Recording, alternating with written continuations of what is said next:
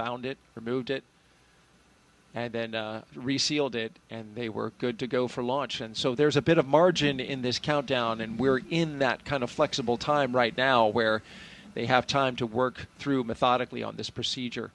Nick, we don't want to end the story with the end of MS-10. We want to go to MS-12, which was the next space flight, your next launch.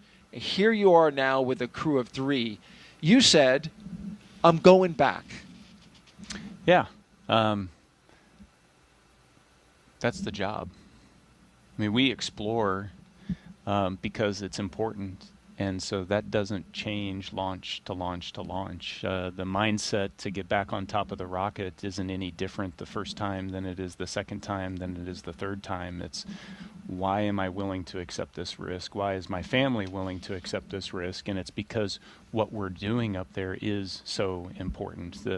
The scientific discovery, the learning about the human body and how we interact with the environment around us, and more about the universe around us. That's just so important. And so that's why you do it. And so this time, night launch. So I got a day launch and a night launch, a twofer. And lucky you. It was beautiful. And you saw Christina had joined. She was going up for a year-long mission. And Alexa and I gave it another shot, and it was flawless all the way to docking. A spectacular flight. And this was in 2019. 2019. Just a little less than a year after MS-10 in October of 2018. Yeah, 5 months. So we had the launch. So we had our launch abort, and then 2 months later, MS-11 launched, and they had fixed the problem. They diagnosed what the problem was with the rocket, and then 5 months later we were on board. It takes a lot to keep the station going. We've been doing it for 25 years, and so that drumbeat of rotations of crews has to keep going. Absolutely, and you fulfilled your role, and that photo we just saw was the completion of a successful mission to the International Space Station when you returned from space and were being brought out of that capsule. Yeah, it's ironic because where our abort landed was in the normal landing zone. We landed there almost a year to the day later in that landing zone, and so it was the culmination of a pretty interesting year, needless to say. How about that? As you look around, right, and go, I remember this place. But you felt a lot different. Yes, absolutely. It's spaceflight changes your perspective. That overview effect that everybody talks about, the way you perceive the globe and how connected we are and just how special the Earth is. It's profound. I wish we could get more people up there. I hear this time and again from other astronauts that we're almost up to 700 people now that have gone into space. I'd love that to be, 700,000 people. Even if it's for short periods of time. As a veteran that's done a suborbital flight as well as an orbital flight, it's all good. I'm sure many of our audience, I know I would love to go someday, and that's, of course, the aim of the Commercial Crew Program, is to make space more accessible to more people. And so, finally, your most recent mission, 2024, in September of that year, not too long ago, you launched back into space on Crew 9. This, of course, launched from right here on the Space Coast, Launch Complex 40, as you mentioned, the first crewed mission from that pad. But there was only 2 of you. And we've talked about this. This was a crew of 2 for a special reason. You had an important mission for Crew 9. Yeah, the seat 1 and 4 there you can see are empty on the uphill portion, and that was to accommodate Butch and Sonny coming back home with Alex and I 6 months later.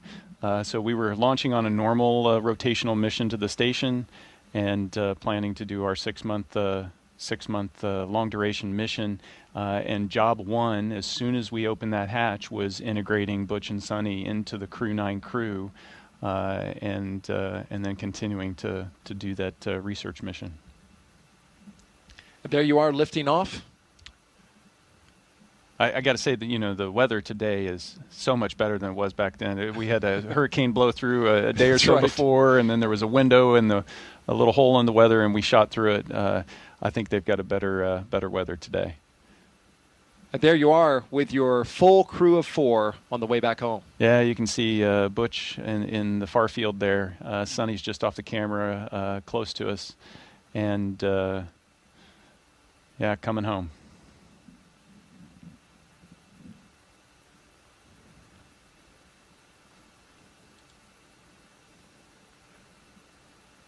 A very successful mission, Crew 9, bringing back home Butch Wilmore and Sonny Williams. I imagine, did you have to kind of, wrangle Sonny out of that space station? She loves being in space.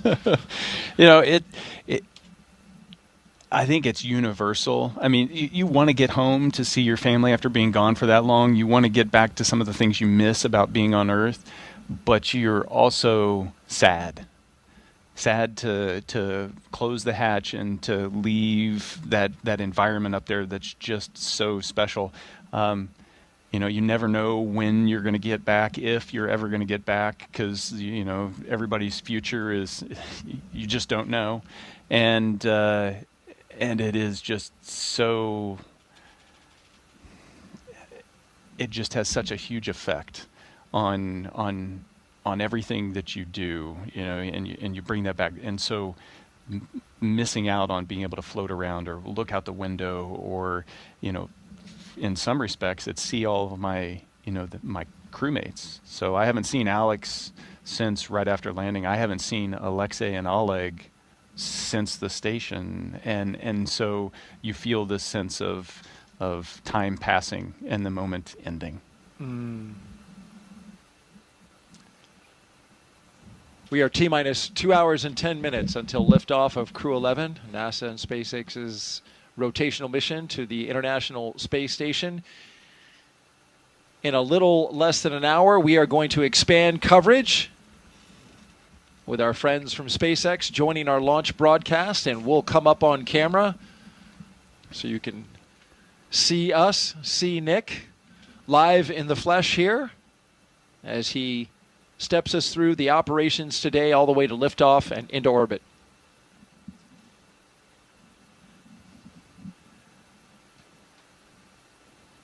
A note about the weather. The launch team and the launch weather officer are discussing conditions both here and along the ascent corridor. Winds are forecast to be picking up around 14 knots and then peaking to 18 knots at launch time. So that is something that they're going to evaluate closely. The winds have to be within a certain range before they'll go forward with prop load, which of course is a very careful and delicate operation. It's automated for SpaceX, but when you start loading a rocket with propellant, a lot of care has to be given to external influences like the weather. Dragon SpaceX, we're commencing health check for launch escape system. You can expect a momentary flight computer state change, followed by a transition back to pad hatch closed. Dragon copies. And so you mentioned the weather, and it gets right to the point that they're making here is the weather's got to be good so that we know that the launch escape system can be used, so we can arm that before we start loading that propellant. So at the moment we start loading all this dangerous stuff onto the rocket, we make sure that the crew has got a way to get out of there in a heartbeat if they need to. And onshore winds may seem like, not a big deal, but if you're coming down under a parachute on a capsule that's not supposed to land on land, you want to make sure that you don't drift onto the land. And so that's why they watch all of those conditions. Critically important, those winds. And so the teams will be evaluating this again just before prop load. Of course, this is a forecast that we see right now, but what actually happens to the winds in the moment that we're getting ready to launch, or getting ready to arm the escape system, rather, and then load props could be different. So that's why we watch it in real time. Winds are notably fickle here at the spaceport because of what Nick just said. That sea breeze, it gets kicking up. You can see our flag out by the launch clock right now, starting to blow just a little bit. And so we'll be monitoring that throughout the rest of the countdown going into T-minus 50 minutes. Yeah, it's a beautiful sight, though, isn't it? It is indeed. And what has shaped up to be a beautiful day for launch so far. If you're just joining us, we'd like to introduce you to the crew. Crew 11 going into space today consists of the commander, NASA astronaut Zena Cardman. She holds a Master of Science in Marine Sciences from UNC Chapel Hill.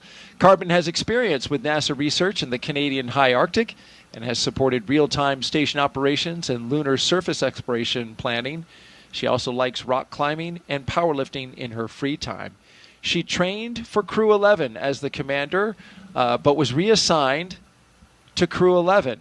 And is now the commander here, and she has, by virtue of all that training, a lot of training for a first-time flyer. She is well prepared. She's been well prepared from day one. She had done a backup flow prior to the Crew 9 assignment. But it was a thrill to be able to go through spend the roughly 18 months leading up to the Crew 9 launch, being able to train side by side with her. She's a phenomenal crewmate and is going to do an amazing job. Your Crew 11 pilot is NASA astronaut Michael Fink, a veteran of 3 space flights. Fink has completed 9 spacewalks, totaling 48 hours and 37 minutes of EVA time, and has spent 382 days in space. Fink is a certified pilot for Boeing Starliner and SpaceX Crew Dragon, as well as a co-pilot, flight engineer on Soyuz, and a mission specialist on the Space Shuttle.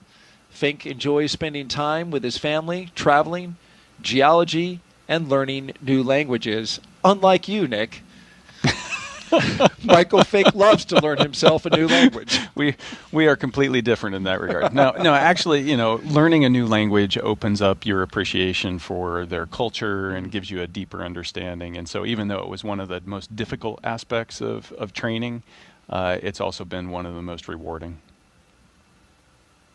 I wanted so badly to learn a second language. I studied French. It did not stick, but I certainly appreciate those who can speak another language. But thank goodness for smartphones and apps that now translate for you. So I feel like I'm missing out on less. Yeah. Our mission specialists, let's get to them. JAXA astronaut Kimiya Yui is Crew 11 mission specialist number 1 with 142 days in space. This will be Yui's second trip to the space station. Yui flew as a flight engineer for Expedition 4445 and became the first Japanese astronaut to capture JAXA's H-2 transfer vehicle in November 2016. Yui was assigned as chief of the JAXA astronaut group.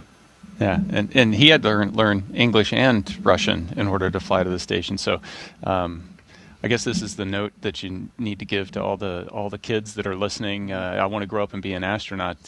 Probably the one thing you absolutely need to do is know 2 languages or more. Well, that takes me out. I said kids, Daryl. Okay. So you're saying there's still a chance?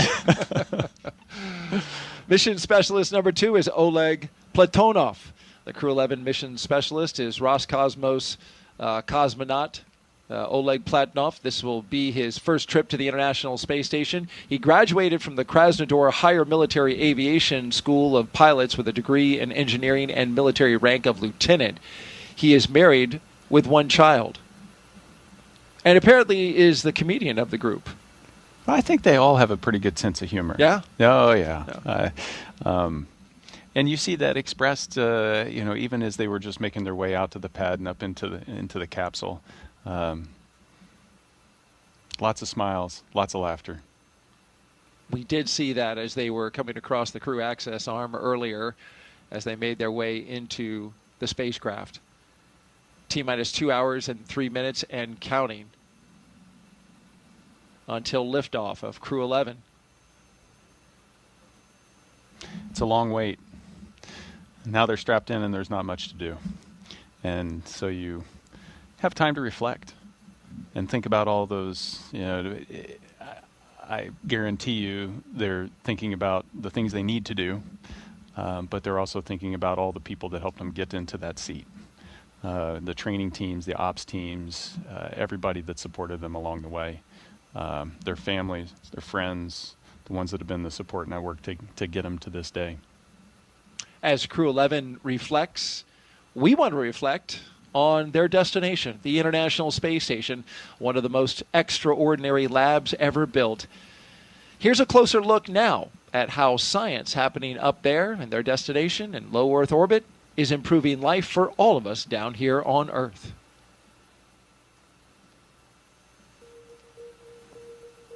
The International Space Station isn't just a symbol. It's a powerhouse of cutting-edge science, constantly revealing secrets that defy Earth's limitations and drive us farther into the cosmos. Our mission is research and science. We have experiments mounted on the outside of the station that are looking at Earth. We study our own bodies and how they react to space, to weightlessness, to radiation. And that helps not only us go on further in future missions, but also helps for medical research back home. And then we study lots of different things as well, like materials, combustion, all sorts of things that help us understand life back on Earth. Yeah! Microgravity doesn't play by the rules. It flips them upside down, transforming how liquids flow, how flames burn, and unraveling biological mysteries before our eyes. I saw some heart tissues beating in space, and it was incredible. So Tom, we see that top one beating. Looks like happy heart cells. But we're not just along for the ride. We're explorers, diving headfirst into the challenge and harnessing the power of this unparalleled platform, just as we have been for decades. We're on a relentless quest for answers, seeking to understand the intricate workings of the human body in space and ensuring future crews stay safe on their daring journeys beyond Earth's orbit. The human aspect of human space exploration is always going to be very important for decades to come. And when it comes to technology, we're not waiting around. We're discovering new ways to grow crops in harsh environments and engineering innovations to tackle Earth's greatest challenges. We have amazing technology that allows us to recycle water and create water for us to drink. It's delicious. Microgravity isn't just a curiosity. It's a game changer in the fight against diseases back on Earth, paving the way for breakthroughs that benefit us all and enabling new economic opportunities in space. Welcome, Axiom 3 on board the International Space Station. From our vantage point more than 200 miles above Earth, we are not just spectators. We're gaining unprecedented insights into the world we call home, and we're sharing our findings openly. We're not just achieving results today. We're sparking inspiration in future generations of explorers and embracing the power of global collaboration as we reach for the stars. What was your favorite experiment on the International Space Station? Toby, great question. My favorite experiment was the one that I got to eat. It was us growing hatch chili peppers in our plant habitat. Station Huntsville on 2, we have video in Node 1. Look at those chili peppers. And as we soar through space at 17,500 miles per hour, each moment is a step closer to unlocking the mysteries of our Earth, our universe, and propelling our pioneering spirit even farther into space. So come along for the ride aboard the International Space Station. Nick, you spent more than a year cumulatively of time on that International Space Station. When you think back to the things that you work on, what comes to your mind as some of your favorite stuff? Yeah, there's such a variety up there. Growing stem cells, doing gene editing, working with materials, trying to extrude fiber optics or 3D printing metal or organic tissue, trying to print organs, growing lots of different types of food, whether it's tomatoes or algae or lettuce. It's so fun to be in the middle of all of that, and it's hard to pick a favorite out of all of that. But it's fascinating. And what's been fun is looking from 2019, when I did my first expedition, to the most recent expedition, being able to see the growth in complexity of the science that we're able to do up there. When you first start doing things, you're like, I don't even know if it's going to work. And once we start to figure out and adjust, now we're able to start to really reap the rewards of all of that effort. That's a great point, because when I look at the science that's going aboard this mission, this is pretty advanced stuff. You talked about, stem cells in the early going when you were working with them on station. Now they're trying to figure out how to mass produce stem cells, which can be made at a higher quality and higher yield in microgravity, the environment that the International Space Station provides for scientists that you can't replicate on the ground. Yeah, we go there to ask questions that we don't know the answer to. And then when we find that answer, it usually leads to a couple more questions. But that's the nature of discovery. That's the nature of building knowledge. And as we gain this knowledge, we start to identify these areas where, hey, this is something that is unique to space that'll bring benefit back down to Earth for everybody. And then we can really start to exploit that. That is exciting, because in the end, that's what it's for, right? It is not only to advance exploration goals, but also to make life better here on Earth. And the International Space Station in its 25 years has certainly done that. An update as you watch our operations here. We have a little bit of a lull as the closeout crew in the White Room on top of the launch tower seals up the hatch to the Endeavour spacecraft. That side hatch is how the crew of 4 made their way into the capsule, and now it is the responsibility of the team that you see here to make sure that that door has a good seal, a good tight seal, before it starts to fly hundreds of miles per hour, thousands of miles per hour, and then tens of thousands of miles per hour. So this is a very important job. Yeah, you're through that hundreds pretty fast.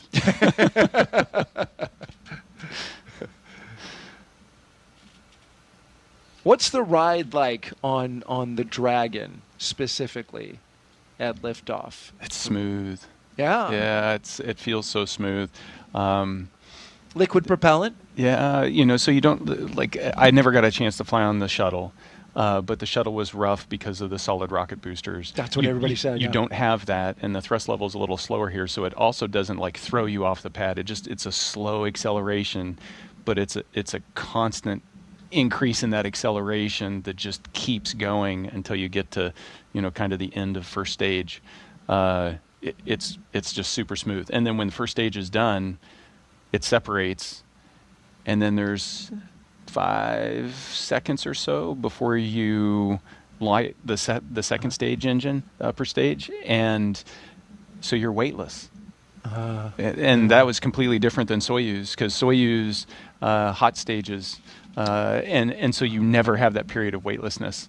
And so you spend 5 seconds and you're like, okay, we're weightless. I'm ready for it to light. I want to make sure we get there, and then it continues on. And so it's a smooth ride all the way up.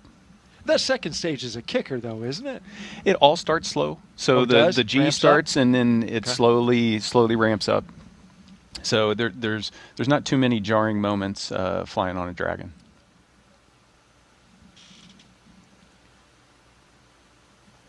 We were talking earlier about the science. Let's dive into what Crew 11 will be doing. They will be busy at T-minus 1 hour and 53 minutes until they lift off to get there. We have 2 astronauts and 1 cosmonaut inside Crew 11 right now.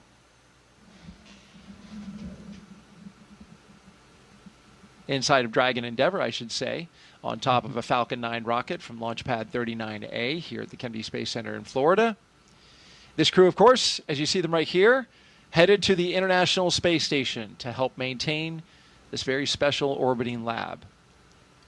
Once on board the International Space Station, Crew 11 will become members of Expedition 7374. They will conduct research to develop the production of nutrients in space, such as vitamins. They will also evaluate mass-producing human-induced pluripotent stem cells, or iPSCs, to develop cell-based therapies for diseases such as cancer, as well as a possible alternative to antibiotics. Crew 11 will test using phage therapy to treat bacterial infections.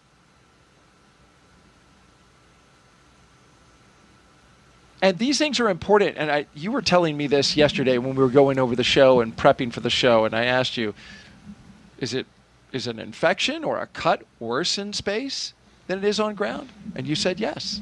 Yeah, our immune systems are suppressed. They don't operate as efficiently in space as they do on the ground. And one of the experiments that I was a subject for up there, and it's an ongoing experiment, is looking at the immune system and just trying to figure out why does it get suppressed like that. But yeah, if you cut yourself and it gets infected up there, it takes longer to heal. So don't cut yourself when you're in space. I just wrote that down as my notes for when I it's fly a tip. one day. Yes. Pro tip. Pro tip. Yeah, and if you do, and you were explaining yesterday, if you do cut yourself, that it's not like, the blood goes out into space. It holds to your finger because of surface tension. Right? Yeah, it does. Water does amazing things up there. Just weird stuff. If you get water, it floats in. We see all these videos where it's floating as a bubble inside, in front of them. But if you put your finger into that, it just kind of adheres to the surface of your hand and kind of crawls all up your arm, and then it'll stop, and then it becomes body temperature, and then you can't even tell there's water on your hand because there's no motion associated with it because it's just stuck in that one spot. It doesn't exert any weight on your skin. It's the same temperature, so you just don't even know it. And so you'll have water globs on you and just not notice until something gets wet. Or somebody smells you if it's sweat. That's true. That's true. It's polite to just hand them a towel. Team. All right, we're coming up on T-minus 1 hour and 50 minutes. So far, a smooth countdown. We saw Crew 11 at T-minus 4 hours get suited up. They left the astronaut crew quarters about 20 minutes away from here, got into their Teslas, rode out to the pad after saying goodbye to their family members. Under security escort, drove by the vehicle assembly building on the way, which is housing currently a moon rocket scheduled for launch of that crew, a test flight around the moon in early next year. And then they made it to this launch pad 39A, where in a little under 2 hours they will lift off bound for the International Space Station with an instantaneous window of 12:09 and 24 seconds p.m. Eastern Time. We're keeping an eye on the weather. Locally, showing a lot of promise as it's a sunny day, a very hot July day here in Florida, as they typically are this time of year. But the winds have kicked up just a bit. You can see that in the texture on the Atlantic Ocean there. And the launch weather officer is monitoring winds, expected to increase right around the T0. So, as Nick pointed out earlier, that's an important criteria, launch criteria that they have to monitor so that the launch escape system can operate properly. That would take them out over the Atlantic Ocean. Winds need to be in the right direction and the right strength in order for that system to operate correctly. We're also looking at launch weather here, or rather around the world, along the ascent corridor, where there are areas where, just in case, just like you, when you aborted, there was an area for you to go on land because Soyuz lands on land. With Dragon, you have abort locations along the eastern seaboard and then beyond? Yeah, effectively it's all the way up the East Coast, and then kind of your last opportunity that you would need, because you'll be in orbit at that point any further on, is just off the coast of Ireland. And so we watch the weather, we watch the sea states, we make sure that, if we needed to go and pick up a crew because they had to abort and they landed in one of those zones, that the search and rescue forces will be able to get into those locations, that the weather's going to be support that kind of operation. And so weather's a little more complex when it comes to spaceflight. You've got to take a global perspective and prepare for all those different contingencies.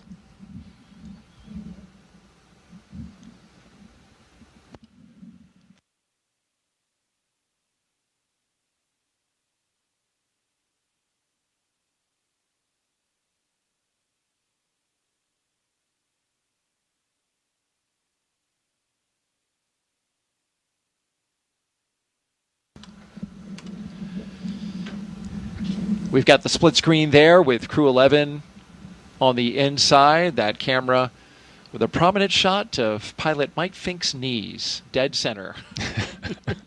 But the rest of the crew is also there. To Mike Fink's, to screen left is mission specialist Oleg Platonov.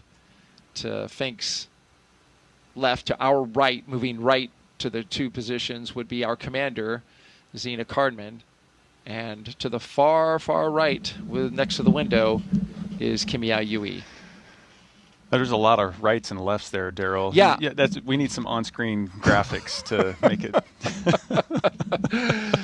Yes, I think you're right about that. And so after you're done here today, we will be drafting you into our production team. Oh, okay, great. Nick.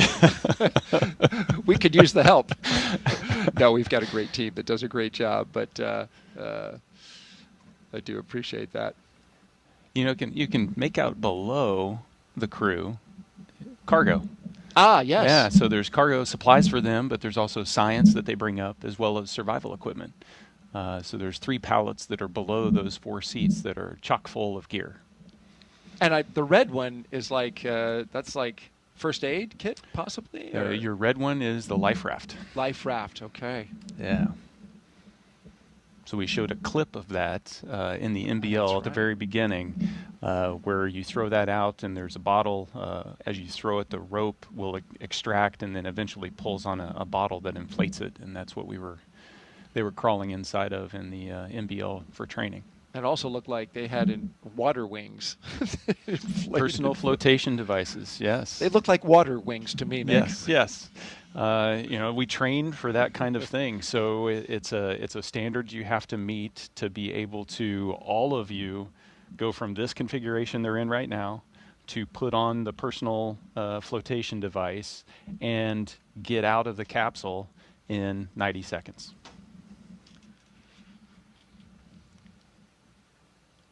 Well, their destination when they launch at 12:09 p.m. Eastern Time is the International Space Station, or ISS. This will be commemorating a significant anniversary on November 2nd. When we get to that date, we will have had 25 years of continuous human presence aboard this orbiting laboratory. And liftoff. International Space Station is underway. We are in the golden age of the space station right now in terms of the return on investment and what we're able to do there. One of the great legacies of the space station is not just going to be science, but very importantly, the international cooperation. This is perhaps most prominent, international cooperation for exploration.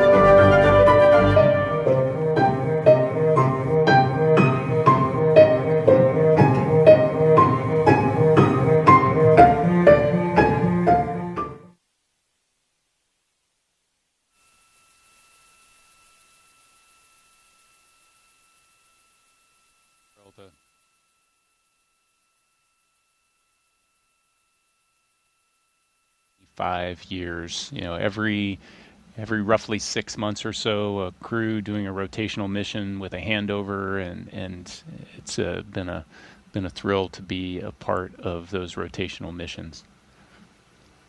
To be able to just watch the evolution of science and see how we're learning how to really utilize the laboratory to its full potential.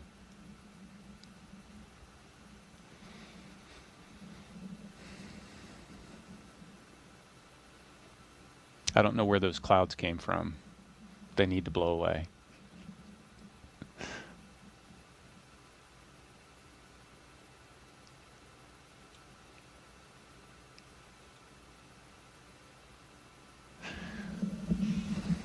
So the crew's sitting in there, T-minus 1 hour and 42 minutes. This is the moment where crew is sitting in there and you don't have a lot to do except reflect. The next big events are when you arm the launch escape system at about 45 minutes, T-minus 45. Prop load will start about T-minus 35. That's when there's activity and you start to bring in focus. Now it's a time-honored tradition in spaceflight to have to endure long moments of waiting for big things to happen.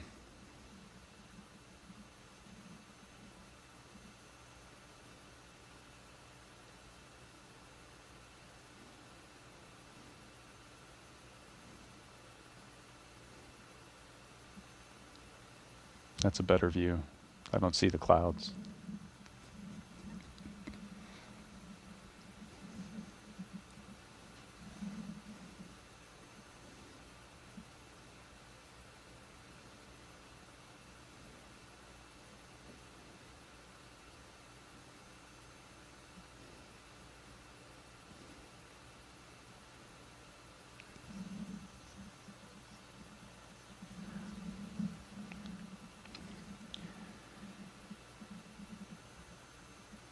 And right now, I'd like to hand it over to Mission Control. The team at Johnson Space Center is tying in with us. How are you guys doing? Hey, Nick. Hey, Daryl. We're doing good over here. This is Mission Control Houston in the International Space Station's Flight Control Room at NASA's Johnson Space Center. The team continues to prepare for launch and is being led today by Flight Director Scott Stover. Today, we will be launching the 11th rotational crew mission to the International Space Station under the agency's Commercial Crew Program. Following Crew 11's arrival, the space station will have a total of 11 crew members represented by 3 different agencies aboard for just a few days. Once on board, Crew 11 will go over a brief handover period and procedures with the off-going Crew 10, including a safety briefing and orientation, and then the new crew will jump right in to help advance scientific knowledge and demonstrate new technologies. After a few days of handover activities, the members of Crew 10 will prepare for their undocking and return to Earth. Direct handovers between crews allow for continuity of the activities and helps to ensure a continuous U.S. presence on the space station, which is about to celebrate 25 years of continuous presence in November. Ahead of Crew 10's return, JAXA astronaut Takuya Onishi will turn over command of the space station to Roscosmos cosmonaut Sergei Ryzhikov. The space station is currently in Expedition 73, and in the fall, NASA astronaut Chris Williams and Roscosmos cosmonaut Sergei Kudzverchkin and Sergei Mikhailov will join the on-orbit crew. Shortly after the departure of the Soyuz MS-27 with NASA astronaut Johnny Kim, coming home will mark the commencement of Expedition 74, which will be led by the new commander, Mike Fink. All of this, of course, coming up after today's launch. We continue with the countdown, and with under 2 hours before launch, we'll send it back over to the Kennedy Space Center. Daryl and Nick?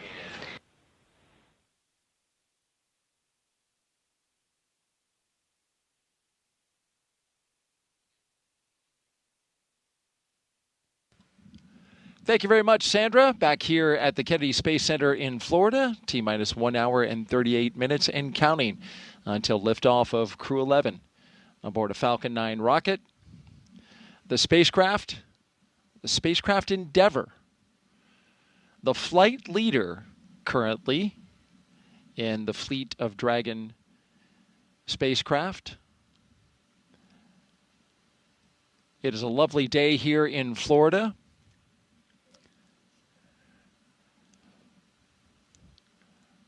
You're looking up in the skies now, and as typical for this time of year, starting to get a little cumulus clouds forming as the cool sea breeze makes its way over land, encountering the warm air here in Florida. Hot and humid air. So we are expecting to get a few cumulus clouds. That was a minor concern for weather. We are still 90% go, but that 10% was for cumulus clouds, and we're starting to see them forming in our shots around the pad. But we're not expecting that to be clumped over top of the pad at T0, so we're still 90% go.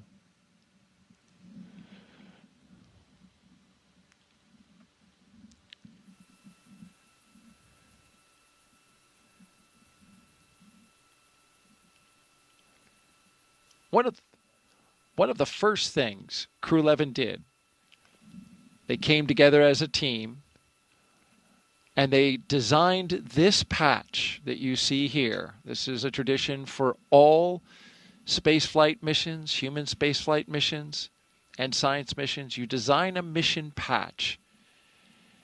And this is the one for Crew 11. The colors of this patch, celebrating the 3 nations they represent. And the 3 stars that you see there, the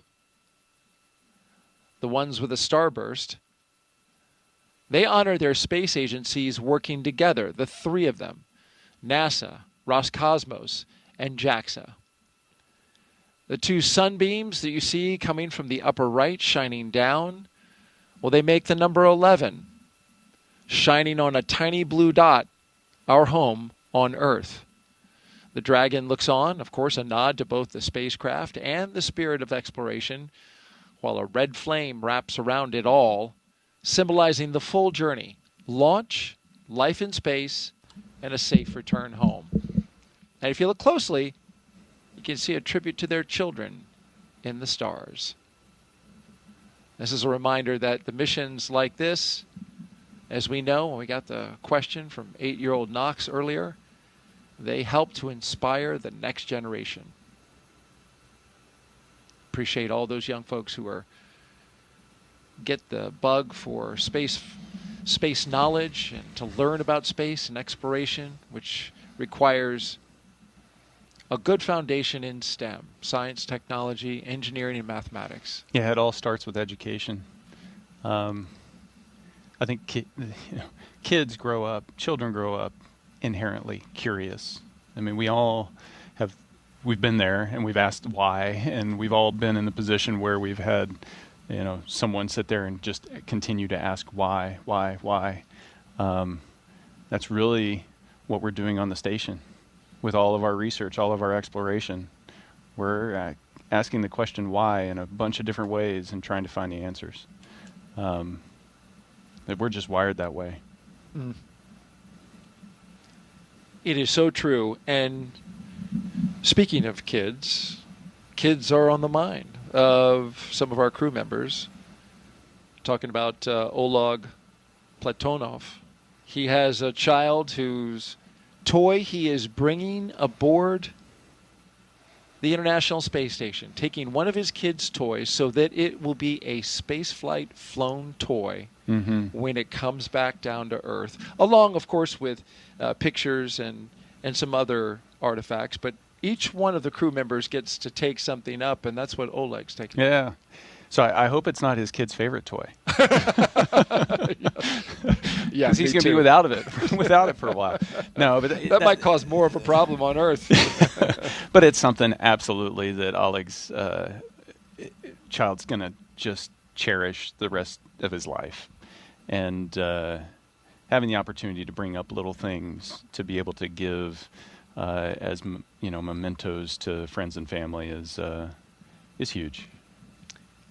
Oleg's fellow mission specialist, Kimia Yui, well, he's bringing a lot of pictures of family, friends, and colleagues. And one of the pictures he's going to take up, he's going to then give back to the people who gave him the photos. So that's a touching thing. We talked earlier in the show about what Mike Fink is bringing up. He's bringing up a Gamasa from the state of Assam. He, of course, said in a press conference recently, he's been married 25 and a half years to a wife, his wife of Indian origin, And the gamusa is a silk scarf that carries with it the blessings for his trip to the ISS from her side of the family.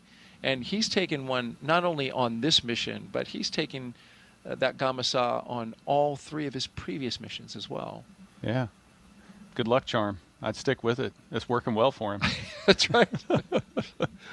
Whatever you took on your first flight, I hope you put somewhere, buried somewhere. No, just kidding. So I use the same 0G indicator on all 3 flights. Did you? Yeah. You're not. You're like, no, I'm not buying any of this luck stuff. You're like, I'm gonna stick with what works. I trust the people behind it. That's a great answer. And then, of course, finally, Xena, our commander, she's, of course, taking, like the rest, photographs of family and friends. But because of her previous assignment to Crew 9, the mission that you ended up commanding, her stuff went up early. And one of the things that she mentioned that she is taking up and shared with the public was that she has some cards that were written by her late father that she included in Crew 9, but now we're coming up on anniversaries and a certain amount of time that he has not been with her, and she gets to now see those cards again when she arrives at the International Space Station. Yeah, it's truly touching, and it was one of those things. Once Alex and I got to the station, being able to make sure that we got that stuff set aside and ready for her, knowing that she was going to come in trail, and it's going to be a special moment for her. That's right. You actually had her stuff put into place. Yeah, packaged it all up. Yep. She may even have a birthday gift up there waiting for her. Who knows? Well. Teaser. What is it? Nice try. Well, it'll be up to her on whether she shares it or not, but we'll stay tuned. We will stay tuned. Yeah, but those things show you that it is a very human endeavor.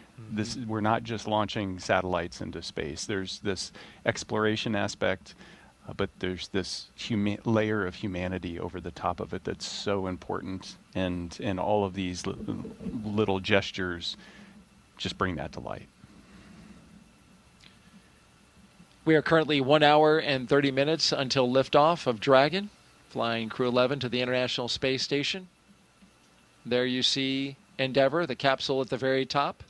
6th flight today for that capsule. The number of historic flights that it has under its belt, beginning with Demo 2, and then going on to Crew 2, Axiom 1, Crew 6, Crew 8. Long history with CCP, the Commercial Crew Program, which has a fond place in the hearts of the folks who work for CCP for this spacecraft. Spent a lot of time reviewing data and examining it, getting it ready for each flight that it flew for NASA.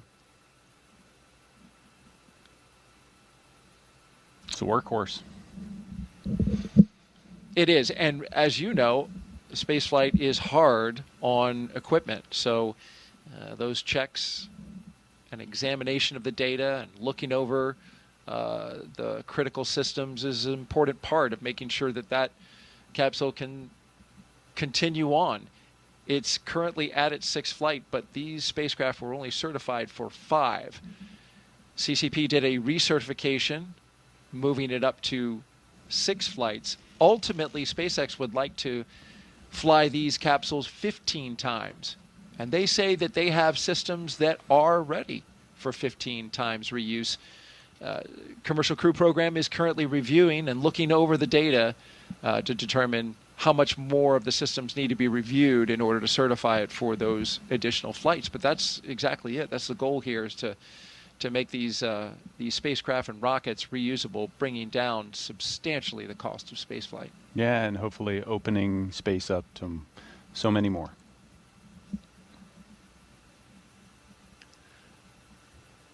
As we wait for the upcoming joiner, less than 20 minutes away from joining our friends with SpaceX as they will continue on with us in our launch coverage.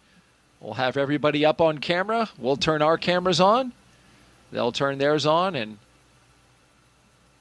we'll get to see everybody from our locations around the United States, both here in Florida and Texas and California.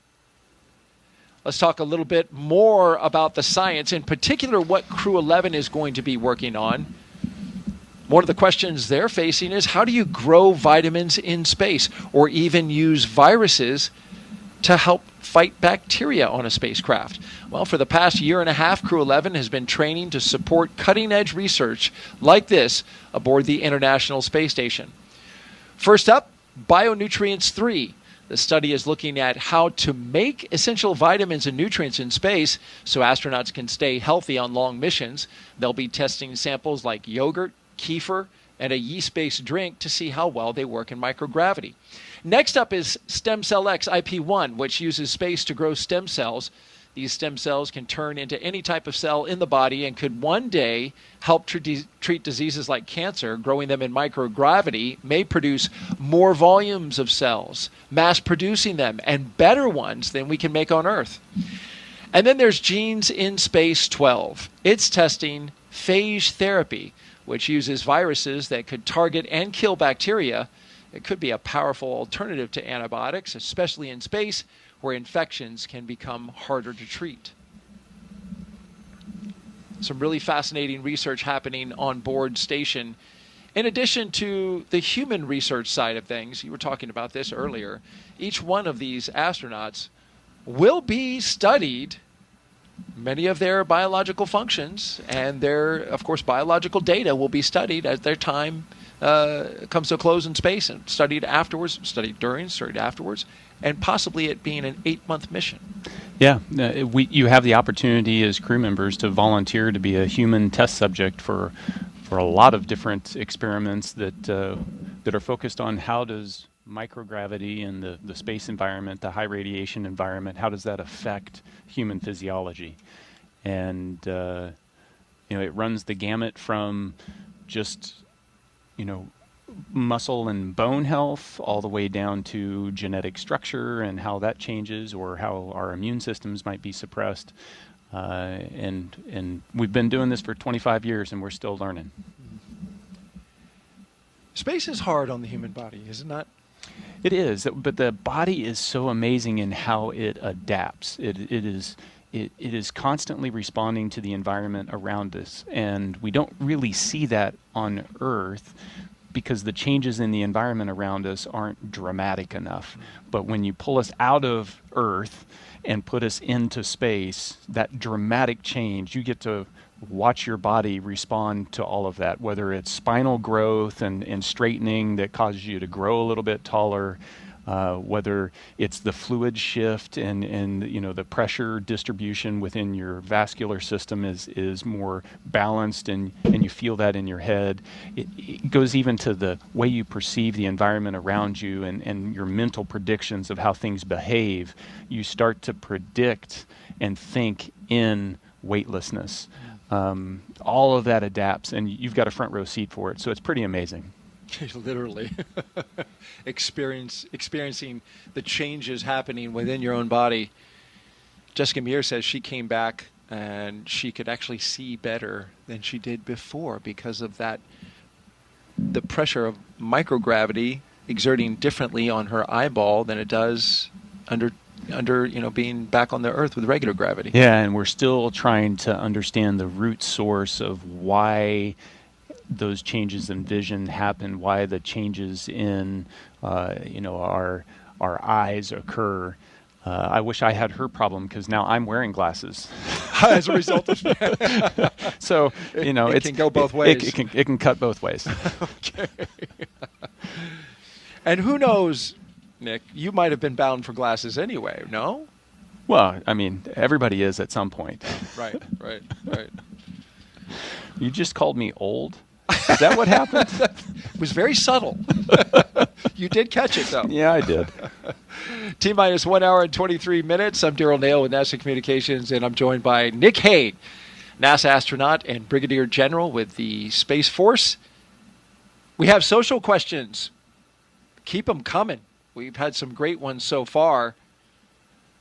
Just use the hashtag AskNASA and send us those questions on Facebook, X, YouTube, and Twitch.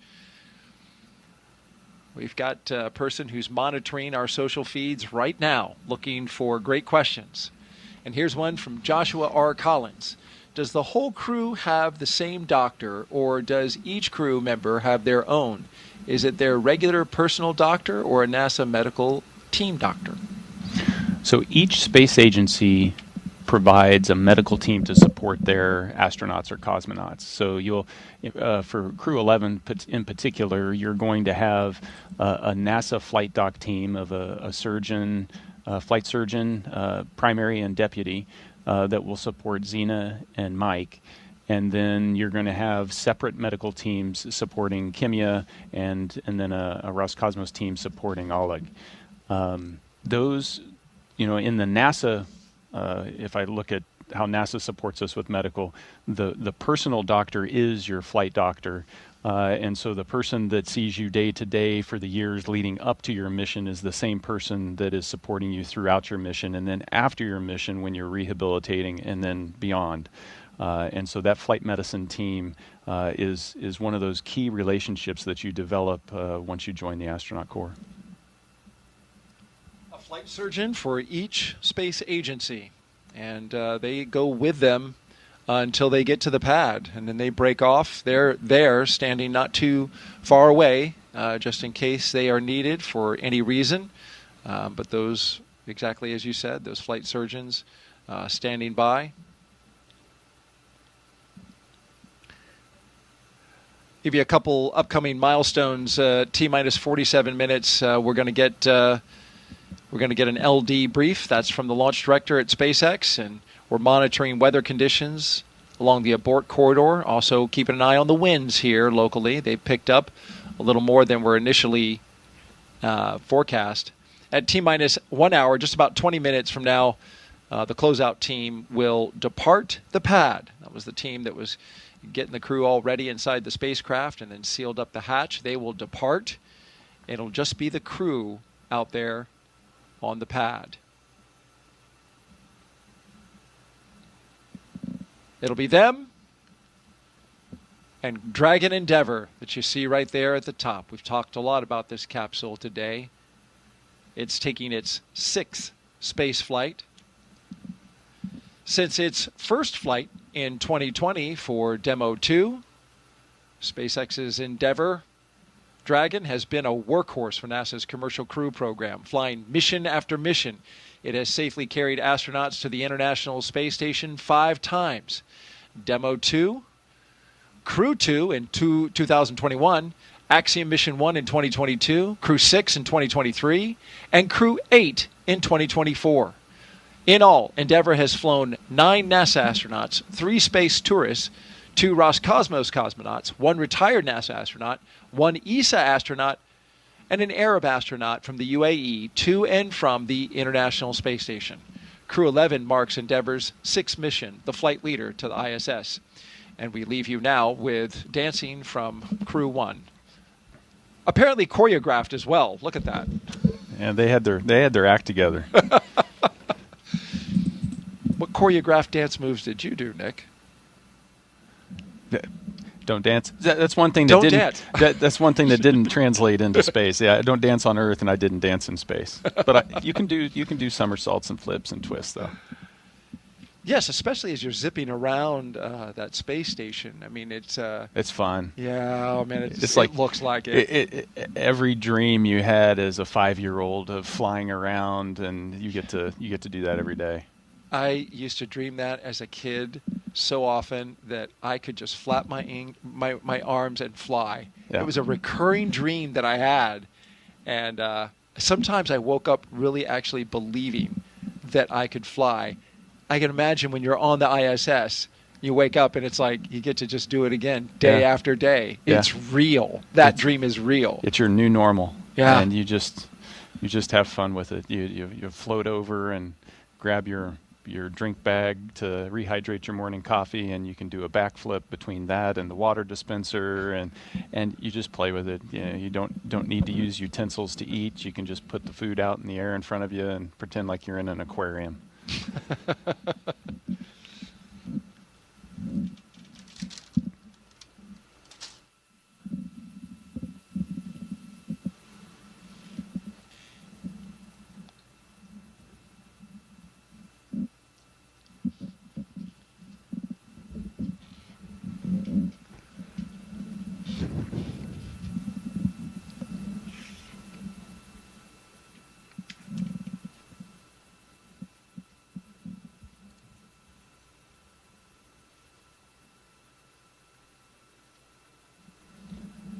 So those flags were hanging dead for a while, but they're blowing again. Yeah, that's the breeze that the forecasters looked at the charts and the data that they have around all the instruments that we have around the Kennedy Space Center. And early this morning forecast an earlier kick up to those winds, and so we're seeing them now. They've got a forecast for 14 knots around liftoff time with a peak of 18 knots. Of course, they're going to reevaluate that here in about 25 minutes or so. And of course, we'll be listening in to the launch communications by the team, making sure we keep you updated to their progress. We have a launch opportunity today at 12:09 p.m. Eastern Time, but if for some reason the weather does not work out, we have opportunities the following days. Tomorrow, on Friday, August 1st, where we have an 85% go for weather, with the only concern being potential cumulus clouds like we're seeing today. The only thing there is that the ascent corridor goes up in terms of its risk, because there is a trough of disturbed weather coming across the country, and we'll be out into the Atlantic by then. So that is something that they'll have to monitor. That's why today is such a perfect spot, because that is low right now. That potential concern is at a very low state. So fingers crossed that we continue to have green conditions. We're green at the moment, and that's a good sign.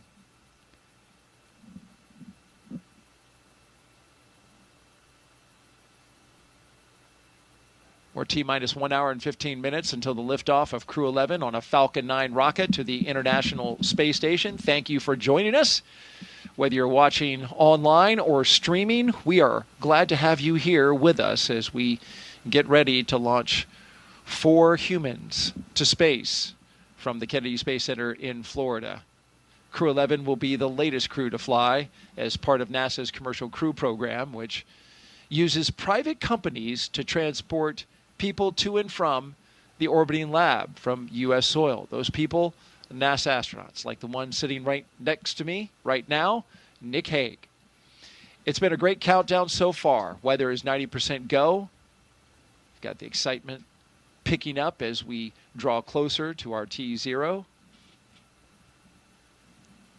At this point, Nick, the crew has had, as you mentioned earlier, a lot of time to reflect. But the activity is going to start picking up.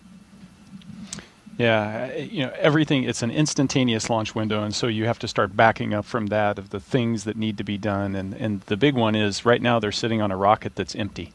So they're not going anywhere unless they put some juice in the rocket. So that's going to start around the T-minus 35 time frame.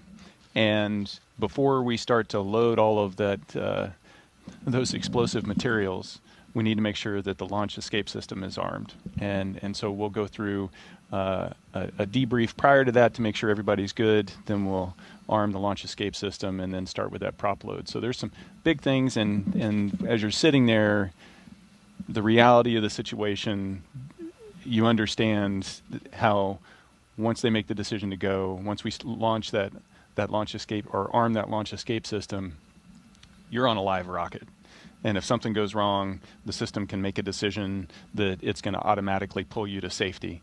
And it's designed to do that. You want it to do that, but you also realize that, you know, in a fraction of a second, you could be in a very different situation than you are right there. You would know that well, as your mission had an in-flight abort in 2018 while flying Soyuz MS-10. But that launch escape system worked perfectly and brought you and your crewmate down safely to ground, to your family. And you dusted off your boots, got back on 5 months later, and successfully got into space on MS-12. So that launch escape system is a critical component to a successful mission. Absolutely, and we test them rigorously. And you know, SpaceX did an in-flight abort test. They've done pad abort tests. You know, they've shaken this system out to make sure that when you need it, it'll be there for you.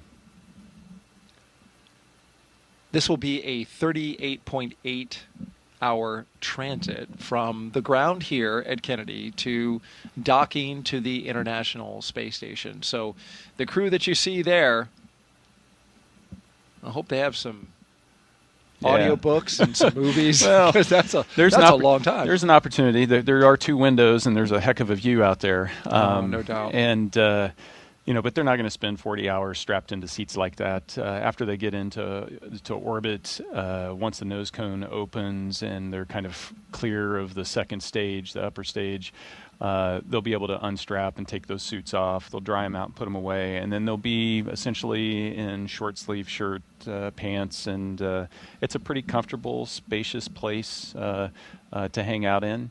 And they'll be camping in Dragon for 40 hours until they get to the station. A few hours before they get to the station, they'll have to get back in the configuration that you see them here, do their leak checks with the suits, all stuff very similar to actually getting in the capsule on the launch pad.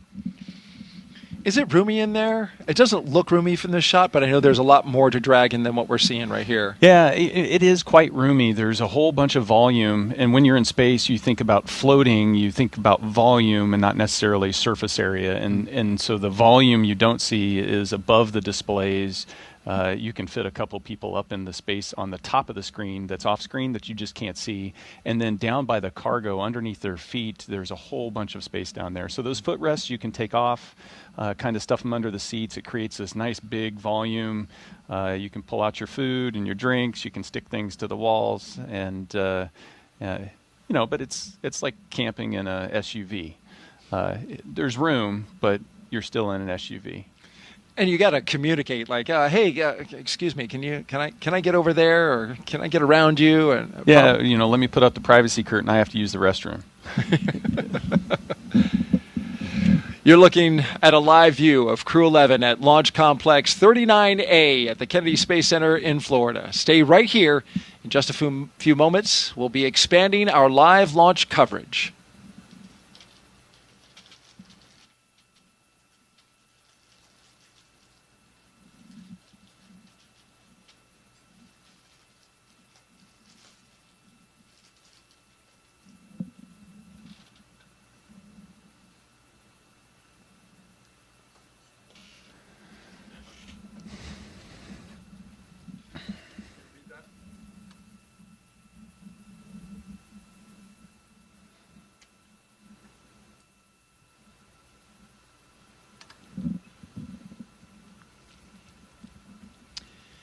Good morning. You're watching live launch coverage of NASA and SpaceX's 11th rotational flight to the International Space Station. I'm NASA's Daryl Nail, joined once again by NASA astronaut Nick Hague, who's been with us for the past 3 hours. Liftoff is set for 12:09 p.m. Eastern Time from Launch Pad 39A here at the Kennedy Space Center. And before we continue, a quick reminder about Nick's incredible experience in space. General Nick Hague was selected as a NASA astronaut in 2013. His first flight to the space station in 2018 ended in a launch abort following a rocket booster failure on Soyuz MS-10, a dramatic escape that he and his Roscosmos crewmate survived safely. He returned to space in 2019 here on Soyuz MS-12, spending 203 days on the ISS. And last fall, he commanded NASA's SpaceX Crew 9 mission there, as you see him getting ready to go with cosmonaut Alexander Gorbanov. In total, Nick has logged 373 days in space and completed 4 spacewalks. It's so great to have you here today as you've been sharing your experience, the lessons you learned, your experience in space, and some of the human emotions that every astronaut goes through on a day like today. Yeah, no, Daryl, it's a thrill to be here. I wouldn't want to be anywhere else. We're getting ready to launch 4 humans into space. It is such an amazing thing that is so hard to do, and to be able to witness it and then just be a part of that legacy of doing it over and over again for decades is a thrill. And a great responsibility by all involved. Crew 11 is launching from pad 39A, and we're now just over an hour away. Once they arrive at the station, they'll join Expedition 7374, and in just 3 days, Crew 10 will return home. This will be what's called a quick 3+2 crew handover. You were Crew 9. You get a little time with the crew that's coming up, and it's important time. It is, because you're living on the space station. So you train for how to work all the systems, but the real living aspect of it is something that you can really only do in microgravity, in that weightlessness. And it really is something that you try to maximize. All right, let's take you through Crew 11's launch day preparations so far this morning. Nick Hague has been with us throughout. After waking up and grabbing a bite to eat, the crew suited up inside the historic crew quarters, a tradition that dates back decades. SpaceX teams helped them into their custom pressure suits, and just like the other crews before them, they gathered around a table for a card game to burn off any lingering bad luck before launch. After that, they followed in the footsteps of every NASA astronaut since Apollo 7 in 1968, walking out to greet a crowd of family, friends, and supporters with a big wave. Then it was into their Teslas for a security-escorted ride out to Launch Pad 39A, a 20-minute journey filled with anticipation as they drove up with their rocket in sight. Once there, they looked up, got a close-up look at the rocket, walked through the crew access arm, and climbed into their spacecraft. And now, there they are at the top of this rocket, inside that Endeavour capsule, and they are awaiting the next big milestones, the fueling of the rocket and the arming of the launch escape system.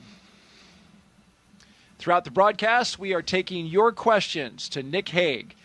Just use the hashtag AskNASA on the platforms Facebook, YouTube, X, and Twitch. We really want to hear from you. So send us those questions. He's got answers, and he's got good ones. Also, if you're watching YouTube, be sure to refresh your player or browser so you can join our live chat. At this time, we are expanding our coverage to include our partners at SpaceX. So let's welcome in the SpaceX and NASA commentators joining us live from Hawthorne, California, home to the SpaceX mission team. Welcome aboard.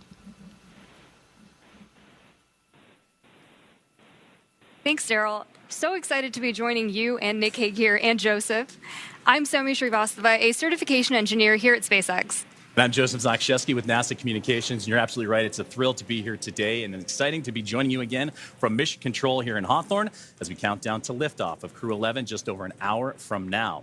Crew 11 is our 11th operational mission with SpaceX, flying astronauts for long-duration missions to the International Space Station, and the 12th as a part of NASA's commercial crew program with SpaceX. Crew 11 has 2 first-time flyers on board, as well as a veteran NASA astronaut and a veteran Japan Aerospace Exploration Agency, or JAXA astronaut, making their return to microgravity. The multinational crew also represents 3 different space agencies: NASA, JAXA, and Roscosmos.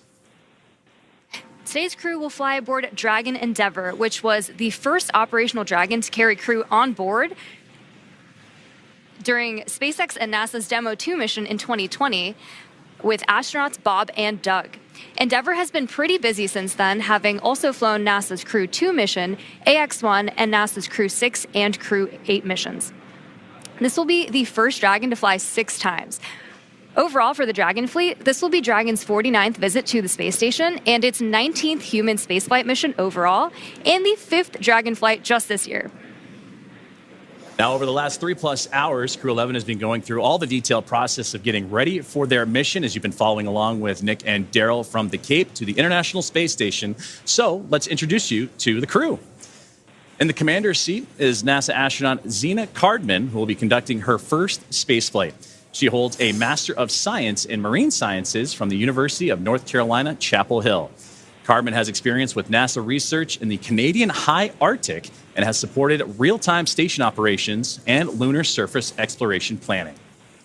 Now, to the next of Zena is going to be pilot Mike Fink, a veteran of 3 space flights. Fink has completed an impressive 9 spacewalks, totaling 48 hours and 37 minutes of the time spent outside the orbiting laboratory. And he's also spent a total of 382 days in space, and Fink is certified pilot for the Boeing Starliner, as well as SpaceX Crew Dragon, a part of the NASA's Commercial Crew Program, as well as the co-pilot and flight engineer on Soyuz, and a mission specialist on the Space Shuttle, STS-134, that was Space Shuttle Endeavour, and fitting that he flies on Dragon Endeavour today. Serving as a mission specialist, Sonia, is serving as a mission specialist is going to be Japan Aerospace and JAXA astronaut Kimi Yui. Yeah, and today's flight will be Yui's second trip to the space station. He was selected as an astronaut by JAXA in 2009 and has logged 142 days in space. And to round it all out, Roscosmos cosmonaut Oleg Platonov is also serving as a mission specialist and was selected as a cosmonaut in 2018 and will be making his first space flight today. Now, as we get closer to 1 hour away from liftoff, let's take a look at what's going to be happening with Crew 11 once on board the International Space Station. Crew 11 will briefly become members of Expedition 73 and then Expedition 74 in the fall. Following departure of Soyuz MS-27 spacecraft, that's when the expeditions will change over, and that departure will feature NASA astronaut Johnny Kim. They'll also conduct space station maintenance and scientific research to understand plant cell division, finding alternatives to antibiotics and microgravity, investigate producing essential nutrients on demand for long-duration missions, and study how spaceflight affects human physiology and psychology. The crew will also engage with students worldwide via the ham radio and use its existing hardware with newly integrated software to test a backup lunar navigation solution. So as the crew continues to prepare, as does the team on the ground, let's check in with another member of our broadcast team, Ronnie, here with SpaceX for an update on all things on the rocket, the capsule, the crew, and more. Ronnie? Thanks so much, Joseph. I'm Ronnie Foreman, a senior sales manager, joining you today from the SpaceX Statics Desk. It continues to be a smooth countdown, and we are looking good for an on-time liftoff, which is at 12:09 p.m. Eastern Time from the historic Launch Complex 39A in Florida. Now, coming up here in just about 15 minutes, we're going to be listening in for our team to report our final readiness for propellant load with a final go, no-go poll. Of course, here on the ground, teams will be staffed around the clock in mission control, which is just behind me here in Hawthorne, to monitor Dragon and the mission, not just today, but throughout the entire mission, from liftoff to Crew 11's arrival at the space station, all the way through splashdown when our astronauts return home. On console or on headset in mission control, as you can see on your screen right now. Tank isolation valves to equalize low flow pressure.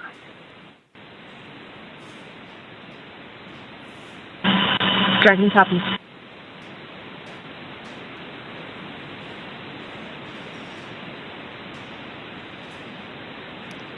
So we've got some good live action there from our teammates in mission control.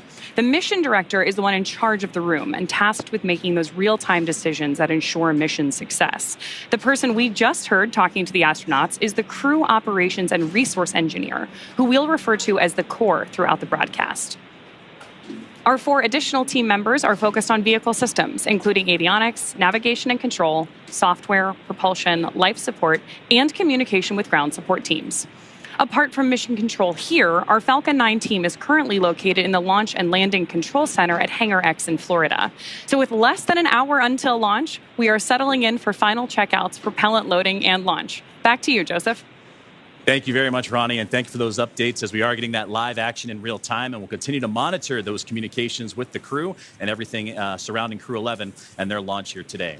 Now, NASA has its own team members at NASA's Mission Control Center in the International Space Station's Flight Control Room, and that's in Houston, Texas, where another teammate of ours for today's broadcast, Sandra Jones, you've heard from her earlier.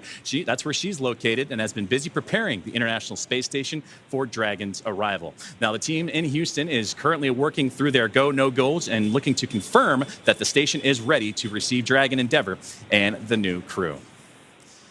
Now, following liftoff for the flight today, it's going to take about 39 hours, you've heard, about phasing, so a good stair-step journey to get to the International Space Station, with Dragon flying autonomously the entire way. Docking is targeted for the early morning hours on Saturday, August 2nd at 3 a.m. Eastern at 12 a.m. Pacific time. And just like autopilot on a commercial aircraft, the crew always has the ability to take manual control of the spacecraft if needed. We are now at T-minus 58 minutes and counting down to today's launch. While we wait, let's check in with NASA's Sandra Jones at the Johnson Space Center to see how things are shaping up at Mission Control in Houston. Sandra, how's it going over there? Tracking copies. Go for 4.100 set. We'll go. And welcome back to Mission Control Houston here at the Johnson Space Center in Houston, Texas. We are here in the hub of human spaceflight at NASA. The team here has pulled go for launch in the International Space Station, is ready for the crew to lift off as they begin their journey to the orbiting laboratory. At the time of launch, the space station will be traveling 260 miles over the South Pacific Ocean. In the home stretch of the rendezvous, NASA and SpaceX flight controllers will enter into what we call integrated operations, where both flight control teams will conduct a series of go, no-go polls for Dragon Endeavour's docking to the International Space Station. Rotational missions like Crew 11 help NASA continue to maximize the important research and technology demonstrations made possible only in the International Space Station's unique microgravity environment. The space station is critical for NASA to prepare for future commercial low Earth orbit destinations and to understand and overcome the challenges of long-duration spaceflight necessary for a long-term presence on the Moon and crewed missions deeper into the solar system, including on to Mars. Now, here's a closer look at the mission and what Crew 11 will have to look forward to during their stay aboard the International Space Station.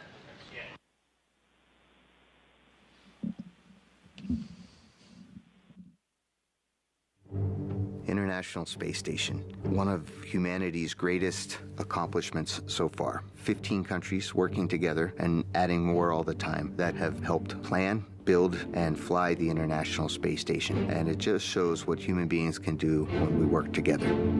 As Crew 11, we are about to launch on board a Dragon spacecraft to the International Space Station. We are actually continuing an ISS mission almost a quarter centuries. Right now, crew members are working very hard on the ISS, so we got that result, and actually we do more researches, then pass that information to Crew 12. Конечно, исследования на Международной космической станции, как я считаю, они очень важны, и они являются ключевым звеном в развитии технологии, науки и всей цивилизации. И все самое лучшее из космоса всегда приходит рано или поздно на Землю в виде новых открытий, новых приборов, возможностей и технологий. I'm very excited to see what kind of payloads we get to work with. It's a really interesting day-to-day life where 1 hour you might be fixing the toilet and then the next hour you're working on a physics experiment studying fundamental processes of our universe. We're going to be up there for a lot of time. And we're going to, every day, be in space, look at the Earth go by, and accomplish some really amazing science. We will do material science and human research in space, lots of experiments, and then maybe do some spacewalks. It's a really fun crew to be on. We're going to enjoy every moment, and we're going to help each other to be successful and accomplish our mission. So we have various kinds of difficult training together. For example, emergency training in Building 9 or emergency training in SpaceX. This kind of training actually made our bond stronger. Наш экипаж Crew 11 — это экипаж, который состоит из высокопрофессионально подготовленных людей. И мне нравится этот экипаж. In some ways, my only expectation for the mission is to fly and return home safely and still friends when we get back. There are so many things to play around with, to study, to explore, and I'm really open to every possibility, ways to engage with the International Space Station. We all came from other crews. Kimiya Yui-san and I both came from Starliner 1. Oleg was on a Soyuz mission before this, and Zena, of course, was on Crew 9. But we all came together with our previous experience, melded into a really fun team, ready to go fly to our International Space Station.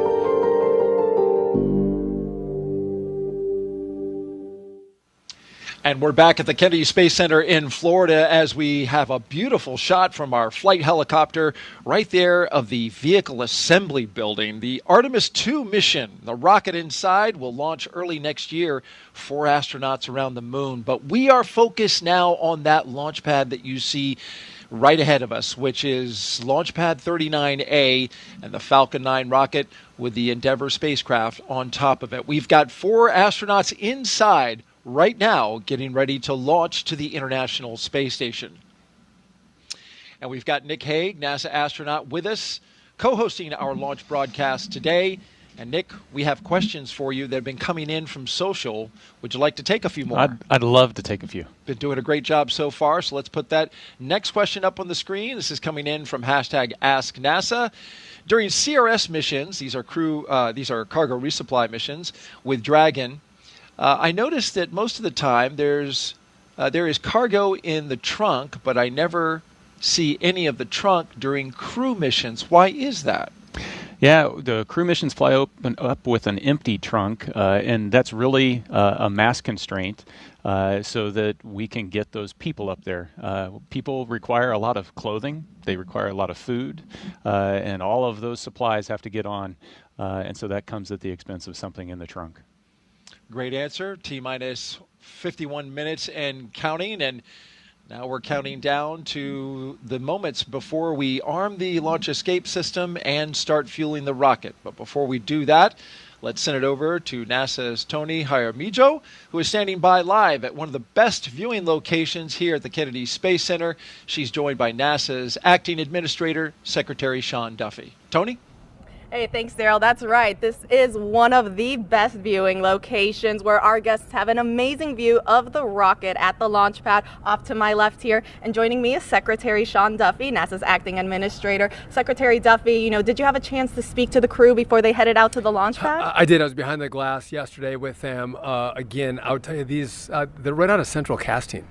So smart, so personable, especially Mike, who actually flew on the shuttle missions.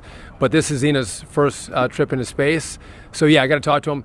And again, they seemed a little nervous, but really, really excited. And today is the big day. I think they're just waiting for the launch and getting to the space station. Absolutely. We're all getting ready for that launch. As you get ready for your first launch as administrator, what would you like to say to the NASA and space community that continue to help pave the way to the stars? So listen, I think the team has been so impressive at NASA, but also our corporate partners, again, SpaceX, Blue Origin, Boeing, that are building the vehicles that get us into space. And again, when we go to the space station, critically important, but what we learn on these missions is what's going to get us to the moon, and then from the moon to Mars, which is, I think, the direction that NASA has to be. We are space exploration. Absolutely. As you get ready for your first launch experience, what have you learned from Crew 11, and what are you looking forward to learning as you lead NASA? Well, listen, I've learned that they're really well trained. I'm coming from DOT. The safety components that go into making sure these launches happen and happen safely is really, really impressive. The checks, double checks, triple checks. But moving forward, listen, I'm looking forward to Artemis. So a lot of people don't know Artemis, right? We're going to the moon. We're going back. And in America's 250th birthday, Artemis 2 is going to launch. We are going to go around the moon and back. We're not going to land in that one. But then Artemis 3, we're going back to the moon. We're going to land. We're going to stay for 6 days. The longest time before that was 3 days. And then from there, we're going to start deploying all of the assets we need to build our base. And we're going to stay on the moon. We're not planting our flag and leaving. We're going to stay learn, and then go to Mars. Again, there's critical real estate on the moon. We want to claim that real estate for ourselves and our partners, which is going to be critical to be successful in that mission. Absolutely. A lot of exciting missions coming ahead. I mean, you just mentioned one, I guess. What should be that next exciting mission that the public can look forward to? Well, I think it's going to be Artemis 2, right? Again, going back to the moon. And again, sometimes you might think we already did that, right? We did that in the Apollo program. But what's happening with technology to get us there? It's revolutionary. And what I love is sometimes people go like, well, what does this mean for us on Earth? Why are we doing this? Well, there's the exploration point of being an American, and that's what we do. We explore. We were pioneers. But also what happens with our scientists, our engineers, the machinists, the welders, the jobs that are created, and the quality and innovation in rockets that are happening in America, and the time frame in which we can produce them is amazing. And we have great competition. Obviously, this is a SpaceX. So over here, it's a SpaceX rocket, which they have been remarkable. But again, we have our other players who are chomping at the bit, and they're great partners. And again, we want to have a vibrant private sector business that partners with NASA as we accomplish these missions. Absolutely, and we are very much looking forward to Artemis 2. Secretary Duffy, thank you so much for joining us. Now we'll send it back to our team in Hawthorne.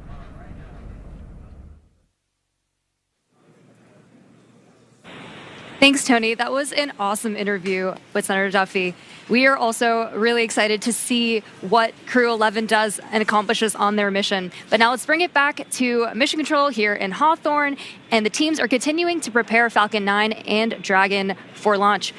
Falcon 9 is the first orbital-class rocket that is capable of reflight. Together, Falcon 9 and Falcon Heavy have completed more than 519 launches and over 448 reflights.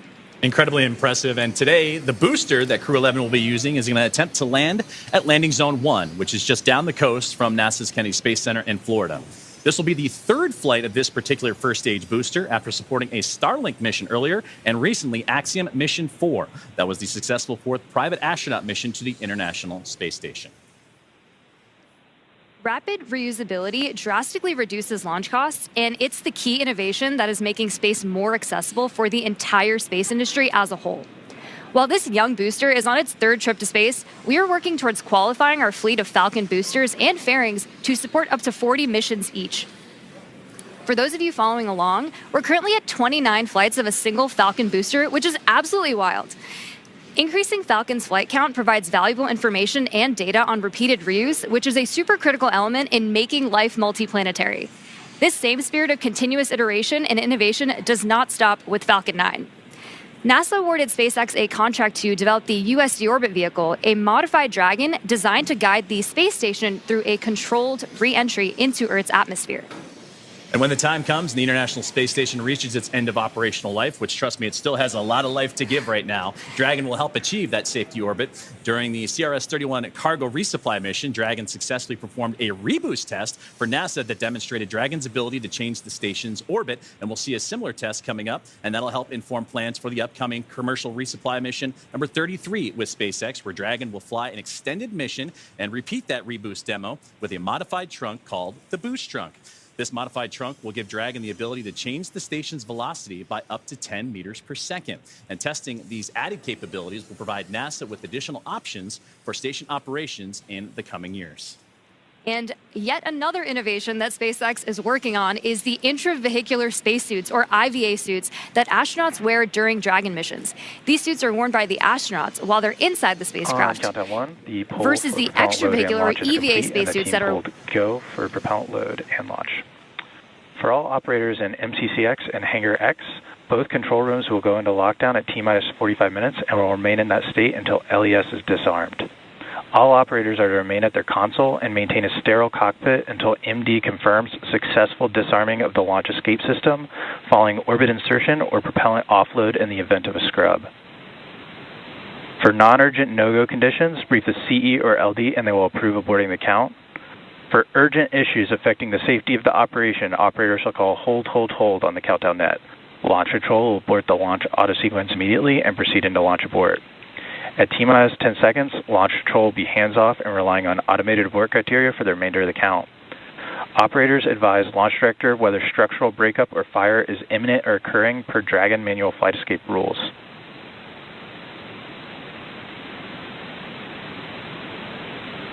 Launch Control, you may proceed with arming the crew arm for movement.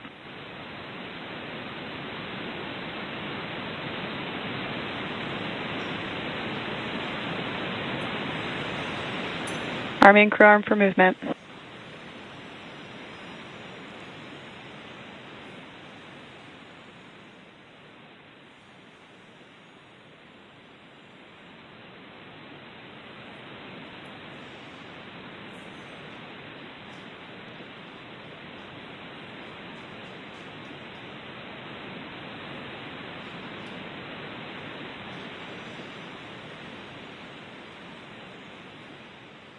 Crew access arm retraction started.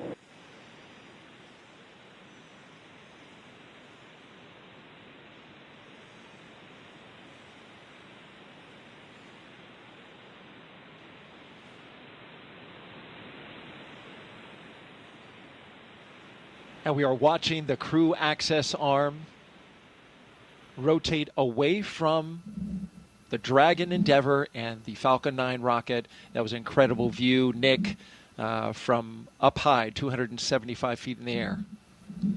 Yeah, and so as the arm goes away, that's really your first unobstructed view out those two windows inside the Dragon capsule. Unique to Dragon for Soyuz flyers, there were no your windows don't open until you get all the way up to orbit and come out of the fairing. So here you can see what the weather's doing outside for yourself. And there they are, strapped in, Crew 11. Our next big milestone. Crew access arm retraction complete. As we hear that the crew access arm has completed its retraction. Our next big milestone is to have the astronauts drop their visors and start up for Section 7 in their operations. SpaceX, you are go for Section 6. Close visors and arm launch escape system. Dragon copies. Go for Section 6. Closing visors and arming LES. They may have renumbered the procedures because in the past it was Section 7. So we may not have gotten that update. But this is a critical moment indeed. And that crew access arm, it can rotate quickly back to Dragon in this moment. SpaceX, Dragon, visors closed, arming LES. In this moment, in between, before they have the launch escape system fully armed. Right? Indeed. So the commands that are available to Xena and Mike at the displays, she's arming the launch escape system now. As that's armed, there's also a button that's going to show up that'll allow them to do an emergency egress, which will command that arm to swing over rather rapidly. And by the time you're out of your seat and ready to open the side hatch, the arm's in place so that you can get to the escape tower. From the escape tower, of course, they would zip line down to safety, to waiting vehicles, and then exit the launch escape system is verified armed. The blast danger area. Now we have the launch escape system armed. This is a critically important system, Nick, that you actually had to use on one of your missions, MS-10, back in 2018, that saved your life and the life of your fellow crew member. It's part of spaceflight today. What does it provide for this crew in this moment? Yeah, in this moment, it's its safety net. So the launch escape system is constantly trying to determine, is everything going okay? And it does that with looking at a bunch of different parameters. But as long as those stay within bounds, it doesn't do anything. But if something changes, or if there is a handle that the crew can initiate the launch escape, if that's activated, then this is going to separate them from that rocket and get them to a safe distance. And it's from the point right now on the pad all the way until they're in orbit. They've got continual safety net there to protect them. That capsule can get up in a hurry, too, as you were mentioning with these abort systems. They got to move quickly, going 436 miles per hour In a matter of 7.5 seconds, the Dragon can do that when it fires up its Super Draco engines if it were needing to get away from the pad in a hurry. Yeah, absolutely. We're about to load the rocket full of fuel and oxidizer. And so if that energy is released, you need to be as far away from it as you can be. And so that escape system is designed to get them away in a heartbeat. As long as everything continues nominally, it's our hope that that system will not be needed today. As we march towards loading those propellants Nick was talking about, that begins at T-minus 35 minutes and counting. Another big moment when they start flowing RP1, Rocket Propellant 1, which is a refined form of kerosene, similar to jet fuel, as well as that oxidizer that together produce that 1.8 million pounds of thrust to lift that rocket and the crew into space. Yeah, it's definitely an important moment, but it's also an exhilarating moment because this is when you start to hear the rocket come alive. The pumps and the fluid moving and the vibrations and it's, Dragon starts to have a personality, if you will. You can hear those sounds, right? Valves moving and clicking. You feel it, yeah. You hear it, you feel it. T-minus 37 minutes and counting until liftoff. We're just 2 minutes away from beginning to load propellant into the Falcon 9 rocket.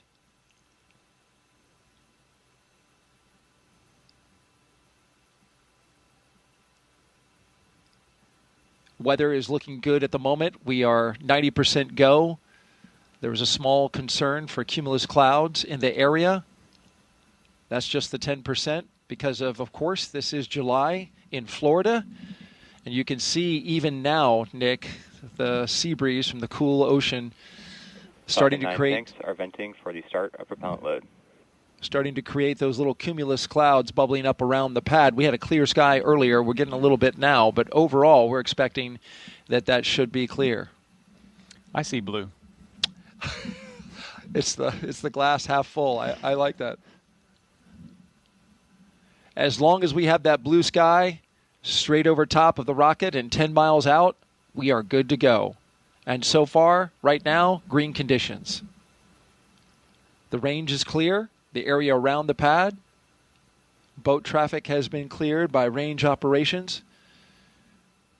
Our partners at the United States Space Force, Cape Canaveral Space Force Station, where Nick, of course, you in the Space Force, a brigadier general, have cleared the range. They are currently monitoring it, making sure that no one can get into the path of the rocket from down on the ground or in the ocean, for the reason that if anything were to happen and any equipment or any spacecraft parts were to come down on them, you wouldn't want to pose a risk to those below. Yeah, public safety is important. But it highlights just the expansive team that even for this one place, the number of organizations that have to work together and they're necessary for success. Our 4-person crew, 2 NASA astronauts, 1 JAXA astronaut, and a Roscosmos cosmonaut seated in launch position, monitoring their systems on their heads-up displays.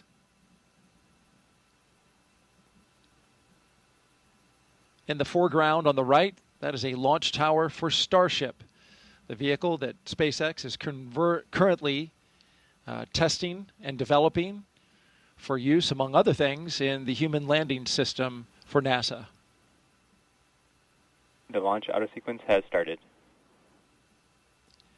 And that's the call that begins the propellant flowing into the rocket.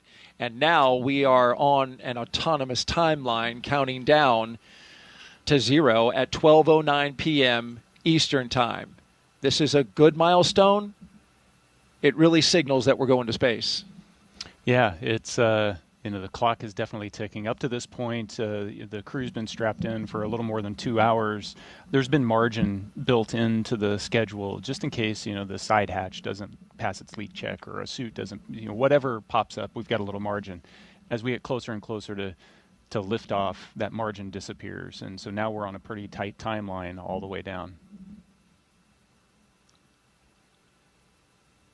35 minutes to launch. The visors have been closed since they armed the launch escape. It's been about 8 minutes. It's at this point where I'm sitting there going, I wish I had scratched my nose before I put my visor down and trying to figure out how I'm going to do that, because they're going to be like this for another 45 minutes with the visors down.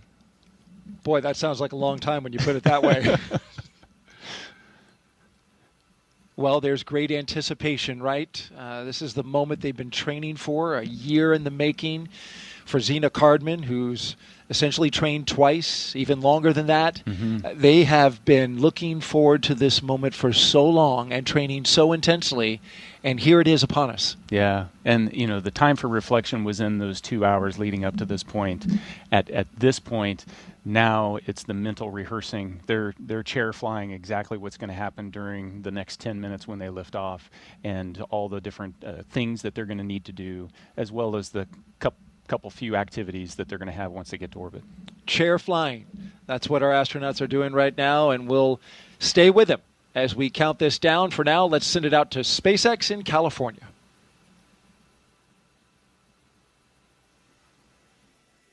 As Daryl mentioned, propellant loading of both RP-1 and liquid oxygen began at T-minus 35 minutes, right on schedule. And weather is our main watch item right now. But I am hearing from our vehicle teams that everything looks good for both Falcon 9 and Dragon.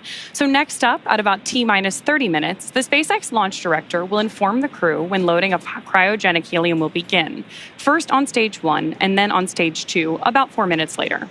Stage 2 RP-1 loading should wrap up at about T-minus 20 minutes and 30 seconds. Then, as we approach T-minus 16 minutes and 30 seconds, we should hear a call out that Stage 2 liquid oxygen loading has begun. So with all of those consumables being loaded onto the rocket, if we have to call a hold for any reason at this point, like potentially due to weather, we would have to stand down and target our backup launch opportunity, which is tomorrow, Friday, August 1st, at 11:43 a.m. Eastern Time. That's because we have an instantaneous launch window today. So let's take a minute to do a little orbital mechanics 101. An instantaneous launch window means that we need to launch at exactly the right time, and that's driven by our planned rendezvous point, which is the location where Dragon and Station meet in space. Right now, the International Space Station is orbiting the Earth at more than 17,000 miles per hour, and Dragon needs to catch up to it. That means we have to deliver Dragon to the correct orbit. We do that by timing its trajectory relative to the orbiting laboratory so that they're both in the same place in space at the same time. A precise liftoff time is crucial for hitting that rendezvous point. Now, again, that means that at this point, if we hear a hold called, we'll be standing down and likely targeting that backup launch opportunity tomorrow. For now, though, we're going to go ahead and hand it back to Soumya and Joseph to talk to us about West Coast recovery. Soumya? Thanks for walking us through that, Ronnie. We are now at T-minus 31 minutes and counting, getting closer and closer to getting our Crew 11 astronauts into space. Once their mission is complete and it's time for our crew to splash down back on planet Earth, they'll be heading to one of several targeted sites supported by SpaceX. Until recently, Dragon recoveries primarily occurred off of the coast of Florida. This year, SpaceX moved Dragon recovery operations off the coast of California to allow Dragon to complete its deorbit before safely jettisoning the trunk over the Pacific Ocean. When they return, Crew 10 will be SpaceX's third crew mission to splash down in one of the new locations. From 2 was the first back in April this year, followed by Axiom 4 in July. The new splashdown locations are near LA, Oceanside, and San Diego.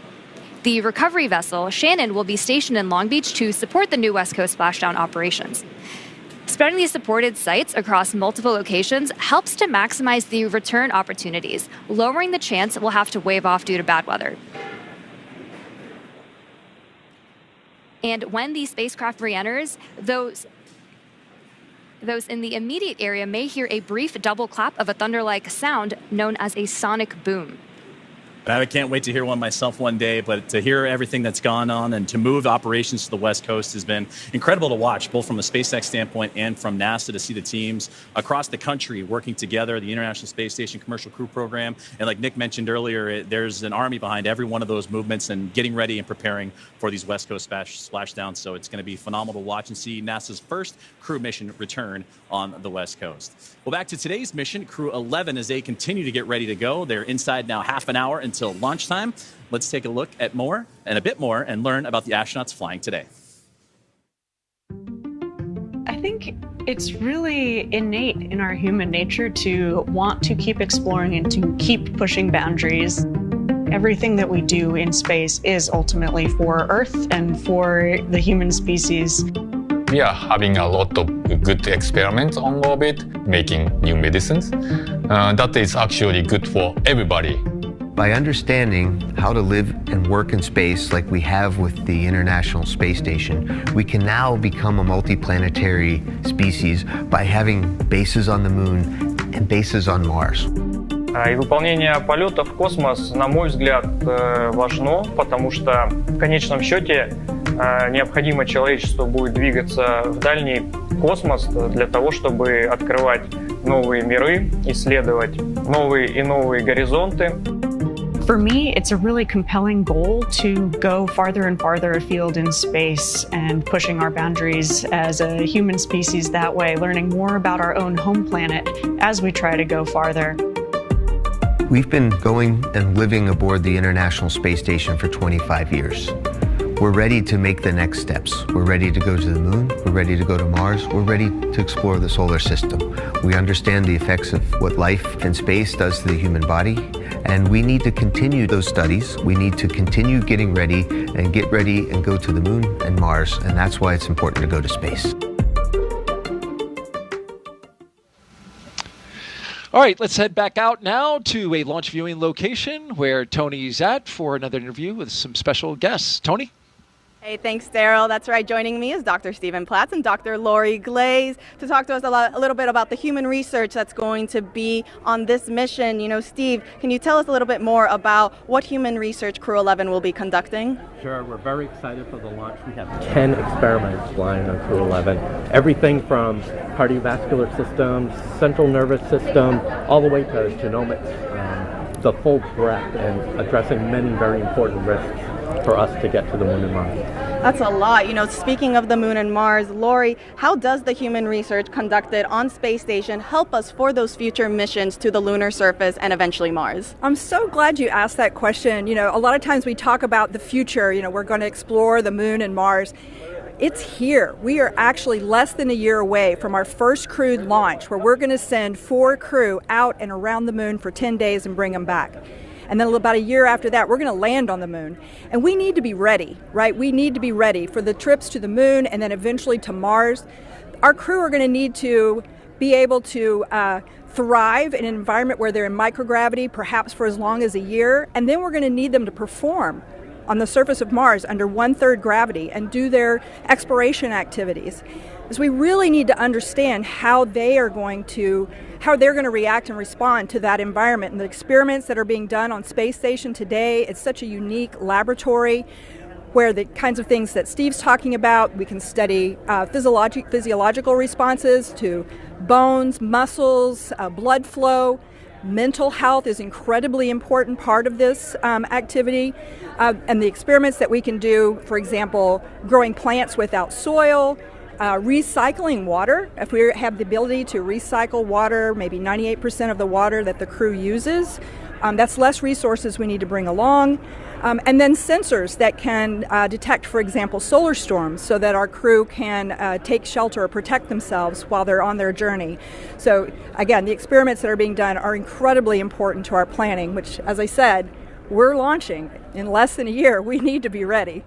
That's right. I mean, a ton of valuable research that we are gathering. You know, speaking then on, you know, the research for Crew 11, Steve, I heard, you know, there's a new experiment that's going to Space Station. Tell us a little bit more about that. Yeah, that's called manual piloting. And what that is looking for is the ability for the crew to land a vehicle on the lunar surface. So we're looking at the sensory motor aspects, balance, cognition, some of the things that Lori was talking about, and putting them all together, and we have a simulator that actually moves in all dimensions and allows the crew to feel like they're actually landing a spacecraft. And we're doing that pre-flight.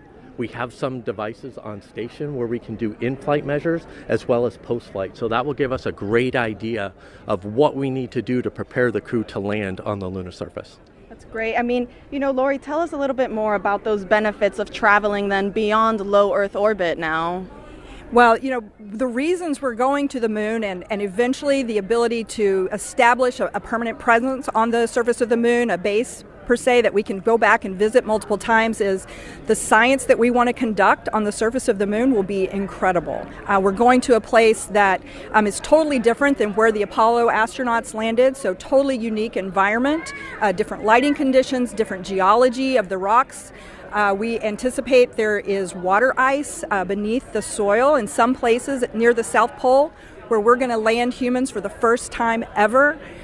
So we will be able to do incredibly unique science, but we'll also be able to continue the human research aspects for longer duration stays on the surface of the moon where we're trying to live and work, and that will again feed forward to help us be better prepared for Mars. Absolutely. A ton of exciting things coming up. Thank you both so much for joining us. Now we'll send it back to Daryl and Nick.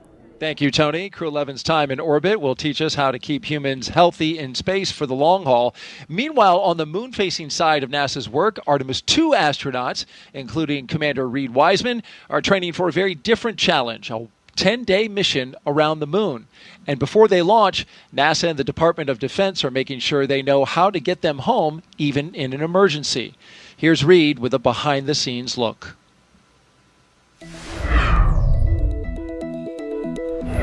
Hi, I'm NASA astronaut Reed Wiseman, commander of Artemis II. I'm here at the Kennedy Space Center in Florida, and as you can see, work is well underway for our next mission to the moon, both on land and off the coast. Back in June, teams with NASA and the Department of Defense used an area of open water off KSC to rehearse procedures for a possible rescue after an ascent abort from the SLS rocket. Instead of using astronauts, they used a set of test mannequins staged inside the crew module test article, a full-scale mock-up of the Orion spacecraft. You can see pararescuers jumped from a plane into the water with their specialized equipment, then approached the spacecraft, opened the capsule, and transported the mannequins to the helicopter safely for medical care. This was one of 2 emergency procedures they rehearsed should they need to rescue me, Victor, Christina, and Jeremy during an abort scenario. And back here on land, now that the upper stage integration is complete inside the vehicle assembly building, teams with NASA's Exploration Ground Systems have been running SLS integrated testing, where they powered up both the core stage and boosters for the first time in preparation for our 10-day journey around the moon. That's a look at your Artemis Moon Minute. For more Artemis updates, scan the QR code on your screen right here or visit nasa.gov/Artemis-Roman numeral 2. Nick, I know you're excited for Artemis. Absolutely. One of your fellow astronauts you spent a lot of time with, Christina Cook, is going up. Yeah. The astronaut corps is small, so everybody in the corps, and so I'm excited to see all 4 of them take their trip around the moon. It's exciting. It's been a long time for NASA, more than 50 years. All right, now let's send it back to SpaceX in Hawthorne, California. Thank you very much, Daryl and Nick, and it was impressive to hear that interview and that Moon Minute, and it's amazing to see how interwoven what's being done with these crewed missions to the International Space Station and how they impact moving forward and the Artemis campaign. So incredible to see about how those 2 crews and how those 2 missions work together. Now, as we get back to today's launch, we're now approaching 20 minutes away in the countdown for NASA's SpaceX Crew 11 mission to the International Space Station. So let's take a look at Falcon 9 that's on your screen now, and that is a 2-stage rocket that is 29 feet tall and getting ready for liftoff, and again, approaching 20 minutes away. At launch time, it produces more than 1.7 million pounds of thrust. So, that is impressive firepower. Yeah, and rockets like Falcon 9 don't use all that thrust just to go straight up. Early in flight, Falcon 9 performs a gravity turn, which is a smooth pitch maneuver. RP1 load complete. Hearing good call-outs over the nets. which is a smooth pitch maneuver that tilts the rocket sideways to build up horizontal velocity. You may hear this call out about 10 seconds into launch as the vehicle is pitching downrange. And once the first stage completes its portion of the mission, it shuts down and separates. And a stage rocket like Falcon 9 sheds that booster to eliminate the weight and uncover the Merlin vacuum engine on stage 2. To reach orbit, the vehicle needs to go fast, hitting an orbital velocity of about 28,000 kilometers an hour. And that's just to keep it from falling back to Earth due to gravity. That's fast enough to lap the Earth in about 90 minutes or fly from New York to here in Hawthorne, California in under 10 minutes, which is about 7 times faster than the U.S. Air Force's SR-71 Blackbird. After stage separation, today's booster will be landing at Landing Zone 1 at Cape Canaveral Space Force Station. This particular booster will be returning to Earth for its 3rd time. The second stage takes over from there, powered by a single Merlin vacuum engine, also known as the MVAC. With its extended nozzle and optimized design, the MVAC drives maximum performance, producing 220,000 pounds of thrust in the vacuum of space. On today's mission, we'll light that engine 4 times before deploying the final payload into orbit. Now, so much of what makes Falcon 9 remarkable happens in flight. SpaceX for countdown check-in brief.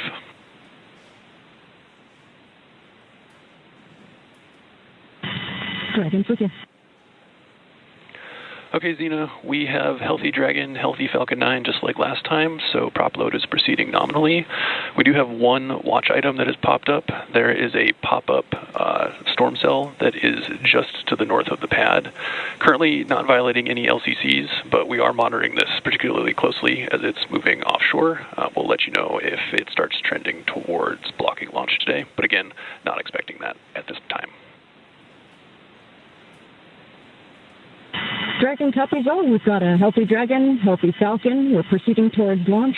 Only watch item is a storm cell that is north of the pad moving offshore. We'll continue monitoring, but otherwise looking great. That's a good readback. And great communications there from the team here at SpaceX on the ground in Hawthorne, monitoring. What we've been keeping an eye on throughout the broadcast here today is that weather popping up, but everything else looks strong and healthy. The Falcon 9, the capsule itself, and the crew, they're still ready to roll as we're now about 17 minutes away from the launch. Now, talking back to Falcon 9, and what remarkable happens is what happens in flight. It's the first stage, landing itself on land or on a drone ship in the middle of the ocean, the fairings that can parachute back, all ready for another flight to space. Every part of Falcon 9 is a part of a larger design that comes together to do one thing, and that's escape Earth's gravity. And getting to space is the first step to building our multi-planetary future. At the top of Falcon 9 today, the crew is sitting inside Dragon Endeavour. Dragon has played a significant role in advancing our future in space by safely transporting crew to and from the International Space Station. There are currently 5 Dragon spacecraft supporting human spaceflight missions: Endeavour, Resilience, Endurance, Freedom, and our 5th and final Dragon, Grace, which just launched the Axiom 4 mission last month. Designed with safety as the highest priority, Dragon is capable of carrying up to 7 passengers to and from Earth orbit. The Dragon spacecraft has Stage 2 LOX load has started.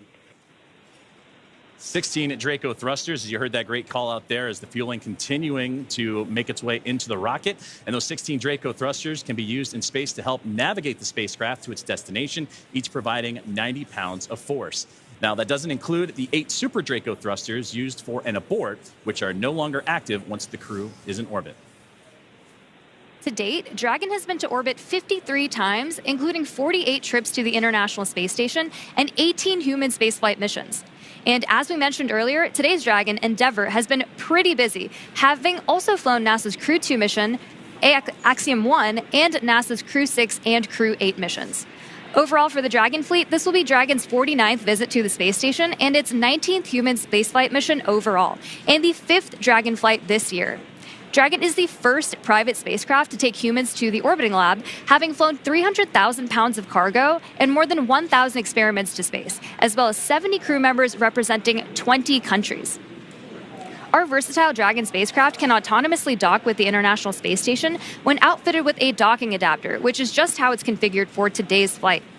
And when it's not going to the space station and it's in free flyer mode, the docking adapter can be swapped out for a cupola, as it was back during the Inspiration 4 mission. Another option we have is the Skywalker hardware, which supports extravehicular activities or spacewalks as we did during the Polaris Dawn mission.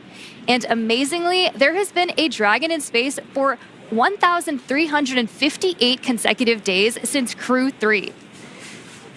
Now, with T-0 coming up in about 14 minutes or so, our teams are continuing to do a series of system checks to ensure Dragon and the Falcon 9 are ready, with fueling continuing to get underway. And again, we're monitoring that weather that the teams here at SpaceX are keeping an eye on and have been relaying up to the crew. So let's check in with Ronnie with the latest. Thanks, Joseph. So as you've heard, we are still on track for an on-time launch today, and we're monitoring lots of different factors as we get closer to liftoff. Most importantly, both Dragon and Falcon 9, of course carrying our Crew 11 astronauts, continue to be healthy. You heard that we've wrapped up Stage 2 RP-1 loading, and that Stage 2 liquid oxygen loading also wrapped up on time at about 16 and a half minutes to go. The launch escape system is also armed. That's, of course, the system designed to propel Dragon away from Falcon 9 in the unlikely event of an emergency. And the Eastern Range is monitoring keep-out zones along the flight ascent corridor and is tracking no issues for today's launch. Weather continues to be a watch item, so we'll keep an eye on that. But for now, we are go for the 6th mission of Dragon Endeavour. It is a fantastic milestone for Dragon, and here at SpaceX, we could not be more excited. So to add a little something extra to our celebration, I've got our Dragon plush hanging out with me here in front of Mission Control. Now, this guy is not the zero gravity indicator for today's mission, but do keep an eye out for that once Crew 11 reaches orbit. This is, though, a fun nod to all the successful flights that Dragon has made, and all of the crews that we have been so lucky to work with. I think this is a great way to celebrate today's flight milestone, and I really have appreciated joining you all. Thanks for joining me at the status desk for all of our coverage today. With that, go Dragon, go Crew 11, and I'm going to hand it back to Sandra for status update from Houston. Thanks, Ronnie. That plush is cute. I'm going to have to get one for myself. Back here in the International Space Station Flight Control Room at NASA's Johnson Space Center in Houston, teams continue to work around the clock to monitor activities aboard the orbital outpost. Leading the team inside the room today is NASA Flight Director Scott Stover. The team in Mission Control and the team in Hawthorne, as well as the astronauts aboard the International Space Station, will track the autonomous docking of Dragon Endeavour when they enter into joint operations.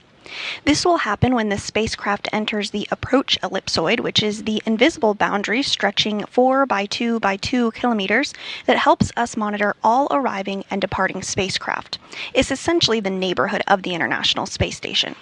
Once docked, crew members in both Dragon and aboard the International Space Station will perform a series of leak checks, and then will work to open the spacecraft's hatch for Crew 11 to float into the space station and begin their stay. We anticipate that the hatch will be opened about an hour and a half after docking occurs. When they enter the orbital outpost, crew will be greeted by the rest of the Expedition 73 crew and will come together for opening remarks. But for now, that's going to be all from us here in Mission Control for today, as the anticipation continues to build for launch in less than 20 minutes from now. So, how's it looking on the Space Coast, Daryl? Well, we've got a mix in the weather. There's some clouds that are building, but so far still looking good, okay for launch. It's a watch item at the moment, and so we're keeping our eyes to the skies. Also, this is a first for our broadcast team right here. An astronaut who once sat right here where Nick is sitting as a commentator is now minutes from flying to space. Zena Cardman was once in this very seat, the one that Nick Hague is sitting in now, less than a year ago. She was supporting Nick as he launched with Crew 9. She was originally set to command that mission, but when Crew 9 had the shift and had the change up of assignments, she had to step back to help get the team off the ground. And here's what she said, Nick, after watching you and your crew go into space. Every crewed launch that I have ever watched has really brought me a lot of emotion. This one today was especially unique. I think it was hard not to watch that rocket lift off without thinking, that's my rocket and that's my crew. But I also know that I'm not the only person who can think that.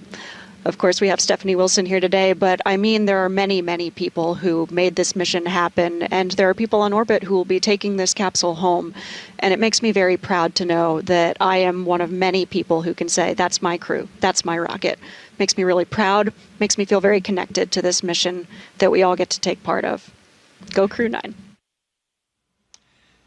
an emotion-filled Zena Cardman in that moment, and she is going to give us some words any moment now. Dragon SpaceX, confirm crew displays are configured for launch.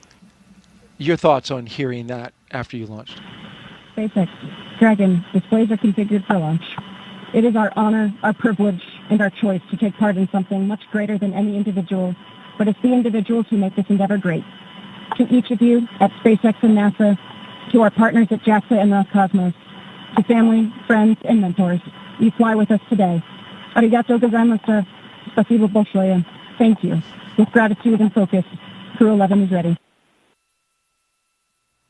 And more words. Crew 11, sentiment is the same on the ground from everyone staying here. We have enjoyed working with you in the preparation for the mission. Looking forward to doing the same in flight. Good luck. Enjoy the ride. And more words from Zena Cardman. We just heard from her live. Yeah, it's like I started the show. There isn't any place I'd rather be than here today. What Zena said is so true, and it's this palpable feeling that, hey, that's my crew. Those are my friends. Hey, that's my commander. And just to be here and know that, I've done my small part to help support them and along their way, and there'll be more support that happens in the future. And to be able to see behind the scenes everybody else that is contributing to that is, that's what makes this all so special, is it's not about the individual. Spaceflight has nothing to do with individuals. It's all about us working together. 100%. Well said, Nick. And kudos to both of you for showing an immense amount of class. You signed up to do this role almost immediately after getting into space, and we heard from you saying, I want to be there for Zena. Thank you for being here. And go Crew 11. And so with just 7 minutes to go, a little over 7 minutes, we want to send it back to Hawthorne for the final countdown. Thank you, Daryl. Thank you, Nick. And those were beautiful words from Zena Cardman. You can hear the emotions behind them and what they're looking forward to getting ready for launch. And they said Crew 11 is ready. As you mentioned, about 7 minutes and change to go until we have liftoff, and we're still awaiting the final propellant loading to complete, and then we'll get into engine chill, and more milestones will be along the way. It's going to be about a 9-minute ride to orbit, and then Dragon in the second stage will continue to coast for a few minutes after that once the first stage and second stage have performed. You'll be hearing some of those performance calls as we get into that final countdown, and then after liftoff. These are SpaceX flight controllers reporting on the trajectory, speed, booster, and performance, and the key milestones, but there are some other calls that you'll hear the crew make as well, especially after liftoff. The crew will report out a few number and letter combinations which mark different abort zones throughout the flight up the eastern seaboard. The first two, 1A and 1B, are abort modes available. Has started. And right on cue for the engine chill that has begun. And those first stage abort zones, again, 1A and 1B for that first stage. Next are 2A through E. Those will come into play once the second stage kicks in, but we'll only hear that 2A call. And diverting a little bit from the other naming systems, we'll hear the call Shannon, which refers to Shannon, Ireland. This means that the crew could target off the coast of Ireland if they needed to abort late in that second stage burn. You'll hear these different calls throughout the flight uphill along the way, and the performance callouts from the guidance, navigation, and control officer, and also the propulsion lead. So we're coming up on T-minus 6.5 minutes. We heard that the engine chill is started, and that means that that small trickle of fuel making its way into the engine to prime it Stage for 1 fuel load launch. complete. So we already heard that stage 1 engine chill has already started, which is a key process that prepares the engines for flight. Right now, the prop in the tanks is isolated from the engines. Sorry.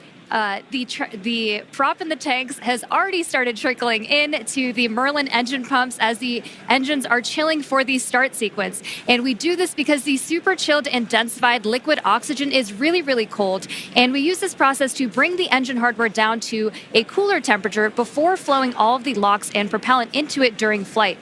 At liftoff, Falcon 9 is consuming 700 gallons of fuel per second. So engine chill helps us to prevent thermal shock and ensures nominal engine performance. Shortly, coming up, we should also hear the call out for stage 1 RP1 load completion.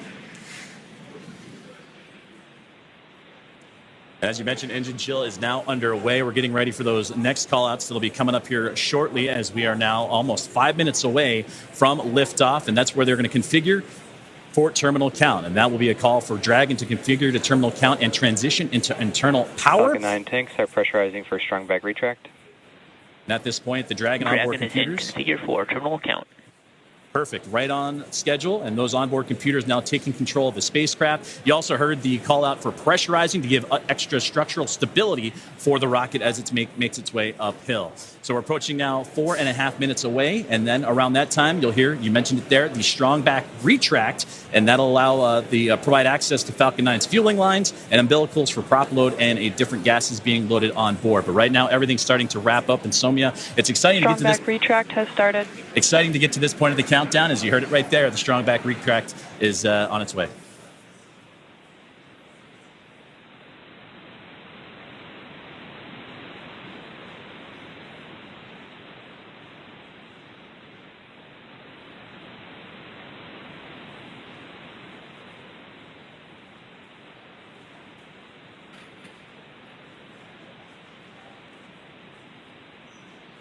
So we have a great view on our screen of the clamp arms opening up just around stage 2 under Dragon in preparation for strong back retract.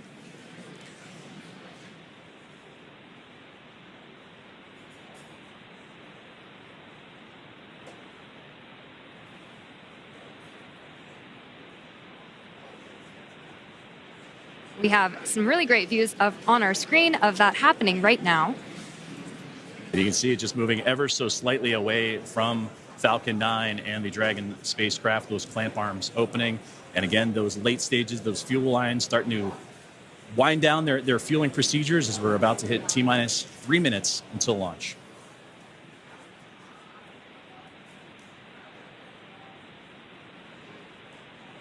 Second stage loading will wrap up shortly after the first, and you've probably noticed those white clouds venting from around the rocket. That isn't smoke. Stage 1 LOX load complete. That's condensation, as stage 1 liquid oxygen loading has been completed. As liquid oxygen warms slightly inside the tanks, some of it boils off, and that gas is vented to manage pressure.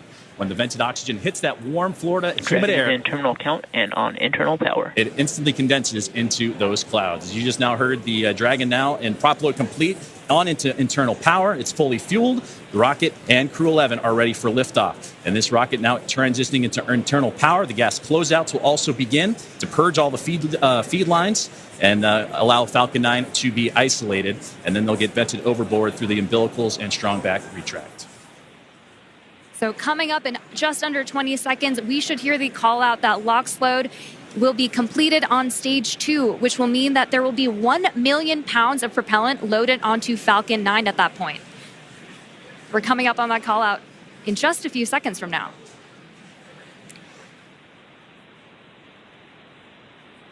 Stage 2 LOX load complete. Now that that's complete, we will vent down the TE, which will produce a white cloud off the side of the rocket, which is totally normal and expected. Dragon is in auto idle. Auto idle puts that rocket in a state the flight computers understand before it takes over. And that's making sure the transition to the final countdown is smooth and all the flight computers on board are in sync with each other and configured for launch. We're now 90 seconds away from Ground launch. gas closeouts have started. Expect loud venting. And there's the gas closeout that Somya was just talking about. And now inside 80 seconds from the launch of NASA SpaceX's Crew 11.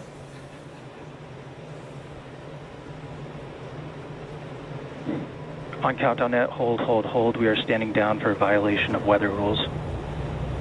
Launch auto sequence is aborted.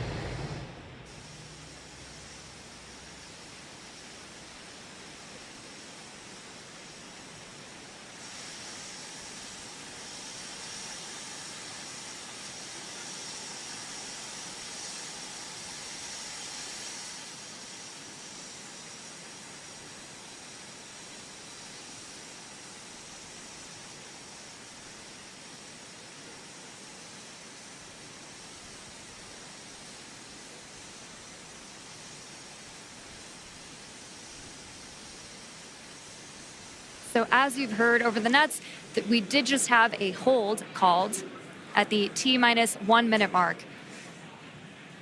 And that hold due to weather, that was something that we've been keeping an eye on. Our team here in SpaceX and Hawthorne, as well as in NASA, we're monitoring that throughout today's broadcast in preparation for launch. But Unfortunately, standing down looks to be the case as the weather has created that violation, but we'll continue to monitor and await for the news officially from the teams on the ground as that weather violation looks to come into play for launch today. Dragon SpaceX, bad luck on weather there. We just got clipped by a cumulus cloud right over the pad, so ended up scrubbing for weather. With that, you are go to proceed to 5.100 for launch scrub. We'll begin offloading the rocket.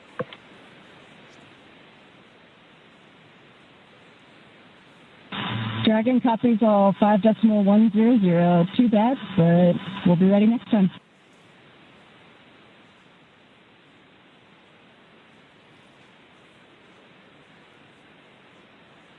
And there you heard the call up to the crew that unfortunately the weather just not playing alongside with today's excitement of a launch for NASA SpaceX's Crew 11. But we have mentioned a couple times throughout the broadcast today that there are backup opportunities starting as early as tomorrow. 11:43 a.m. Eastern time is what the target time is for tomorrow's next attempt for launch for Crew 11, but it came right down to the wire, Somia, with that T-minus 1 minute. But you heard on the loops there that it was just clipped, as they said, by a cumulus cloud to violate the weather rule. So unfortunately, today's launch attempt has been scrubbed due to weather. You know, and there are 1,000 different ways that a launch can go wrong, and so we want to ensure the safety and reliability, even if it is a weather scrub. So we will stay with coverage of the crew as we follow them through the egress procedures and make their way back to crew quarters for now.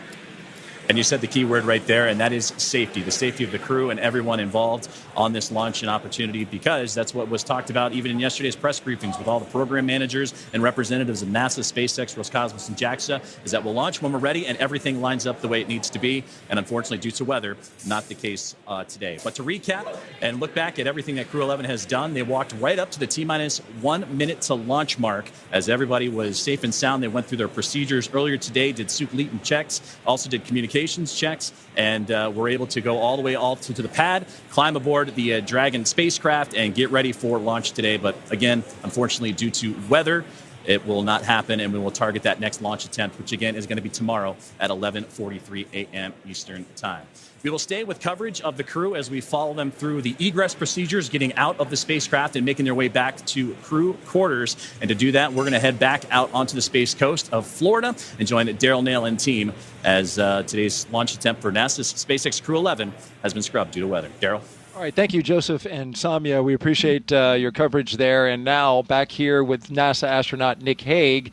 We just returned from being outside. We were planning to watch the launch right there from a nice viewing spot here at the press site, the Kennedy Space Center in Florida. And unfortunately, even as we walked out, Nick, we got a sense that this might not happen because clouds had been building in around the area. We had dark clouds overhead of us. We got up on our area to watch the launch and heard a Phase 1 lightning alert go off. And then my heart kind of sank a little bit because I thought that might be it. Yep. Then you see the clock stop. Yes. And you know it's happened. So it's disappointing. But there's a reason we do it, and that's to keep everybody safe. It's so critically important. As you look at this shot here, you can see that just right over top, you've got some darkened clouds in the area. This was a result of a sea breeze that when we started the day, the launch weather officer improved our forecast to 90% go, but there was a 10% concern that the sea breeze was going to develop earlier in the day than originally forecast. And that sea breeze, which is this is very common here in Florida in July, once that air starts moving over the ocean and onto land and meets the warm air, our blue skies went to cumulus clouds scattered across the spaceport. And we just had one get just inside the 10-mile radius. Dragon SpaceX, for awareness, we're looking at approximately 50 minutes for the prop offload time. So it should be approximately 1700 UTC when we are able to proceed with 5.100 and rotate the seats.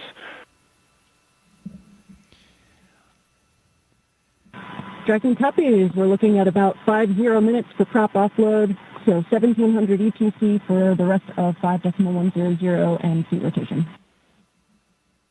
Good readback. And so what does that mean, Nick? They are going to rotate the seats? Yeah, so it's important to know that right now you're looking at a fully fueled rocket with an armed launch escape system. And so the crew is in the same posture that they were in the 45 minutes leading up to launch. They've got to be in that posture until they can offload all that propellant, which takes about the exact same amount of time to offload as it took to put on, as well as disarm that launch escape system. And so this is a very active rocket right now, and they, that launch escape system, if something went wrong, even now it's still protecting them. It's a great note there. But this is very much a dynamic situation even now with a scrub called. The teams have to work through their procedures to safe the launch pad, the rocket, and the capsule from being just minutes from launch. And we were in that posture ready for launch, and now we have to undo that, right? Yeah, very carefully. You got to back out of all of that, and then once the rocket is defueled, we've got all the fuel out of there. We can disarm the launch escape system. You still need the pad team to be able to come and get out there to get into the white room and help open up that side hatch and get the crew out. And so the scrub process is not a quick one. Just to finish a thought that I had said, and I think this view on the left basically shows you what the issue is. That's rain on the right half of the screen there. That's a rain cloud with rain coming down. And on the left hand, we were dealing with sun poking through the clouds on our side. We could literally see the clouds kind of going over top of our heads, getting close to the pad. And the standoff area is 10-mile radius around the pad for these dark clouds and cumulus clouds. And that is a safety factor. We'll talk a little bit about that. That is because you don't want to send a rocket through a tall cloud like that could generate some energy from the rocket passing through it. Yeah, just the same as if you're on a commercial airline flight, you don't necessarily want your pilot to take you through a severe thunderstorm. We don't want to do that with a rocket. And so we are erring on the side of safety in this situation. But as Nick pointed out, the rocket that you are looking at is a fully fueled, ready to launch Falcon 9. As we now see, they are starting to allow some of the liquid oxygen to vent off as they begin detanking the rocket from its super chilled liquid oxygen and its RP1, which is the kerosene-based propellant. Dragon SpaceX propellant offload update, estimating about 45 more minutes for propellant offload. Dragon copies, additional 4 or 5 minutes for prop offload. Now, as you recall your procedures for the crew, getting out of the capsule and getting back into their vehicles and going back, take me through the timeline of the scrub procedure. Yeah, it's a fairly straightforward procedure. You're running the launch procedure in reverse, essentially, and so they're strapped in. The seats are rotated up in a launch configuration. As soon as they detank, they're going to disarm the launch escape system. So you're looking at it's 45 minutes to get rid of the liquid oxygen and RP1. Once that's off, then they'll be able to disarm the launch escape system, rotate the seats down. At that point, the arm will come over and the ground team, the pad team will be able to come up there. They'll open the side hatch and then help them get out of the capsule just like they helped them get into the capsule. So you're looking on the order of, an hour, a little bit longer. And you want that rocket fully detanked? Absolutely. Yeah. You've got cryogenic propellants, oxidizers moving, flowing, and you want to make sure that that's all secure before you put people around it. That's the way the system is designed. It's different on other launch vehicles. Other launch vehicles, Soyuz I launched on, was fueled when we showed up to it. But while you're moving the fuel on and off, you minimize the number of people that are around. That's exactly right. And the SLS rocket is similar in that it gets fully fueled and tanked, and then they bring the astronauts on board. SpaceX does it so they can do that tanking as the very last part of the mission timeline. Mm-hmm. And this also allows for a quick tanking, relatively speaking, for a rocket. And then allows you to detank it. But they're using super densified liquid oxygen as well. So you mentioned it. High energy systems are engaged here, and so we are now unwinding that as we proceed through the scrub procedure. If you're just joining us, we scrubbed this launch at T-minus 1 minute and 7 seconds until liftoff. We had a healthy rocket, a healthy spacecraft, we had a clear range, and we just had weather in the area, a cumulus cloud that just clipped the radius nearby within the launch area, the 10-mile radius. It got into that standoff area, and that is what caused the scrub for the day, because that is a safety measure to keep the crew that you see on the right side of your screen safe from any potential hazards that could develop as a result of the weather. And this view gives you a clear look at exactly where the clouds ended up now just about 10 minutes after when we were supposed to lift off, right over top of us. They were certainly in the area. We heard the lightning warning go off, and so we knew when we were standing out there watching this launch that that was a bad sign. But it's interesting. I've seen it go both ways, right? Where we get a launch forecast that is 85% no-go, but you find a hole in the clouds that's just 10 miles in radius, and it's all around the launch pad, and you can launch. Yeah. This is the opposite of that. We had 90% go with only a 10% chance, but this is Florida in July. These things can pop up literally just from, the daily sea breeze collision that we have over land. Yeah, weather is dynamic, and we throw a lot of technology at it, we throw a lot of science at it, and it still baffles us sometimes.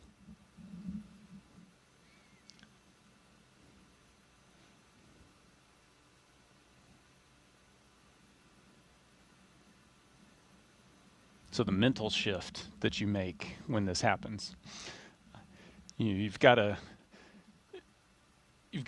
attempt to not make the mental shift immediately, because it is it is a live launch escape system that you're in, but inevitably there's so once we get out of here, what's the next step? When is our next opportunity going to be? They've already been looking at weather predictions for days out, so they understand what the impacts to the phasing and the mission profile might be, the potential for bad weather in the upcoming days, and so they're already starting to think about, so what's the next opportunity, and then having to get into the psyche of, let's do this again, and it is to the T, to the minute, do it again.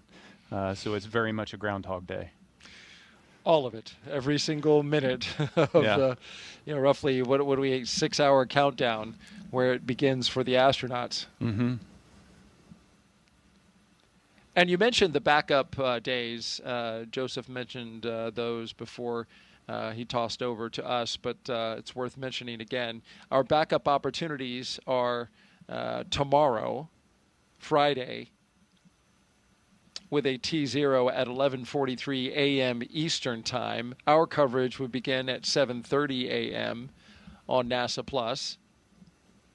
The weather for tomorrow is just a little bit better than it was today, but what does that tell you, right? We scrubbed today. It's 85% go. The concern is the same, because the same pattern could develop. it's cumulus clouds building up and around the pad. But I will add this. We have moved a little earlier in the day. So the later that sea breeze develops, the better opportunity we'll have for getting some clear weather.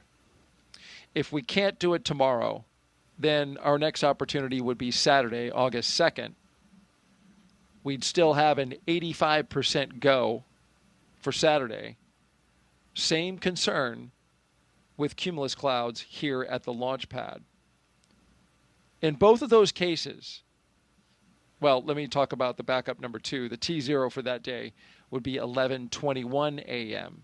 for a launch, and that would be an instantaneous window. And you can see the pattern. We move about 22 minutes early every single day that we delay from this particular T0 today. And of course, that's orbital mechanics. We've got time. You want to explain that one? Yeah, sure. So the international. Oh, yeah. No, you got to wait for the plane of the orbit of the station to cross overhead, and it just works out each day that it's a little bit earlier. Unfortunately, if it had come overhead a couple minutes earlier today, they would have been able to launch. The weather would have been clear.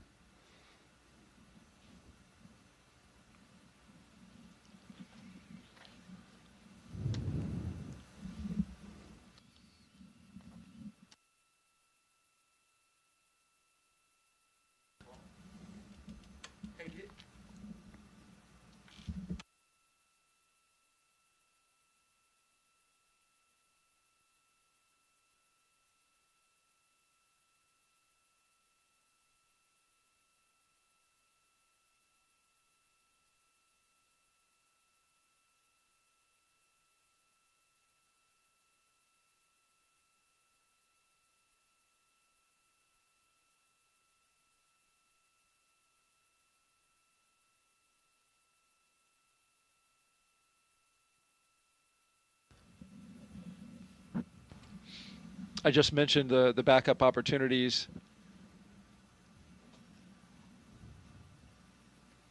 One thing about both of these next launch opportunities, unfortunately, we're going to really have our eyes set on the ascent corridor, because now there is a trough that is approaching a line of storms coming across the eastern part of the U.S., and it is going to make its way out into the ocean, and so that could disturb the weather along the ascent corridor, which is an area where if Dragon were to suffer some kind of anomaly, something that wasn't expected and needed to come off the top of the rocket, it would splash down along the ascent corridor. There's concern about the sea states, right? How much it's sloshing around is going to be out there in the ocean. You need good conditions, a baseline of conditions, in order to pull astronauts out of a floating capsule with a helicopter and a boat. Yeah, it just shows the complexity, the scale of the problem that you're dealing with. It's not a forecast at a particular point, on the surface of the Earth, at the launch pad.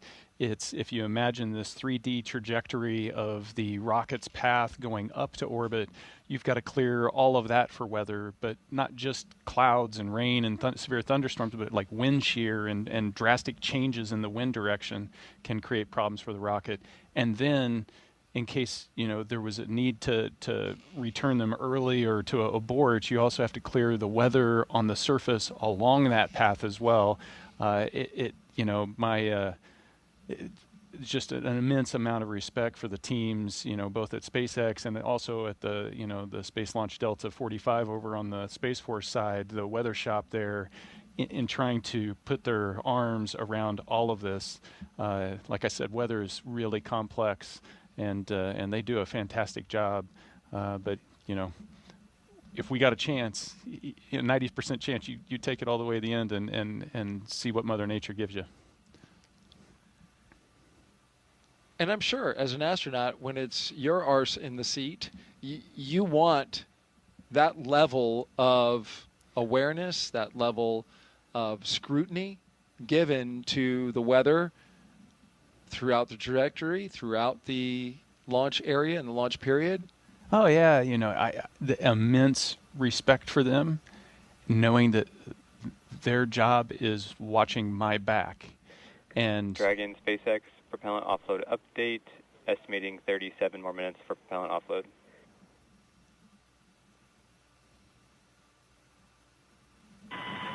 Dragon copy. 37 more minutes. The clock ticks slowly. Hope you got 37 minutes worth of stories, Nick. But I, like I was saying, it just takes so much to do that when you're sitting in that seat there, if you get the call for a scrub, there's no question. It's, you guys are the experts. This is the safest thing for us to do right now, and you're all in. You're not second guessing. But you also have that moment, and like when we were standing out there, you're like, oh. There's the disappointment. There's the knowing you're going to have to go through this all again. The disappointment not just for the crews, but the team that's in quarantine with the crew has got Groundhog Day again. The families, the litany of goodbyes that you'll say again. There's a psychological, emotional toll of going through all of that again, and that's why.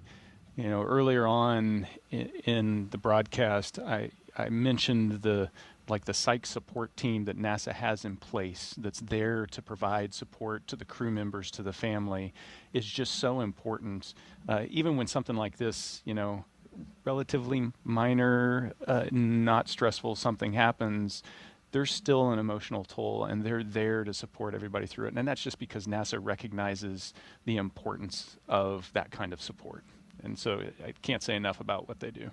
So critical. If you are just joining us, you are watching live coverage of the launch broadcast for NASA and SpaceX's Crew 11. Today we scrubbed the launch attempt due to weather in the area.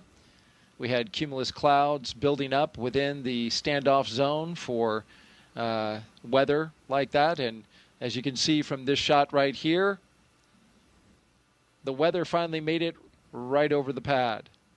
And so now, while we have a fueled rocket on the pad and we're looking and, in fact, detanking at this moment to bring the dynamic nature of the situation out there at the pad down to basically ground zero, reset everything, detank the propellants, offload them, pull the astronauts off, and get them back to crew quarters. We look ahead to our next attempt, which is tomorrow, Friday, August 1st, at 11:43 a.m. Eastern Time. Our coverage would begin at 7:30 a.m. for what we will now affectionately call Launch Groundhog Day.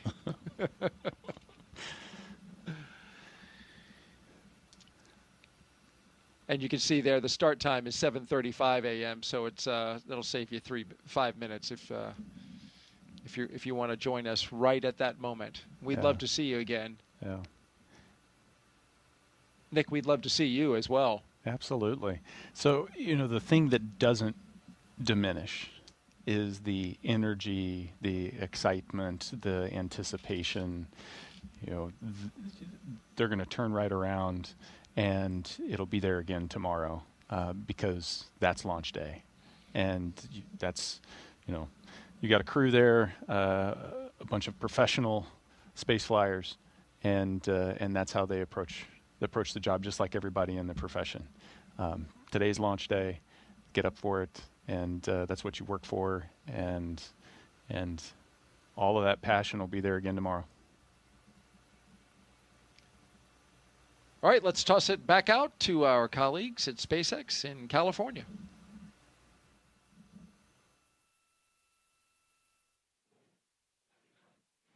Thanks so much, Daryl. So couldn't agree with you both more. What we're doing here is trying to make sure that we are effectively doing the launch procedures in reverse. Right now we're detanking Falcon 9, so we're taking about 1 million pounds of RP-1 and liquid oxygen off the vehicle so that our crew can safely exit the spacecraft. On Monday, our crew actually worked through a dry dress rehearsal. So they went through a lot of the procedures that they did today exactly as they did them today in preparation for launch. Now that we've called that hold due to weather, we're standing down for tomorrow. We're actually just following through with the rest of the dry dress rehearsal procedures. The crew is going to exit or egress the spacecraft, and then, as we were just discussing, go back into that quarantine process. Meanwhile, our teams on the ground are going to go ahead and keep an eye on the health of the vehicle and our crew, of course, but also continue those vehicle side checkouts to make sure that we are ready for that next launch opportunity tomorrow at 11:43 a.m. Eastern.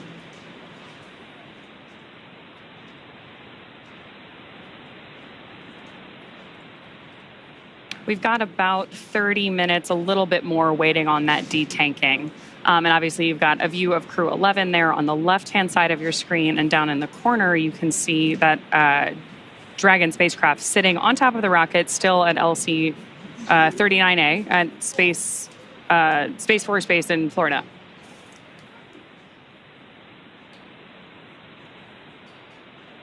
We're, of course, going to keep following the crew, keep a close eye on them as they follow through these egress procedures and then make their way back to the crew quarters to maintain that quarantine environment that they've been in now in the lead up to launch for several days.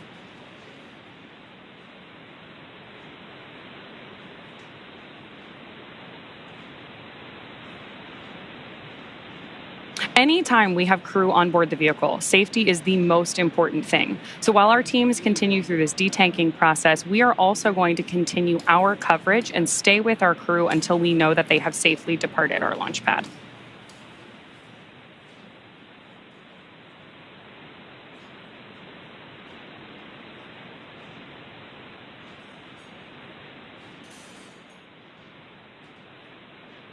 Of course, one of the other things we'll be keeping an eye on tomorrow is to understand how these weather systems evolve. Anyone who has ever joined us for a launch from Florida or followed along with our coverage of previous missions knows that weather, especially on the Space Coast, can evolve pretty rapidly.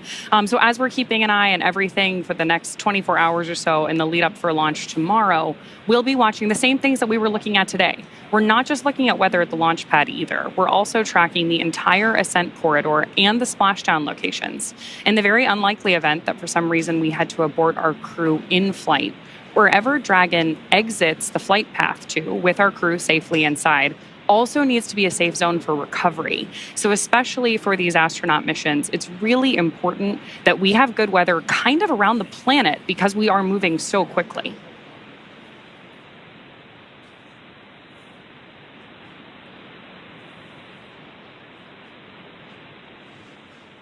Yeah, you're absolutely right, Ronnie, as we continue to follow along with today's coverage of NASA SpaceX Crew 11 today and back here in Hawthorne. And you mentioned something that was the biggest key, whether it's prop loading or offloading, the procedures that were needed and required to do so, whether it was the static fire or preparing for actual launch date today. And that is safety. And that goes back to what everybody has been talking about throughout the mission, throughout the broadcast today, but even going into the pre-launch press conference yesterday with all the program managers, representatives from NASA headquarters, the International Space Station Commercial Crew Program, SpaceX, Roscosmos, and JAXA. That was the biggest key for them, is that we will fly when we are ready to fly, whether it's hardware or the weather that surrounds the crew itself. And that is unfortunately what has occurred today with that violation coming in. And to recap, that violation and that hold was called right up at the T-minus 1 minute mark to launch. And there you can see a great view of the Dragon SpaceX spacecraft that is sitting up on top there with Crew 11 still inside. And Ronnie, you mentioned that we still have about half an hour or so for that detanking of the Falcon 9 rocket. There you can see the crew just taking it easy, relaxing. They're just kind of waiting their turn, waiting their time is again to safely prep the rocket. You'll see the crew access arm when the time comes, come back into view and connect itself to the spacecraft as well. And then the crew will exit egress and then ultimately make their way back to crew quarters. And that's where we're going to stay with you this entire time and make sure that we have all the visuals to make sure that Crew 11 is safe and sound back in crew quarters. And again, we'll prepare for a launch attempt, which will again be tomorrow. And that's something that the programs talked about yesterday as well, is that unfortunately today did not work out, but we have opportunities, whether they need tomorrow, the 2nd, the 3rd, a stand down day for the 4th, and then beyond. So there's opportunities aplenty. And as Steve Stitch, the program manager for the commercial crew program, mentioned, that it's a good window of chance for this crew to make its way up to the International Space Station and so forth. So that's going to be the big one there. And we take a look at what's to come for NASA's SpaceX Crew 11. As mentioned, that the next launch opportunity will be at 11:43 a.m. Eastern Time tomorrow as we take a look at the launch coverage for NASA Plus. That'll start around 7:35 a.m. Eastern Time, and we'll get to hear from Daryl, Nick, and the team as we go through these same procedures and get ready for the next launch attempt. But unfortunately, again, today, due to weather and that cumulus cloud rule that came in right at the T-minus 1 minute mark, right up into the very last moments of the countdown, that hold was called that we heard over the communications loops from the teams here in SpaceX, as well as the NASA teams monitoring closely, standing by as well. And you can see that those clouds are rolling on in over top of the rocket, the spacecraft, and the launch pad itself. So tried to get ahead of it, but unfortunately with the case, we'll try again tomorrow. But so far, everything in terms of the detanking and updates provided regularly with everyone on the loops, the crew being informed, the teams on the ground informed, and communication continuing to roll out as we follow along with the detanking of today's launch attempt for NASA SpaceX Crew 11. And those on board, which are Commander Zena Cardman and Pilot Mike Fink, those two of NASA, Kimia Yui of JAXA, and Ollie Platonov. SpaceX propellant offload update, estimating 25 more minutes for propellant offload. Dragon copy, 25 minutes for prop offload.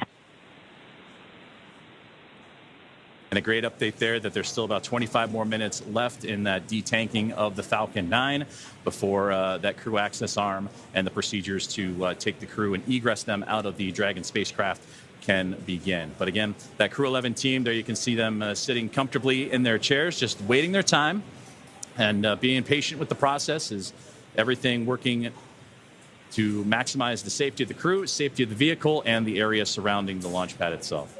So unfortunately, again, scrubbing today's launch attempt due to weather, but our next attempt will be coming tomorrow morning at 11:43 a.m. Eastern Time, when we look forward to seeing the crew work back to their launch procedures, the teams on the ground. And like Nick mentioned earlier, Daryl and Nick over on the Space Coast, that spaceflight is the ultimate team sport, and you need a lot of teammates to make things like spaceflight and launches happen. And that's what's being enacted right now, unfortunately, due to weather and a scrub. But that put into play with all the procedures needed and necessary. So that is where we are currently standing. So a little insight, 25 minutes of the detanking in the Falcon 9 rocket, and we'll continue to follow along through the egress procedures as Crew 11 will then begin to make their way back to crew quarters.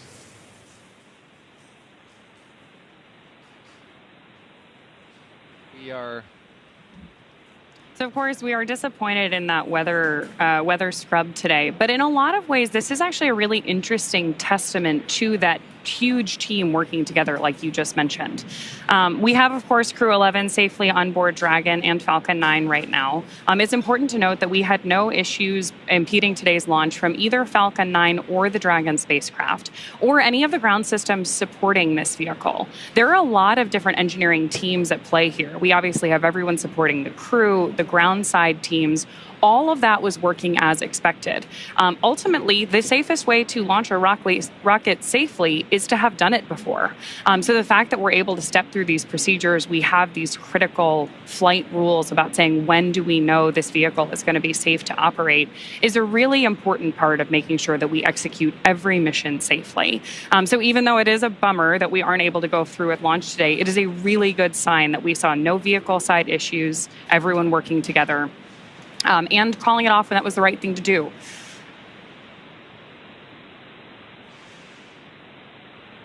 So with that, while we continue to monitor this, like we mentioned, we are going to keep our coverage going all the way through until Crew 11 egresses the spacecraft and then exits the pad. But I'll toss it back over to Daryl and Nick for a little while. All right, thank you very much, Ronnie. Back here at the Kennedy Space Center in Florida.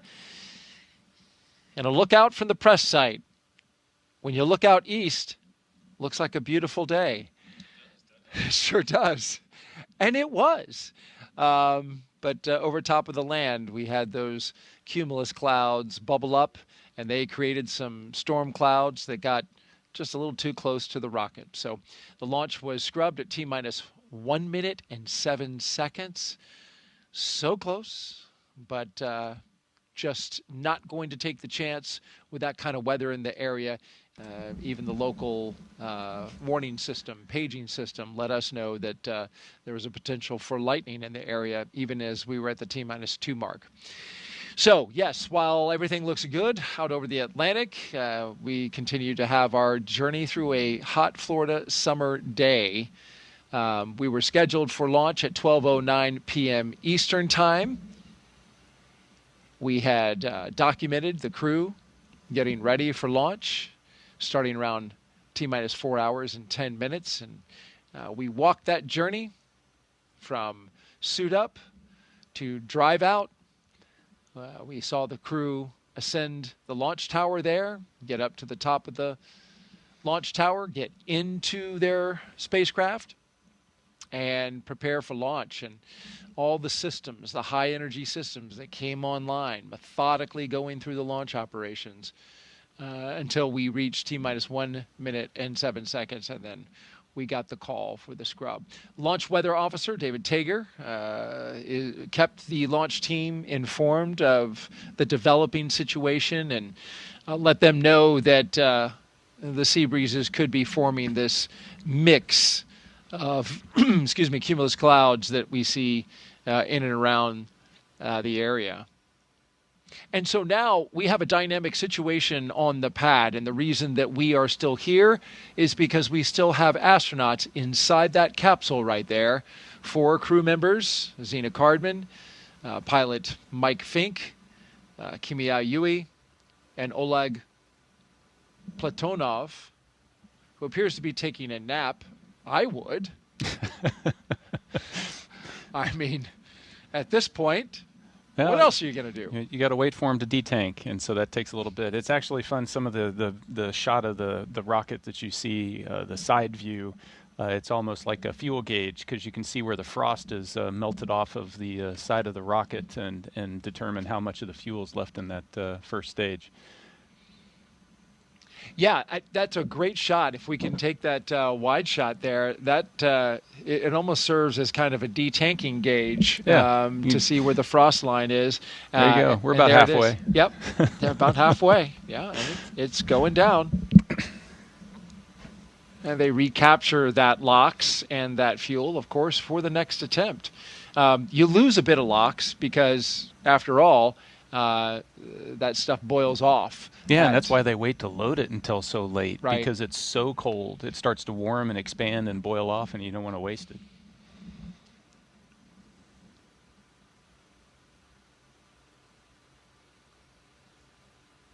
So the question now becomes, or the question that I will ask now is, what do the astronauts do after they get out of their capsule and go back to the astronaut crew quarters? This kind of served like a dress rehearsal. They have now had 2 of them, which is good practice for an operation like this. But you don't need to practice anymore. So what do? Yeah, so you're gonna get out of the capsule. Everything runs in reverse all the way back to the ONC building to crew quarters.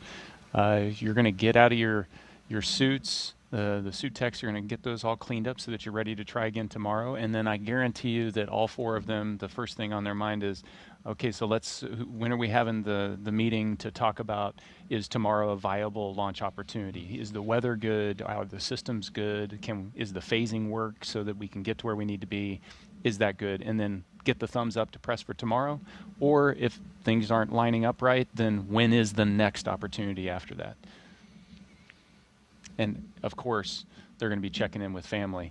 I imagine they're probably going to be checking in with family on the ride back to ONC. Absolutely. And have also heard, and I have seen crews do in the past, check out what's the schedule at the beach house. Because, it might be an opportunity to go out there and kind of take the stress of the day and the scrub off. For just a few hours? If you're trying again tomorrow, then there's probably not enough time. You may want to try to tag up with family again. And if you're going to scrub and it's going to be a few days, then you can, hey, let's just have a quiet evening and step away from the crew quarters, go out to the beach house, put your feet in the ocean. So too quick of a turnaround. It can be. So in that case, maybe, since there's 4 of them, they, just have a little bit of a pickleball match, kind of let off some steam, and then get back to quarantine. No, maybe not any athletic events. We don't want to risk any late injuries prior to launch. I hear that, it's a pretty somewhat safe sport, but you're right. It is a sport at the end of the day. Jessica Meir and Christina Cook, they play pickleball. Oh, yeah? Yeah. I have not got into that yet. Your fellow astronauts. Yeah. I'll have to pick their brains on the finer nuances of pickleball rules, because something about there's a kitchen involved, and there's lots of rules. There's lots of rules. Well, we have a crew that plays here, Nick, and in fact, after our launch broadcast here, we're going to be going out. So if you want to learn, okay, you're welcome to join us. Thank you for the invite. In the 90-degree heat.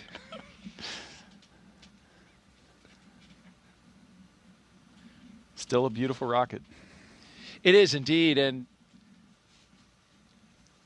it's going to stay there overnight.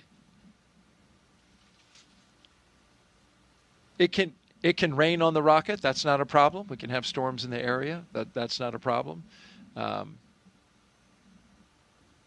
After we detank it, of course. While we're sitting here and we've got folks watching, why don't we take some social questions? Sounds great.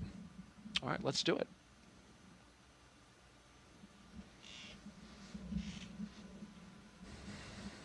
If you're just joining us, we scrubbed our launch earlier today at 12:08 p.m. Eastern Time, T-minus 1 minute and 7 seconds. Our question comes from Hey Aviate. I want to be an astronaut. Any advice that will be really helpful apart from the usual requirements? I'm going to assume the usual requirements would be a STEM background, right? Mm-hmm. Science, technology, engineering, or mathematics. But what gives people an edge these days? Because it's so competitive, Nick. Let's be honest. It is. It's highly competitive. How many people in the astronaut corps? Less than 50. Right. Yeah. In each class, there's maybe 10,000 applications for a dozen spots. 10,000 applications. So it is very difficult. The minimum requirement is you need a STEM master's degree. Okay. And so you've got to get that foundational educational baseline. Yeah. So there's lots of things that you wouldn't necessarily think about that get evaluated. For example, we're watching Crew 11 here. They've been strapped into these seats for about 3 hours now. They've got another 30 minutes or so. And so patience and the ability to have enough personal discipline to be able to sit still and wait for long periods of time.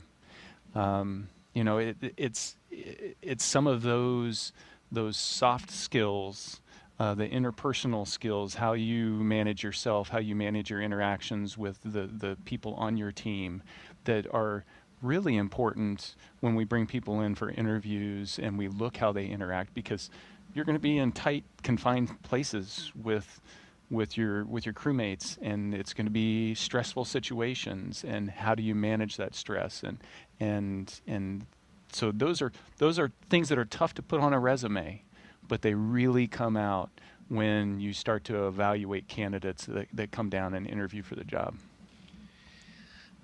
That's so key, and that's something I've observed with many of the astronauts who I've had the honor and the privilege to do launch broadcasts with. As we look at a screen that can show us, if you look closely, Nick, you can see the rain coming down now out there at the launch pad. Oh, yeah, you can. So it did finally rain on the rocket. This is a sun shower, though, at the moment, because the sun is shining on that rocket at the same time.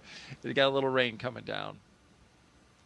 But to the point that you were talking about, those soft skills, it's after having done a number of launch broadcasts with astronauts, it's like almost every single one of them easy to get along with, super smart, adapts to situations real quickly. I see these common characteristics in everybody. I say almost all because, well, some people you have to put up with. I apologize. The jury is out. The jury's still out on this one. No, I tease greatly. This has been nothing but a pleasure since Nick walked in the door yesterday and we did our launch broadcast debrief. It's really great having you. It really, truly is. So the advice I would give somebody is, how do you develop that? Because you can develop those soft skills, and it's trying to step out of your comfort zone.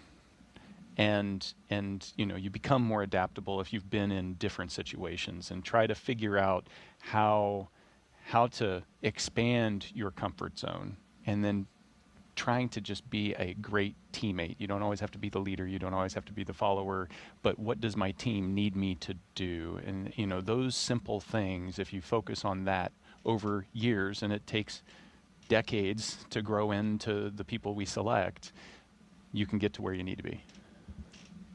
If you're seeking fame and glory, if that's the reason that it sparks you. Wrong profession. Wrong profession. That's right. I think I said it earlier. It's not about this sport is not about individuals. That's right. It's team. And that was never better exemplified recently in our commercial crew. And this is just an example that we're aware of. But Zena Cardman, the commander who's aboard the rocket and spacecraft today, her standing down and supporting you and your team when you launched after she got pulled off that mission. Another question in from Aqua. What does it feel like when the rocket is launched? We talked a little bit about this earlier in the broadcast, but this is like, talk me through like real, like, give me some sensory detail here. Yeah, sure. What are the feels? Yeah. Before I do that, I want to double down on your last comment and just say, you know, so we put the spotlight on Zena because she's the one strapped into a rocket today. You know, Stephanie Wilson did the exact same thing, and I'm equally excited to see her strap into a rocket and get her flight. They are the epitome of the professionalism that the astronaut corps strives to be. 100%. Yeah. So what's it feel like to so as you're walking to, we'll just take it, you push space on the elevator. Going from the very beginning. Absolutely. You ride the elevator up, and it's actually, the elevator goes fast enough that your ears pop, because you're going up a lot of floors of stairs, so you'll feel the pressure change in your ears, just like if you were in a big skyscraper and, you know, going from the bottom to the top. And then you step out of the elevator, and then, you know, it's just this, for me, it was this gentle breeze coming off the ocean, because you're so high up, you just get this nice cool breeze, and it's just green as you look out, green, and then the blue of the ocean, and then, you know, it's this metallic structure that's there, and, you know, so the launch tower doesn't really sway or anything, it's so beefy, you can see it there in the photo. And then you get into the gantry arm and you start walking out to the capsule, and then you know, you're surrounded by this, you know, this visual of this tube leading you to where you want to go, and so then that's where like emotion starts to color how you're seeing everything, and the white room is chilled down, it's cool, so that the vehicle's cool, and you climb in, and as soon as you cross that threshold of the side hatch, it feels, you know, before it was like you've done it once, maybe twice, and it's unfamiliar, but it's still, you know, sensory overload to some degree. As soon as you get inside the capsule, you've trained for so long, it feels like home. You know, it's like you've spent, everything's exactly where it should be, and you feel comfortable, and so then, you know, the side hatch closes, and then at prop loading, that's really where, like I mentioned before, the rocket comes to life. The pumps start spinning up, you can hear the fuel flowing, you feel the vibrations, you get venting that's happening, and that's why when you feel like, so I'm on a thing. I'm not on a machine. I'm on this thing that's got a personality, that's got this life inside of it. And then at the moment of liftoff, there's just, you know, the engines light up, and you get this subtle vibration, and you feel the pressure of your body being pushed into your seat. Just, you know, your back is being pushed in, and it's you know that all the the millions of pounds of thrust that are happening, and it's just squeezing you in that seat, and it's just continuing to push you in that seat as you kind of creep off it's smooth. And so if you've been in an electric car and somebody just kind of slowly presses the accelerator and then just keeps mashing it until it's all the way down, eventually you're pressed into your seat and you're accelerating, and it's like that, but you don't stop for 9 minutes. And you go the from feeling of acceleration goes that long. You've got staging in the middle, so it starts at 1G, and then you build up to 4.5, and then it drops off during staging to nothing for a few seconds, and then it starts back up again and builds up, and then it stops and you're in space. And so those 9 minutes are just this amazing roller coaster ride that is like super smooth, with a little bit of vibration. And the whole time you've got these windows that you can look outside and watch it all happen as the Earth kind of disappears down below. And it's just phenomenal. I wish everybody could do it. No doubt. I wish I could do it. That is, what a great explanation of what you experienced from beginning to end. If you're just joining us, we are live with launch coverage of NASA and SpaceX's Crew 11. The launch of the International Space Station scrubbed for the day. You see the weather in the area caused a scrub at T-minus 1 minute and 7 seconds, just at 12:08 p.m. Eastern Time. The crew is inside the capsule at the top. They are safe. They are waiting for the completion of detanking the rocket of its highly energetic propellants, which we are currently doing now. Just should be just another 15 minutes or so. Our next attempt for today's launch, provided that after they review the data from today's scrub, should all that look good and check out, the next opportunity to launch is August 1st at 11:43 a.m. Eastern Time. Weather for tomorrow is 85% go. The only area that is a watch item, that is a significant watch item, is the weather that's going to be disturbed along the eastern seaboard after we get a trough of disturbances make their way into the eastern Atlantic.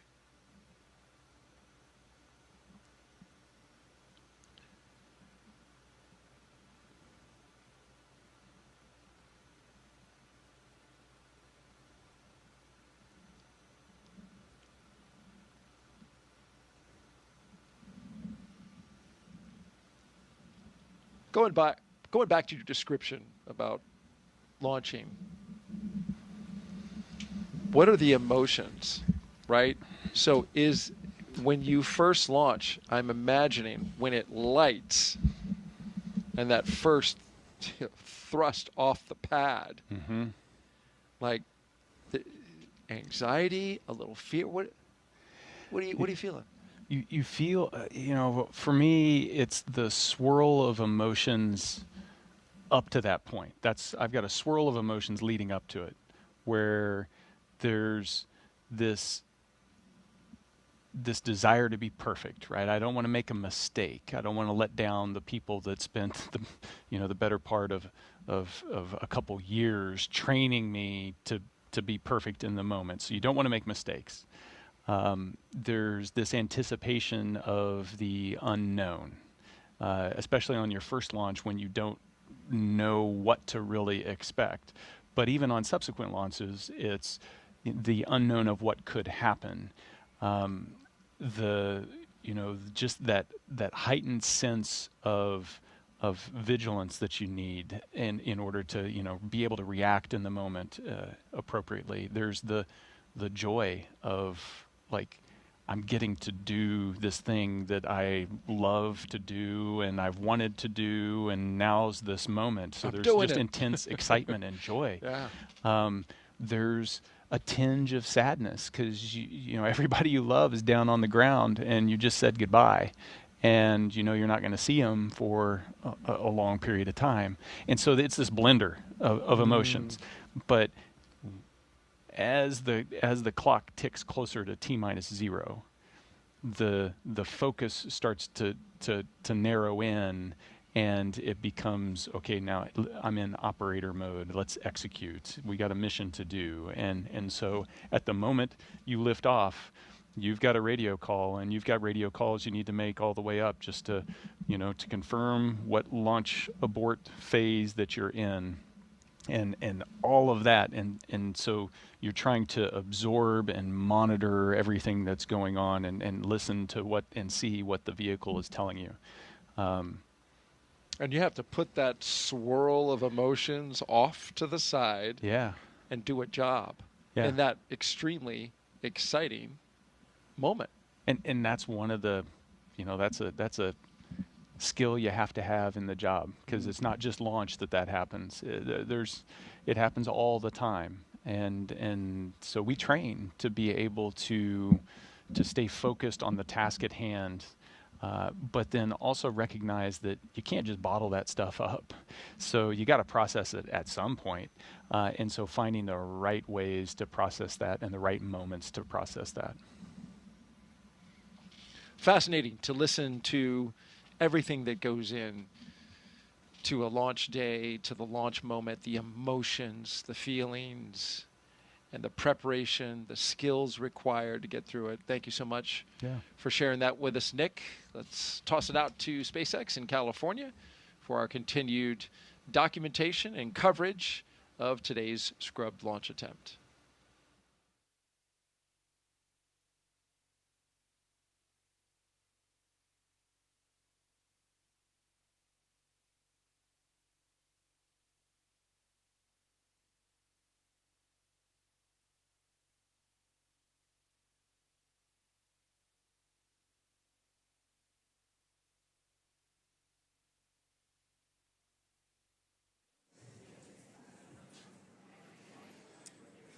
Thank you, Daryl. Thank you, Nick, and for all that insight, especially with the process as intricate as this one, with the detanking continuing for Falcon 9 as, again, today's launch attempt for Falcon 9, or for Crew 11, NASA SpaceX Crew 11. Tracking copies.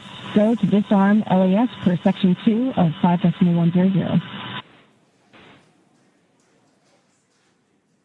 And that was some great call-outs right there from up in the crew capsule, the spacecraft is Crew 11 receiving updated information from the teams here on the ground, and the core here in Hawthorne communicating the step-by-step procedures needed to detank the vehicle in Falcon 9, and then again they'll go into those procedures of bringing the crew access arm, disarming the launch escape system, the ground support teams that helped Crew 11 into the vehicle. They'll become on site and then help them out of the vehicle as well, and then we'll stay with SpaceX Dragon disarming launch escape system.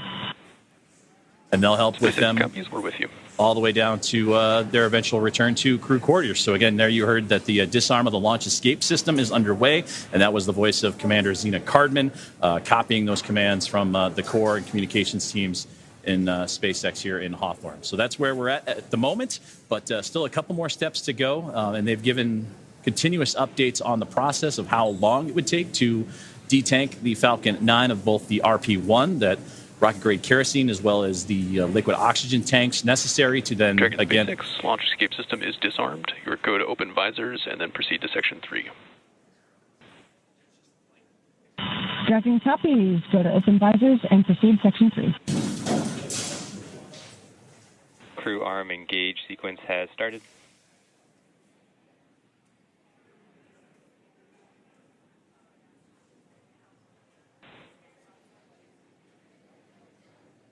And again, great communications there as you're looking inside the crew access arm as it's beginning to swing back towards the Dragon spacecraft. And you saw just moments before that, Crew 11 being issued the okay to open up their visors and begin their process, continue their process of what will be egressing or exiting the vehicle here in just a little while. But again, that crew access arm slowly but surely making its way, be buttressed up against the side of the Dragon spacecraft as we continue on our... SpaceX Dragon, ready for seat rotation. Copy, crew are ready for seat rotation. We will initiate that now.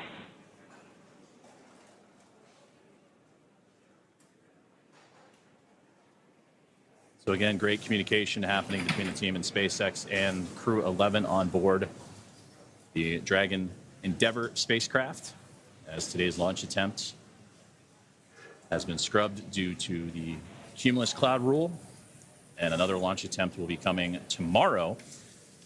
And that launch attempt will be at 11:43 a.m. Eastern Time. And of course, with Daryl, Nick, team out in Kennedy, the team here at SpaceX, and at NASA's Johnson Space Center and the International Space Station Flight Control Room, we'll bring you right back and get you prepared for another launch attempt for Crew 11. And again, that'll be tomorrow, August 1st, as we turn over to a new month at 11:43 a.m. Eastern Time. And that's where they will hopefully begin their journey then, en route to the International Space Station and sync up with their Crew 10 colleagues, as well as those of Soyuz MS-27. And that crew of 7 on board the International Space Station will become... Dragon SpaceX, seats are in the upright position. We will be working through steps with the closeout team to return to the pad tower and open up the side hatch. I'll keep you abreast of their progress. Dragon copies.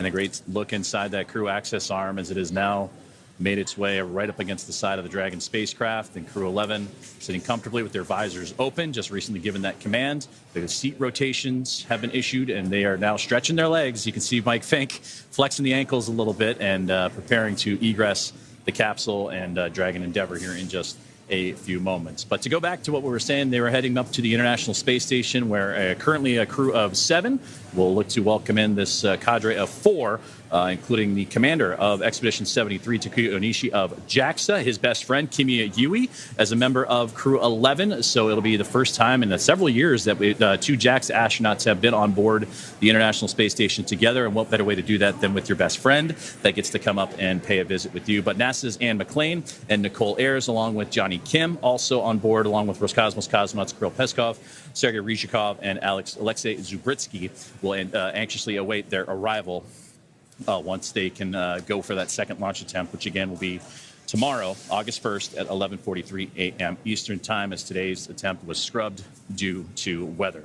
So we're going to continue to follow along with the detanking procedures that should be wrapping up here pretty soon. As you saw, the crew access arm has swung back into place. The ground support team will make its way up towards the spacecraft to help the crew egress, as they say, the capsule as well, and then we'll stay with live coverage all the way up to the crew's return to crew quarters, where they will remain in quarantine. And that's what Daryl Nail and Nick Hague have been discussing, of those procedures and how things will shape up, and ready to turn the page for another attempt tomorrow.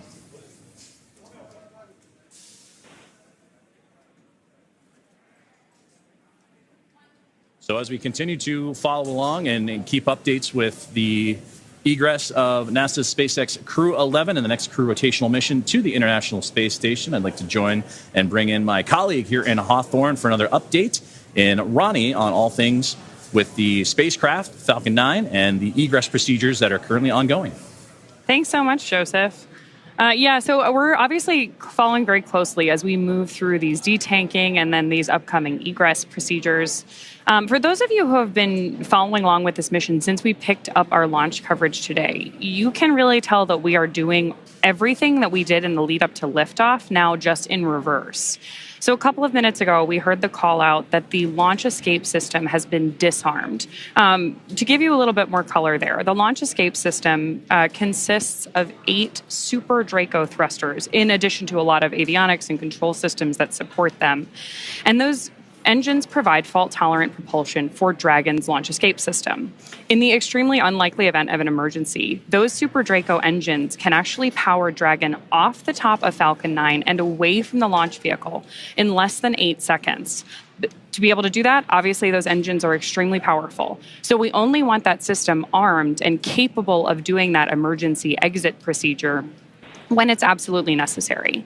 Our flight rules dictate that that is necessary anytime we have propulsion and astronauts on board the vehicle. So right now, knowing that we're clearing the completion of that detanking process, it was safe to go ahead and disarm that launch escape system.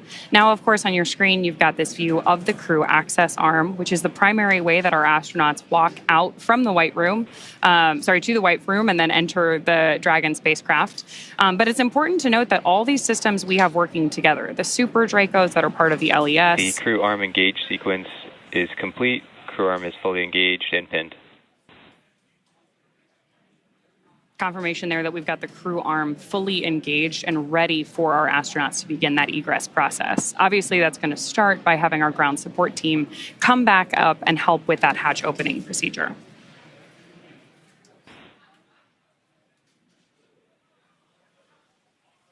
And I'm getting confirmation here that offload has been completed, which again is what we expected when we heard that we were okay to disarm that launch escape system. It's really worth noting, though, that Dragon is a tremendously capable spacecraft. It is not just a capsule housing these astronauts. We have maneuverability available to them through the 16 Draco thrusters that we use to orient the spacecraft during the mission. We obviously rely on them really heavily as we do all of the maneuvers in our approach to the International Space Station. And then those Super Draco thrusters that are part of the launch escape system, as well as all of the avionics, the controls, everything that our astronauts are using to monitor the vehicle progress, both now in more off-nominal situations like this, where we've had a scrub due to weather, but also throughout their flight to the International Space Station. As we were talking about earlier, our crew today was scheduled for about a 38-hour trip to the International Space Station. All of the information that they're getting from our mission control team is displayed inside of Dragon for them.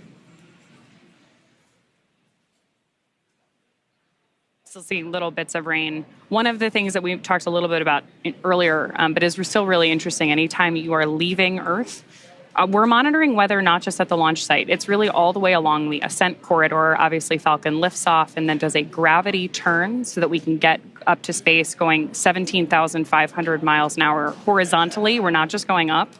So we're moving through a huge portion of the atmosphere on our trip to space. And the weather for that entire ascent needs to be clear. And again, if we were going to leverage that launch escape system in flight for any reason, you'd hear on a typical ascent, our crew will call out certain abort modes where the the spacecraft may have to eject to. In the instance that anything were to go wrong, that weather also needs to be good. We need to be able to get to the crew, make sure that they're healthy. And then, of course, anytime we have crew entering or exiting the vehicle, we're working those carefully rehearsed and fine-tuned procedures like we're seeing them step through now.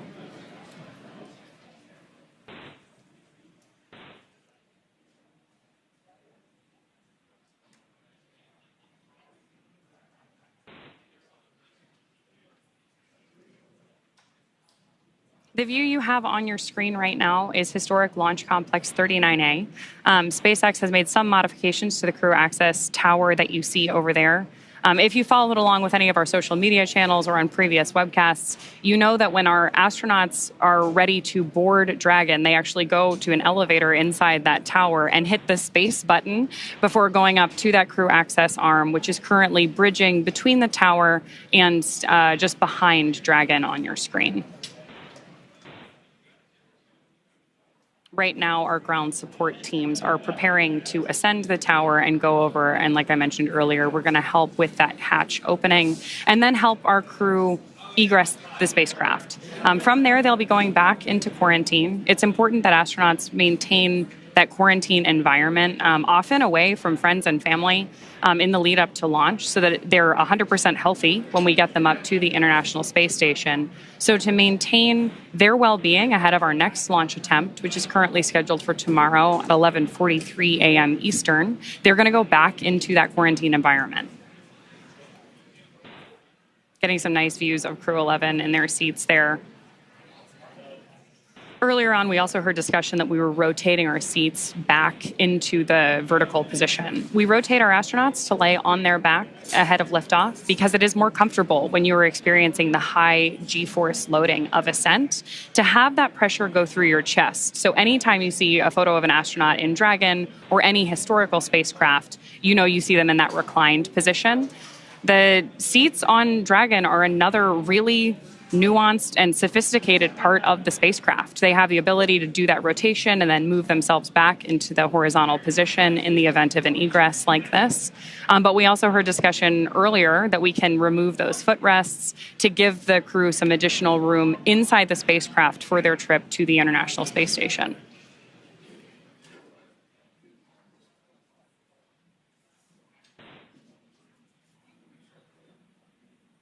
Seeing some smiles from the crew there.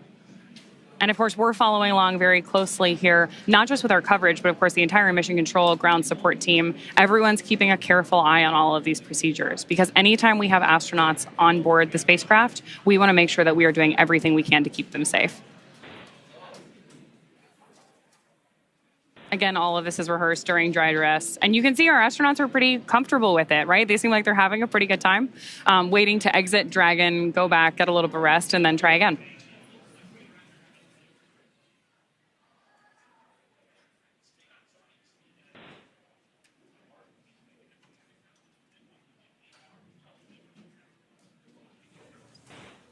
And to that point, too, Ronnie, it's great to see them with those smiles, too. This has been a crew that we heard in earlier portions of the broadcast today that they've all been coming from different missions and different assignments. And to have that flexibility and to be a team player is a crucial component of becoming an astronaut and a cosmonaut. And seeing those smiles for them and knowing their journey and their path and their history as a NASA astronaut or a JAXA astronaut or Roscosmos cosmonaut, you know, this is just another step in that path and that journey that they've had along the way. So it's great to see them with all smiles. They're a crew that is very emotional, very thankful, very supportive of each other and of the mission, but also very happy. And I hear a lot about each crew member has a very unique sense of humor. So during that 39-hour of phasing, I can only imagine what the jokes were going to be like exchanged, the stories that were going to be told. And for two of them as first-time flyers experiencing it for the very first time, and Oleg Platonov of Roscosmos and Zina Cardman, the commander of NASA. So to see them sharing smiles, telling stories, and just knowing that another opportunity awaits them around the corner. Again, tomorrow's next opportunity at 11:43 a.m. Eastern certainly has them in bright spirits, it seems.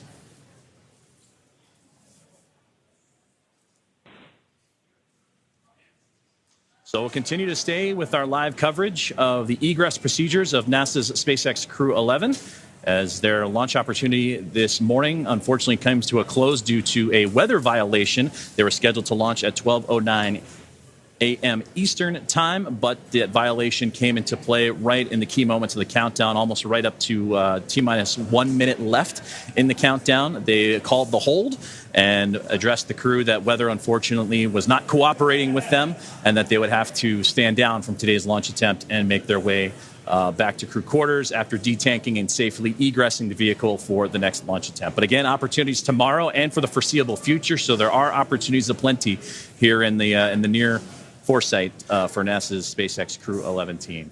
So with that, we'll depart from Hawthorne for the moment and head back out to the Space Coast and check in with Daryl and NASA astronaut Nick Hague.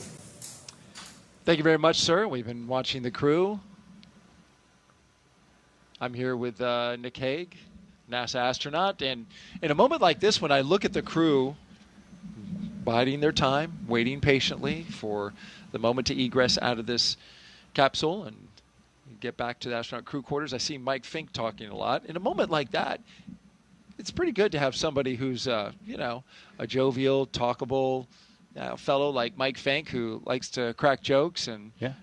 Now, you know, humor is a great tool. And being able to find the humor in just about any situation is a true talent and a benefit to the team. So, you know, they're sitting here.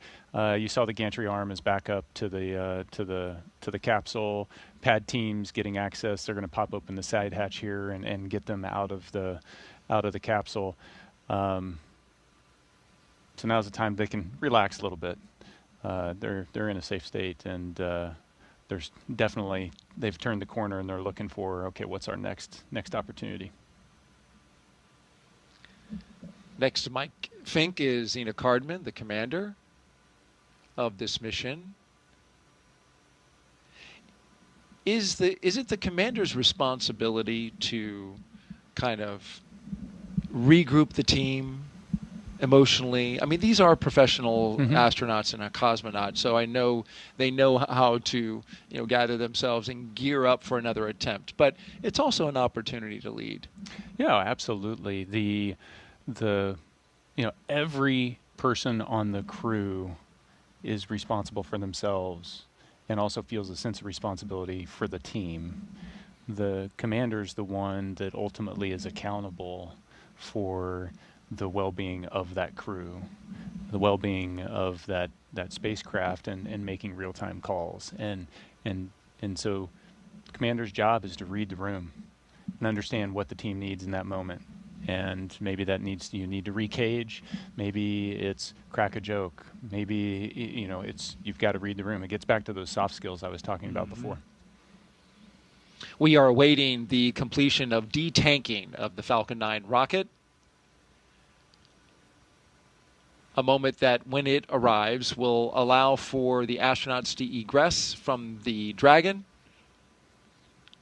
make their way across the platform and down to their waiting Teslas, where they will be driven back a 20-minute drive across the spaceport under security escort back to astronaut crew quarters. And we hear the call that detanking is complete. Again, detanking is complete. That paves the way for the closeout crew. So a little hand battle there between the commander and pilot. Paves the way for the closeout crew to come up and ascend the tower, make their way into the blast danger area, and help the astronauts make their way out of the spacecraft. And there you see at the base, here comes the closeout crew.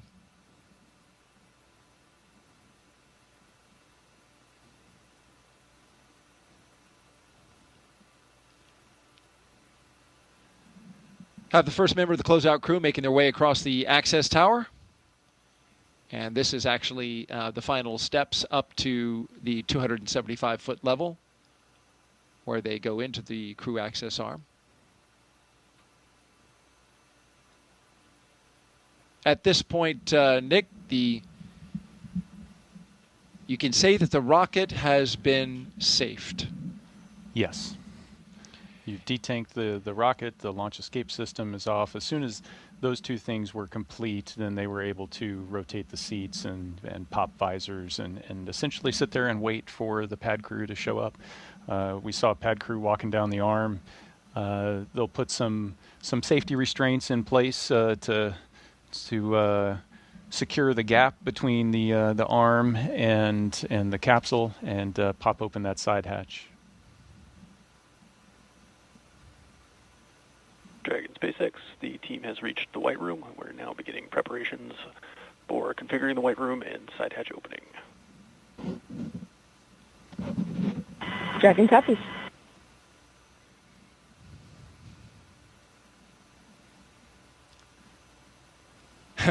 And sounds like the hatch. Oh no, selfie. It's selfie time. Kimiya's got his tablet out and he's taking a selfie. I'm not sure where that picture will go in the grand scheme of pictures that they'll be taking, especially with a launch day, a real launch day where everything works out. Yeah, but on a real launch day, you don't have time for something like this, right? Yeah, and you wouldn't risk taking the tablet out and potentially dropping it, and then having the launch, the pad crew having to come back in and dig that out. So this is a unique opportunity to get some photos you might not otherwise get.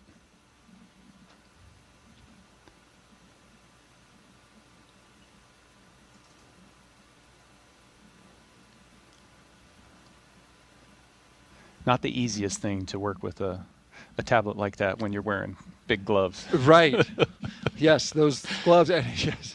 So now they're doing it again. Yeah, those gloves are touch sensitive. Yes. You can use them on the tablets and they work, but they do look pretty bulky. Yeah, and your fingers, there's some layers associated with it, so you're not as dexterous as you would be otherwise, and you get used to it, though, because you spend a lot of time in training sitting in the suit, working in the capsule, weeks at a time in Hawthorne out in Los Angeles. As the closeout crew brings their equipment necessary to unseal the side hatch, open it up, and get the crew out.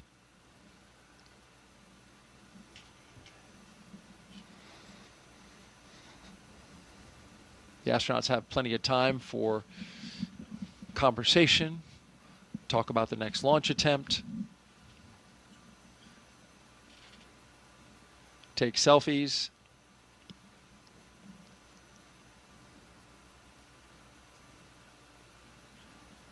So you launched 3 times, and you never had a weather scrub? Never had a weather scrub. That is fortunate. Yes, indeed.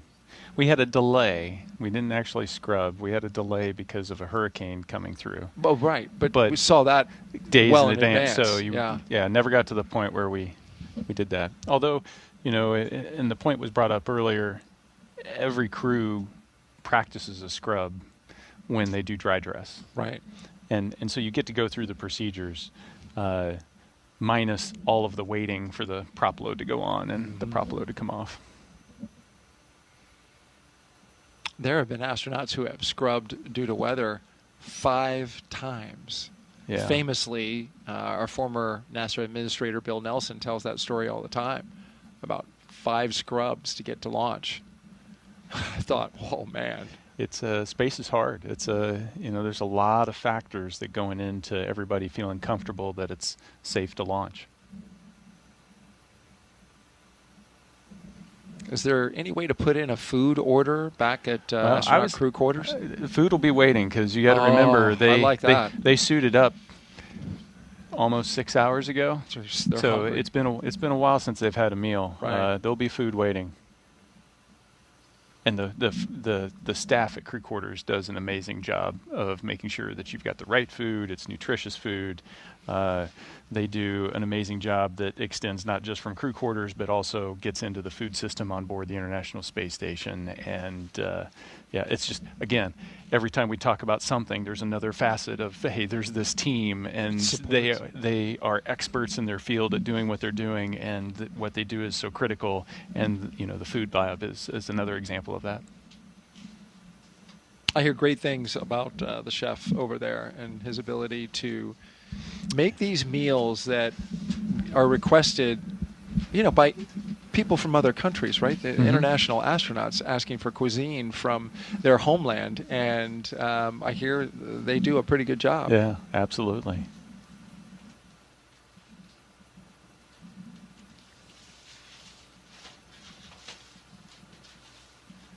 You see the closeout crew on the left. They are securing the white room to the capsule, and then they'll begin unbolting the fasteners that hold that side hatch in.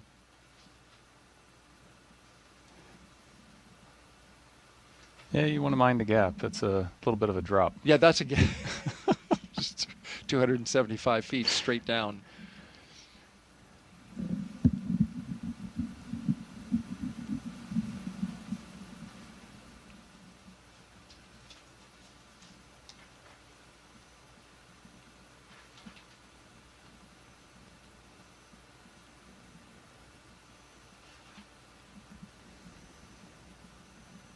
And so this crew, of course, is planning on a 3+2 handover.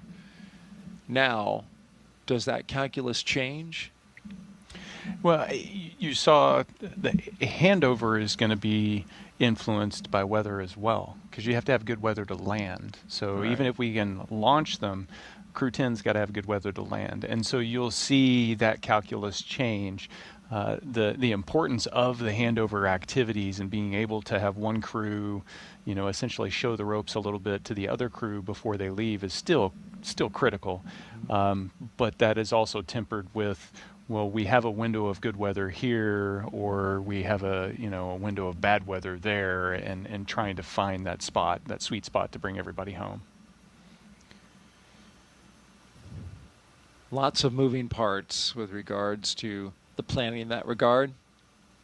Yeah, Mother Nature gets a vote. Every time. So they must maintain quarantine along with the support team How does that factor into whether or not they get to see or talk to family in close proximity? Yeah, so the family will maintain quarantine. The immediate family will maintain quarantine. They didn't break it after up and they through drove off? the launch, so that if something like this happens, you can still be able to, go to the beach house and have dinner with the family if you've got enough time to do that kind of thing. Okay. But yeah, quarantine it's serious business because we're trying to make sure that we keep the crew safe on orbit, and we know that we don't want to take sickness up there. So again, there's another team that monitors all of that and make sure that we're able to maintain it.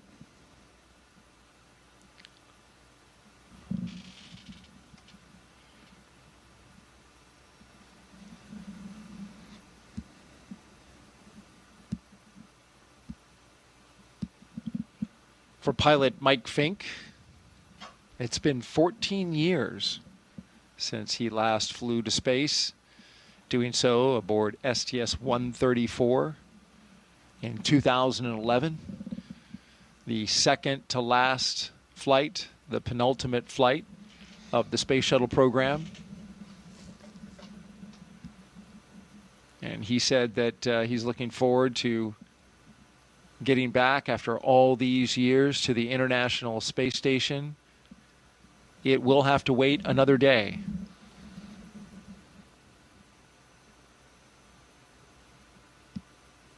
That's going to be really interesting for him because he was telling us that he saw Space Station here on the ground, here on Earth, the segments of this incredible orbiting laboratory, which is the size of a football field in space. He saw all those parts and modules on the ground, helped assemble it, but did not see them, I think, living in it continuously at that point, right? No, we would have been continuous at that point, but the configuration has changed a lot since his last visit. I see. And we've added new modules. For example, the beam module has been added recently, or the NanoRacks airlock is another feature that's been added recently. The modern modules that have been put in. Yes, modern facilities that have been experiments that they've been testing out, or commercial partners have been putting on board. The international commercial crew coming and going has dramatically changed the layout and just the way we live in the station from a Node 2 perspective, and so it'll be different than what he was familiar with the last time he was there. So as familiar as he is with it, the flow of life will be different on board. It was something that was interesting being on board with Don Pettit and Butch Wilmore and Sonny Williams. From a U.S. crew perspective, we all knew the station from previous flights, but we all knew it in different configurations and had different expectations. So it was interesting to see all of us adapt to the new way to live on the station. It's alive. Yeah.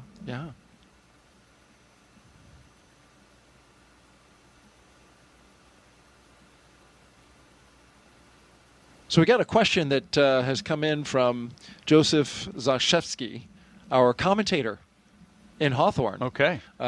He has a question. He wants to know, do you mix up the procedures tomorrow? So, for example, instead of Eggs Benedict, do you eat oatmeal? Do you put your left shoe versus your right shoe? He's just curious. Yeah, that's a personal question. Or how superstitious are you? Right. Do you need to change up something just to turn the tide of fate your direction?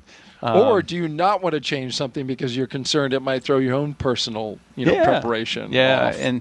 And for me personally, it was I keep a routine consistent. So even during quarantine and the weeks leading up, it's not like I'm trying to have every meal I'm going to miss crammed into 2 weeks, the meals I'm going to miss over 6 months. It's having some level of consistency. What do I normally have for breakfast? What do I don't want my body to go through that kind of shock. Right. Because you can order anything, but it's Yeah. probably safer to go with some food that you're used to having. You order anything, and everything carries some consequence.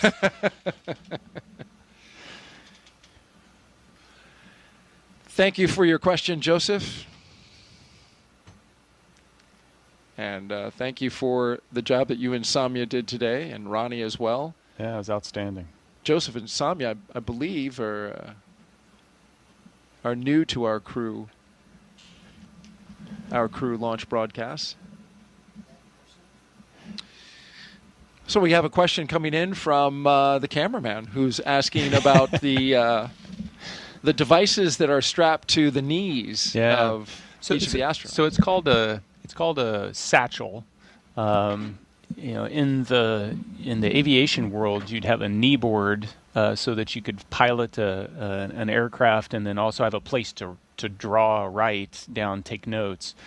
This is a little beefed up version, so it has the knee pad feature where there's paper that you can take notes and write things down so you don't forget them. But then underneath it, there's that satchel that contains a headlamp. It's got a charging cord for the tablet. It's got a Valsalva device so that you can clear your nose, earplugs if you need them, headphones if you need them. So it has the personal equipment that you might need while you're launching or just operating inside of Dragon, both uphill and downhill. Thank you for your question. If you're just joining us, we are walking our astronauts through the scrub procedures for an attempt at launch at 12:09 p.m. Eastern today. We scrubbed out at T-minus 1 minute and 7 seconds due to weather. A violation of a weather constraint for cumulus clouds too close to the launch pad. Hey, we got a question in from Say Richie. My 5-year-old Boston, who is numbers obsessed, wants to know how high the rocket will go. How high would the rocket go? So he wants to know about the altitude, which I'm calling back to what you said about the rocket launching straight up initially, but then turning to the horizontal. Because at the end of the day, you're going into orbit rather than trying to reach some faraway destination. Yeah, so the profile that the rocket's going to take, and we see the side hatch opening up, and everybody's celebrating. Yeah. All right, hooray! Fresh air. Yeah. Dragon SpaceX with the hatch open. We'll be handing you off to the closeout team for egress. See you soon.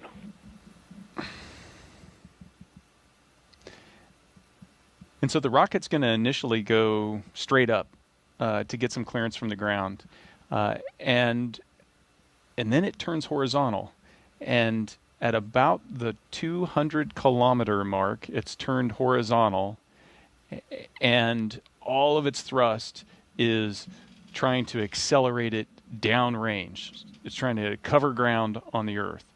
And it essentially is coasting and slowly falling back down to the Earth until it's reached that 17,500 miles per hour, at which its arc of its fall matches the curvature of the Earth.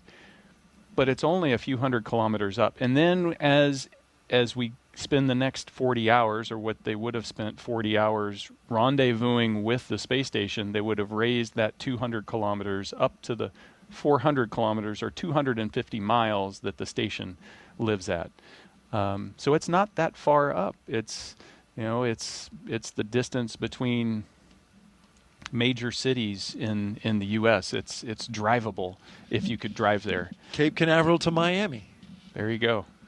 It's not that far. And what's even more impressive is if you've flown on a plane and you look out the window of a plane, you can see a really long way, but you're looking the entire distance through the atmosphere. The space station, when you look down, you're looking a really long way, but it's only the last few miles that you're looking through the atmosphere. And so the Earth, the surface of the Earth is really clear. And so it doesn't feel like it's that far away. if you fly over New York City, you can see Central Park in the middle of Manhattan with just your naked eye. Huh. You can see major bridges. If you fly over San Francisco, you can see the Golden Gate Bridge. These things stick out pretty prominently. It's just surprising how clear everything is. Right. Slicing the atmosphere through its thinnest point right over top of it versus looking out across it, out your window, as you mentioned, with all that atmosphere inhibiting your view. Yeah, it distorts everything. Yeah.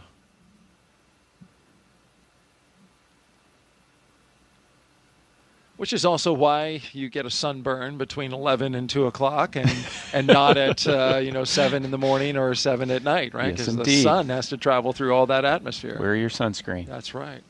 All this public service announcement brought to you by NASA.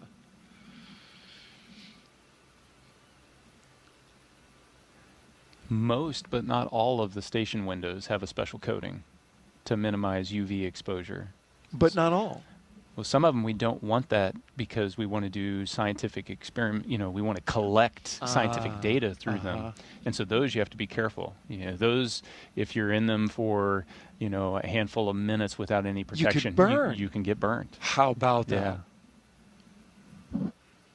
Also, do you put special cameras in those windows as well, or do you just shoot through the regular UV protected ones? You can. We just use the regular cameras through. There may be other, more scientifically focused cameras, but I can take our standard camera and shoot out the ones without the UV filters as well. Right. The U.S. lab window wharf is not UV protected. That makes sense. It's interesting. Fortunately, the window that looks down doesn't necessarily take a lot of direct sunlight, right? Unless the station's in a weird orientation. And what about reflected light off the ocean? It's still bright. Yeah. And even with the UV coatings in the cupola, when the sun pops up, you can feel the heat of the sun on your face. I bet. Yeah, the sun's pretty powerful. Yeah, with no atmosphere to protect you at all. I mean, you're not that much farther away from the sun or closer to the sun than Earth is. But you feel it. Yeah. I see Oleg getting out. All right, we got one out.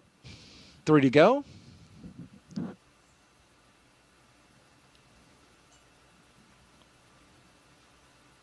And they just go reverse order.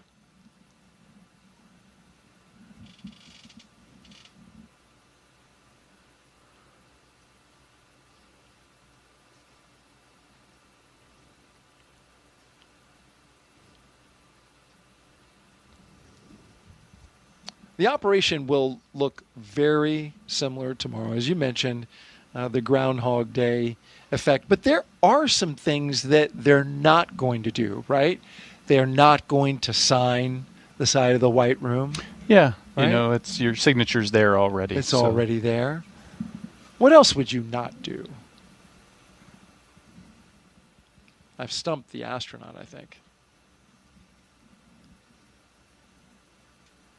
Could be a trivia question. Yeah. Other than sign, most of the things that you would do, are all scripted out. Yeah. Even the goodbyes, you're still going to take the opportunity to say goodbye. Right. Even though you said it a day before. And here come our astronauts down the crew access arm. Looks like they're putting on rain jackets. Ponchos. That's a new one for me. I did not get trained in the SpaceX rain poncho. Well, now these are spacesuits that don't like water. Indeed. They're not, not necessarily designed for that. And they also carry umbrellas with them. The closeout crew does, so that extra layer of protection. But this is a first for me. I've not seen this before.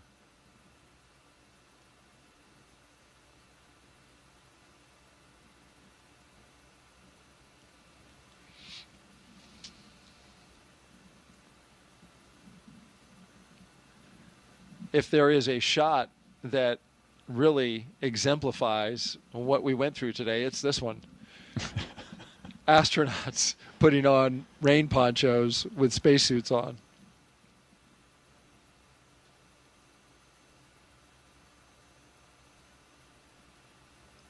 And so they come out of the gantry. They have to walk down a flight of stairs over to the elevator.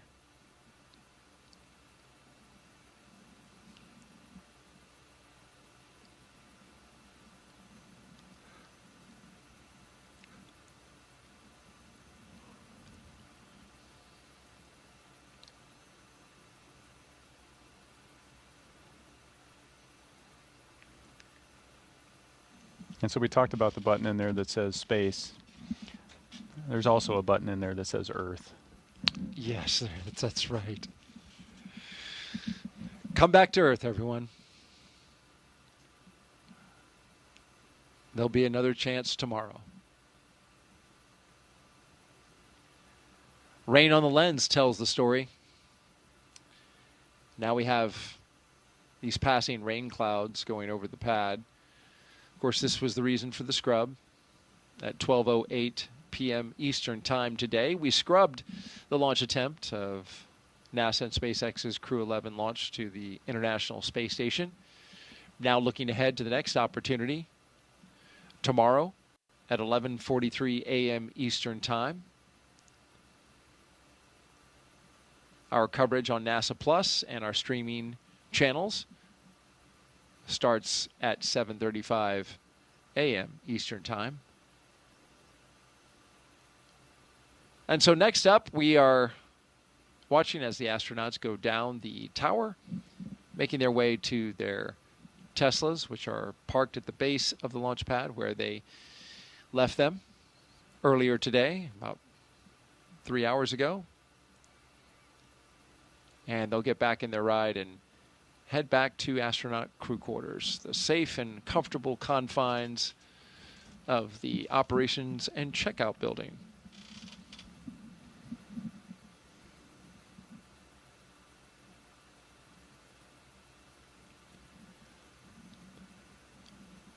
We talked about the next opportunity for a launch tomorrow. One thing that will be considered, teams from SpaceX and NASA and the Commercial Crew Program will take a close look at that weather in the ascent corridor to see if it is worth taking a shot. Yes, they have the opportunity to go to the space station, but they will want to see if that situation is going to work out. If the weather's not too difficult to extract the crew from the Dragon should they have an emergency abort, come off the top of the rocket and splash down in the Atlantic Ocean.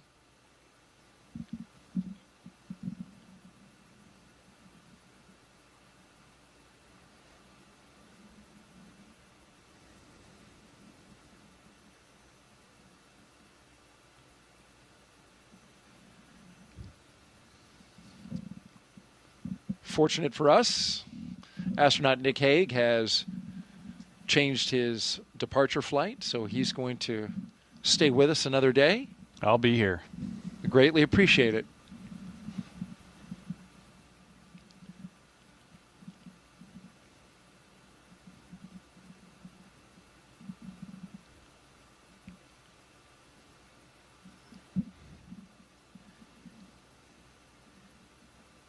You talk about the support of the crew in throughout the operations, both getting ready for launch and, of course, in this capacity for a scrub procedure. But there are thousands of people who came to see this launch today in person.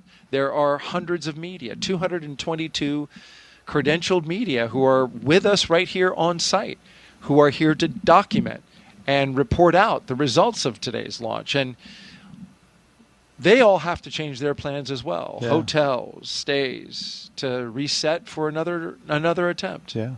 Yeah, you'd think with that much of a ripple effect, that much momentum and inertia to let's make this happen, that there'd be this go fever. And that just shows you how disciplined the process is to be able to say, nope, today's not the day. We're not comfortable with the way things are. We'll try again tomorrow. And, it does put a huge ripple and a lot of change on everybody. and it stresses the team, but it's the right thing to do. Absolutely. And the rainy ride back to astronaut crew quarters requires us to wipe the windshield if we're going to see out the front window. Did you bring an umbrella? Because we're in a studio where, you know, it's not a straight shot back to the press site. I've got 10 feet to get to my car once that door's open, so I should be okay. You're going to be all right? I won't melt. No, you don't have a black rain poncho on you? No, Stuff in your pocket. I'm not critical spaceflight hardware. Well, you are critical to our launch broadcast, I will tell you that, my friend. It's been fun. It'll be fun to do it again. Absolutely. We'll need you to bring all new material tomorrow. My son would tell you it's just the same stories over and over. That looks like some serious rain out there. Yeah, that's hitting the windshield a little harder than it was when you and I were outside watching the launch and just saw the rain off into the distance. Yeah. It was like we've got the storms really built up. And this is the formula that we have. This is consistent July. Meteorologically speaking, in July we hit the high point for thunderstorm activity and buildup. But it's not till August where we actually get the high for rain. That's according to Launch Weather Officer Melody Levin, who's over there at the 45th Space Wing. Yeah. So August is our high for rainfall events, and it really dumps rain. Not necessarily thunderstorms, because that's not the same. We get highs for thunderstorms in July. We get high rain totals in August. So August is, of course, the month that Floridians turn off the sprinklers and, you know, have to be concerned now about standing water. You saw the helicopter. Helicopter's still there with the team, with them on the security ride back to astronaut crew quarters. You know, they're not just there for TV purposes. They are there to keep an eye on everything and make sure that we don't have anybody who is somewhere they shouldn't be with regards to this crew. Yep, critical support, security.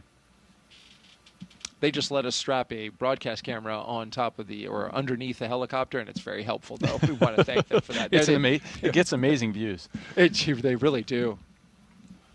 And they're out there flying in the rain, so we appreciate their efforts today. They did a great job with those shots around the pad.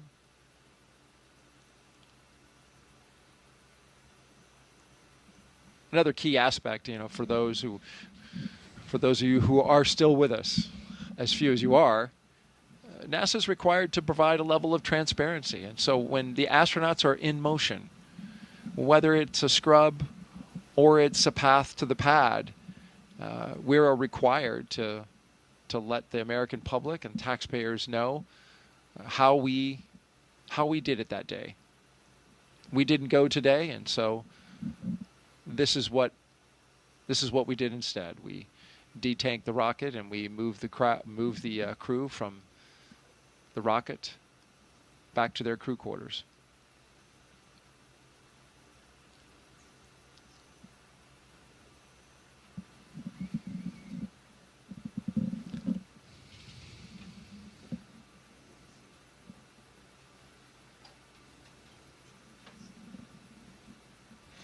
You know it's coming down when you can't see the VAB. Yeah, you just see the shadow of it, just the outline of it right there, right? Yeah. You know you're in a good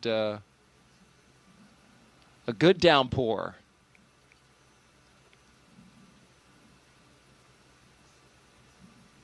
So again, for those of you who are still watching, want to emphasize we have an opportunity tomorrow, but like I was saying earlier, the teams at SpaceX and NASA are going to evaluate the weather downrange, and they're going to look at the entire picture to see if a launch attempt makes sense for tomorrow. But there is an opportunity tomorrow, should they need it. 11:43 a.m. Eastern Time. Broadcast start time, 7:35 a.m. Eastern Time. We have opportunities as well on Saturday, August 2nd, and Sunday, August 3rd, when you get to August 4th, as we understand it from the launch planners, that is a day where we have to stand down because of the phasing that would be required. It's longer than the minimum 40 hours to get to the International Space Station. So August 4th is not on the table as a launch opportunity. But then the 5th, 6th, and 7th are. Yeah. You know, and that really just helps protect for the back end of the mission when you have to undock, because you could have long phasing there. And the Dragon is certified for a certain number of hours to be free flight separate from the International Space Station. And so you don't want to use up its life just getting there.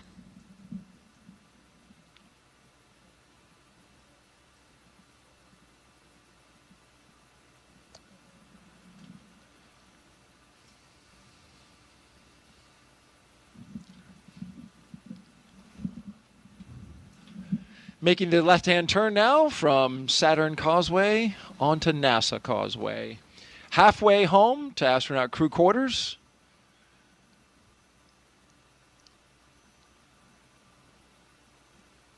And I've been on the NASA Causeway when the security detail comes rolling down your way. There's always a little bit of a sinking feeling because honestly, you never know if they're like they have a gigantic rocket right behind it and they need you to pull over and sit there and wait for them to go by. Or if it's in this case, you know, not as often, but you've got an astronaut crew coming by, which is cool nonetheless, but they clear the roads and you have to move over when you see that security car coming. Yeah. It's fun to drive around KSC and Cape Canaveral Space Force Station because you just don't know what you're going to see on the road. And, that's right. And how often do you get stuck behind a rocket? You know? It only happens here, right? Only here. And places where you launch, but it literally... And I can't help. I got to roll down the window, and I just have to gaze at this giant rocket booster moving down the road. And it's and many times it's flown to space. Yeah. So you're looking at flown space hardware going right by you on the middle of the road. Yeah, this is a special place. Right through the red light, as it should be.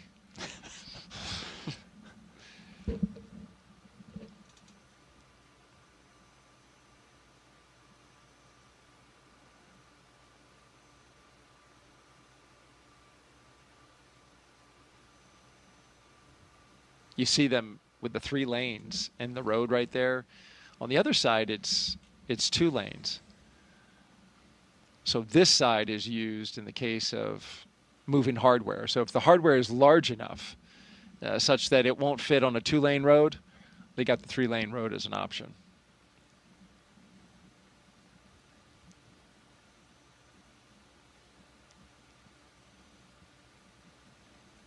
That's when you're talking big rockets. Oh, you're talking real big stuff right there, yeah. And, some of the hardware that is required to work on the rockets, right? That stuff is pretty large as well.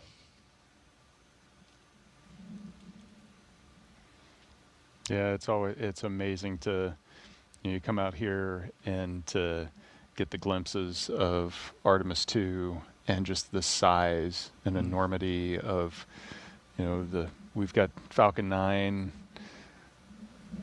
takes us to the International Space Station, and then you look at what it takes to get to the moon, and it's an order of magnitude more difficult.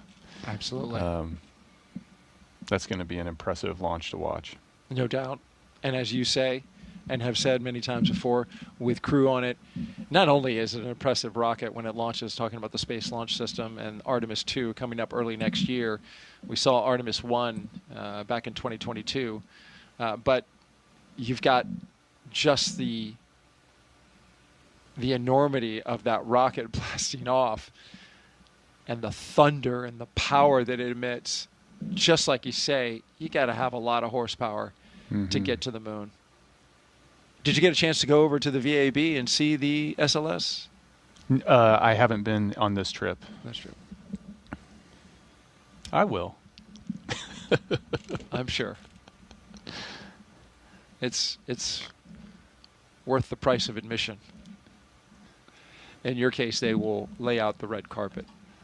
Yeah, they're over there doing some pretty key testing that happened to coincide. So they've got the Artemis 2 crew over there and doing some initial checkouts, and so it's exciting times. The mission's right around the corner, and before long, 4 of my friends are going to strap to the top of that and go visit the moon.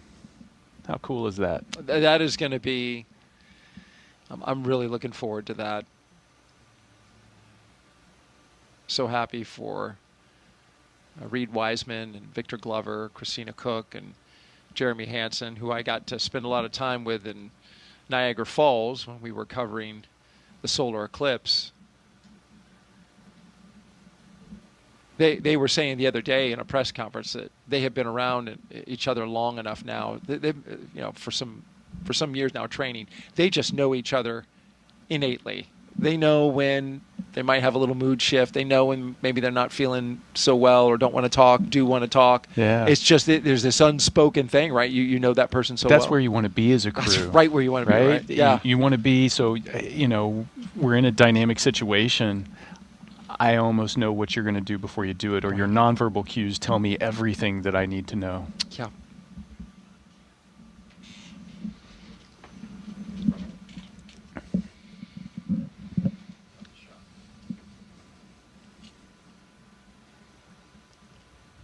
That's why we train the way we train. That's a great way to put that. Period into that sentence there, because that is exactly where you want to be. Sometimes I look at the training, I'm like, wow, that's a long time training. But the better integrated you are, the more you know your crew member, your fellow crew members. That just, like you just said. That has to lend itself to a higher level of mission success. Well, it's the last leg here as we make our way. You can see the operations and checkout building on the left in view. Getting ready to wrap up our coverage here. The astronauts, they're up on the 3rd floor of that building.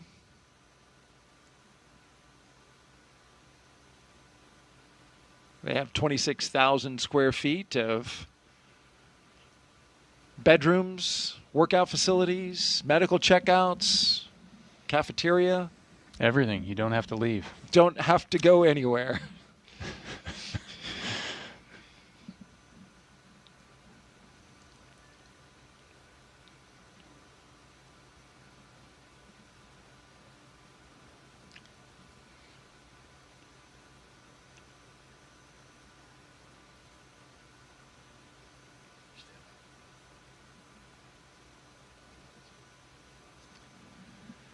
And we are back to where we all started this thing, about 6 hours ago, Nick. Yeah. This was the starting point. Well, we really appreciate, if you're still with us, joining us for our launch attempt today, the attempted launch of Crew 11 by NASA and SpaceX. We were scheduled to launch at 12:09 p.m. Eastern Time, but scrubbed out our attempt at 12:08, just about 1 minute and 7 seconds before we were set to lift off. We had a weather violation on the range inside the 10-mile radius area, had a cumulus cloud that just swooped on in and fouled the launch, the weather criteria. And so that's the way it goes. In the interest of safety, as we've said for the past hour or two, this is the reason that we have so much safety surrounding the astronauts and so many launch commit criteria. These criteria, when violated, we don't take any chances. We follow through and pull the crew out and reset for another time. Yeah, absolutely. Safety is paramount. Today's an example of that. Want to thank all of our guests who were with us today. I want to thank SpaceX, of course, and the team over at Johnson Space Center for joining us on this launch attempt. And thank you, sir, Brigadier General. My pleasure. You'll be back tomorrow? Absolutely. Happy about that. We hope to see you there. And if we do choose that attempt for tomorrow, we will be on the air at 7:35 a.m. But stay tuned to our NASA social channels. We will update you with the latest information about which launch attempt we end up looking for. We've got a number of them, as I mentioned, going up to August 3rd. We skip the 4th and then have the 5th through the 7th. So stay tuned to our social media channels. We'll bring you the latest information on when that next launch opportunity will happen. Until then, have a great rest of your day. Thank you for watching, and we'll see you next time.